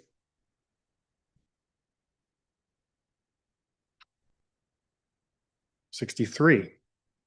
This is an RFD for council to consider committee appointments to the RCMP Advisory Board. In 2024, council appointments were made for 2-year terms. However, the RCMP Advisory Board, which is governed by the Nova Scotia Police Act, requires that appointments be made annually. So a recommendation is for council to appoint to the RCMP Advisory Board with the addition of Councillor Howard Williams as an alternate. So the draft motion would be that council approves the committee appointments as outlined in RFD 043-2025. Are there any questions on that motion or questions to Councillor CAO Horn? Would somebody like to? Will I have to undergo a security check? You will. Good. Thank you. That's good. to know. I'll move it. Second. Thank you, Mayor. Oh, yeah, is that gonna pose a problem? I'm not, now I'm worried. I would move that committee of the whole for the following motion to council for decision, that council approves the council committee appointments as outlined in RFD 043-2025. And can I have a seconder for that? I'll second that. Councillor Butler, thank you so much. Any questions on that motion? Seeing none, all those in favor? Aye. Opposed, and that is carried unanimously. That was that was the fastest one of the day. Thank you, Howard. I hope that you're okay with everything. Security check. Yeah. I just did. It's no big. Wendy Elliott passed. So I'm going to move on to our CAO for the next, the last one. So on your agenda was consideration of amendment to the routine access policy. Very late in the day, we did receive correspondence from the privacy commissioner that we have not had the opportunity to review related to this policy. So what I would recommend to council is that we not discuss it as was on the agenda today, rather allow staff to review that correspondence and we can bring it back at a future meeting. Okay. There is no motion. There's no motion required for that. So I think all council is fine with that. So that concludes all the staff reports for discussion. I'm going to call a recess of how long? 20 minutes. 20 minutes? 20 minutes for council and staff to eat lunch. Thank you. Thank you.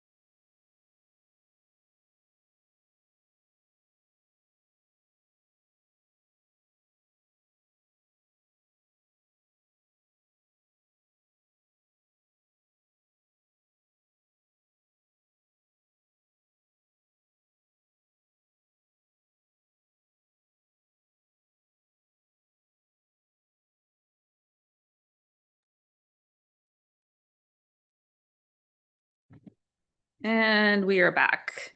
So we are moving on to number 7, which is CAO report, and I'll look at CEO Horn to go over that. Thank you very much, Chair. So the CAO report is in your package for review, but I'll just highlight a couple of key initiatives and whatnot. We're partnering with Launchbox upcoming on an innovation challenge on microtransit. This challenge invites Acadia students from across disciplines to help shape the future of public transit in Wolfville. Participants will form teams, explore key questions, and develop creative solutions for how microtransit can serve our community effectively. The challenge will happen over 2 evenings on November 13th and November 20th. Both events start at 5 p.m. and will be done by 7:30 p.m. And just kudos to everyone involved with that initiative, having taken the opportunity to apply the knowledge and skill and eagerness of the enthusiastic students in our community with an actual public policy issue and opportunity is awesome. So kudos to everybody that's involved with that. On capital budget development, staff are preparing for a capital budget discussion with council on November 12th to ensure that projects are delivered effectively in 2026 and planned appropriately for future years. So you folks have been getting kind of drips and drabs of that over the last little bit and talking about AT, talking about street improvements and whatnot. And so we'll try to pull some of those threads together for an initial discussion on the 12th. I'll reinforce that. So that's the first discussion on capital, certainly not the last, but it will allow us to share some of the proposed directions, pull some of the different threads that have been weaving through all these different topics together, and then get a little bit of feedback from council so that we can continue to update and revise that going into the 2016 season. Reservoir Park washrooms, 99% finished and operational. Landscaping is underway with the Bloma Naturalist and local landscape design. So that facility, eagerly awaited, is about to be open. Public art, grocery store mural expression of interest has closed and artist selection process is underway. The next projects are being discussed and will be brought to the working group. So really looking forward to hearing more about that in the coming weeks and months. Moving on to wayfinding, various signs have been delivered and installed. Installation is happening as time and conditions permit throughout the fall, winter, and spring. So that'll be an ongoing updating and refresh of our wayfinding as we have the opportunity. I'm not going to go through it in detail, but I'll draw your attention to the wastewater treatment plant upgrades. That project overall is going quite well, knock on wood. It's largely on schedule. However, that given the components of what's being done over there, that can change kind of at the blink of an eye. But I'll encourage folks to take a read of that update. And we are in the process of having our project manager come in and provide a more thorough update to council as well. And there will be some discussion about the wastewater treatment plant upgrades at our capital planning session on the 12th, because that is a project that is going to bridge into the 2026-27 capital or fiscal year as well. Onto the old burying grounds. Fence line and tree removal was scheduled for last week, and new fence installation scheduled for early November. So that project, like some of our other projects, dealing with contractors on timeline, when we get right down to the immediate timing, there can be a little bit of fluctuation, but that project I would describe as being imminent. Oak Avenue Trail, so some upgrades on stormwater have begun on Oak Avenue, and we're still in the process of trying to finalize that project to give stormwater in a more appropriate direction to flow versus where it's chosen to flow over the last couple of big storms. So doing some upgrades there that are ongoing. Into parks operations, we are partnering with Plank Industries and Horton High Tech Class to build habitat boxes to support owl nesting in Wolfville's forested parks. So that deployment will start taking place in Reservoir Park in the coming months as one of our first areas for install. And again, just another fantastic example of taking advantage of some of the skill and interest that exists in the community. Pardon? We have an owner here. Yeah, there's, yeah. Yeah. There is. Yeah. And so part of the purpose of the nesting box is to just to encourage more of that habitat development and whatnot. Park staff have planted along the post office lawn, at the post office lawn, along the Alex Colville wall, crocus bulbs. So something to look forward to come next spring. The compost site at Maple Avenue is still ongoing and will be open up until November 22nd. Saturday, November 22nd is the last day for leaf and yard waste in the town of Wolfville until the spring. So we will, it has been communicated out on social and on the website. Whether or not there's a sign at the site, I'm not sure, but we'll look into that. And we are still maintaining the any residents who require assistance with heavy items. We're still having somebody there to support from noon until 2 on Saturdays. More recently, 32 pole banners were installed for Devour the Food Film Festival and the 2025 Canadian Olympic pre-trials. And then those poles were turned around very quickly afterwards to feature a number of local veterans as we come into Remembrance Day. The Recreation Hub has finished its season with nearly 1,200 bikes borrowed and many positive testimonials. I think I've said it here before. We expected that to be a popular amenity in town. I don't think anybody expected it to take off the way it did. So it has very quickly become a main feature for visitors and residents of Wolfville to enhance their recreational experience while in town. So really, really looking forward to, now that we know that concept works exceptionally well, really looking forward to what comes next with the Rec Hub. Also into, amenities that are taking off. The climbing wall has welcomed over 100 climbers since opening on October 7th. We've deployed some recreational programming to get folks who wouldn't typically have access to Wolfville School to be able to get in there and have an experience on that climbing wall. And that climbing wall will be with us for a number of months yet before it has to go back to Digby. We are working with the WBDC and other partners to ensure that holiday programming is in place, and very excited. I've gotten a sneak peek, but very excited for you folks and the rest of the community to see the small deployment of Wolfville Glows that we'll be putting out this year.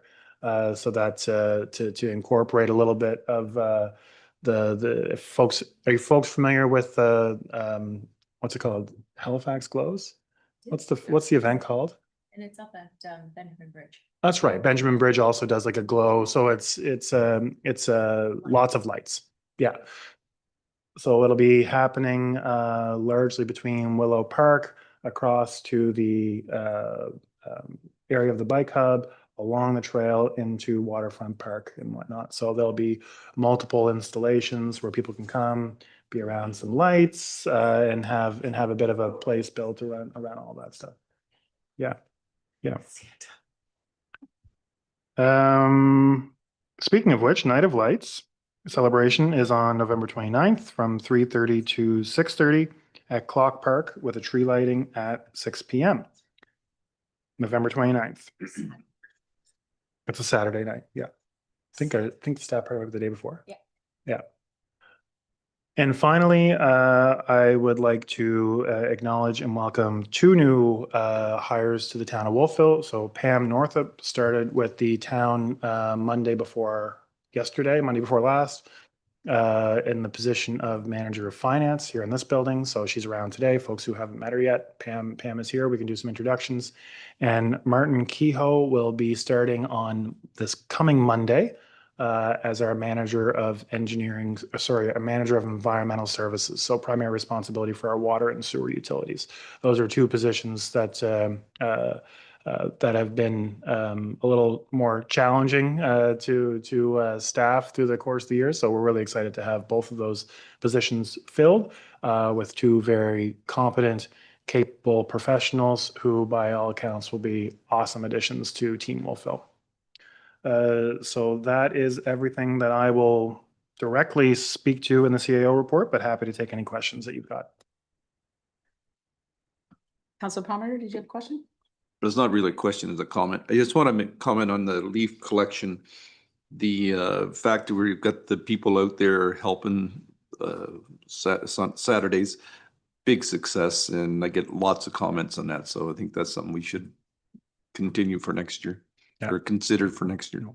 Absolutely. And kudos to Barb and Dawson, who've pointed out that need, and also Daniel, who is the person who's out there most Saturdays helping folks with their bags. So he's an awesome part of our team. So kudos to him for doing that. Anyone else have any questions, comments? No, I said I wasn't going to ask a question, but I am. Sorry. Can you just, because I've had these two questions and it just came to mind. Can you tell me when the climbing wall, where did we get the climbing wall from again? And when does it go back? Like how many months? Climbing wall came from Digby. We've got it for certain up until the new year. And then I believe there's an opportunity to keep it a little bit longer, but I don't have those particular details. So is it just coming from Digby? It's not like a traveling one where others? No, it's just coming from Digby. So it's just That's Digby right. and us. Okay, perfect. And then the veteran banners, do you know how long they'll be up for? I don't. You don't? Okay. Thank you.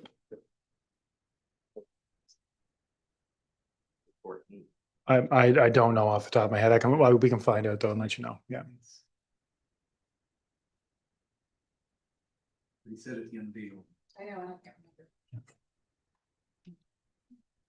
All right, I don't see any more questions, so thank you for that fulsome report, CAO.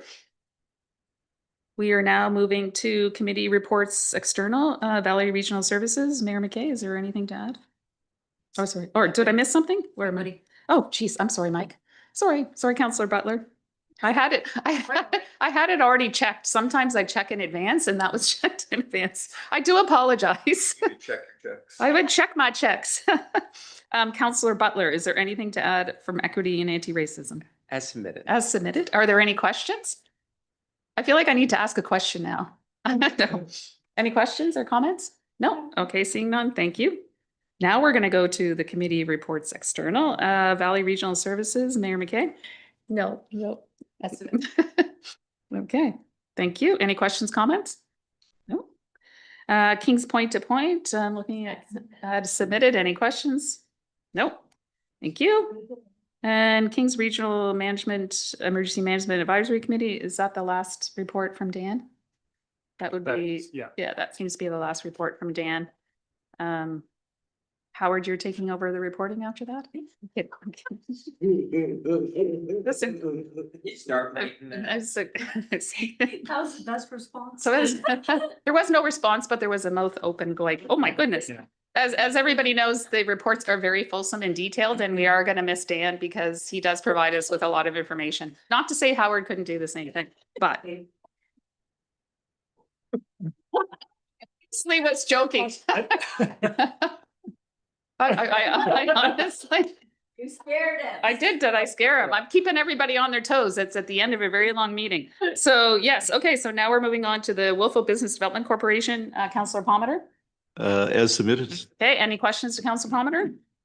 All right, seeing none, we will move. Oh, we're already at adjournment in camera under section 22(2)(e) and C of the Municipal Government Act. Can I have a motion to go into camera, please? I would move that council moved in camera meeting under section 22 bracket 2 bracket E and C of the Municipal Government Act for contract negotiations and personnel matters. Thank you. And do I have a seconder for that? Second. Thank you, Councillor Butler. All those in favor? And we are now in camera.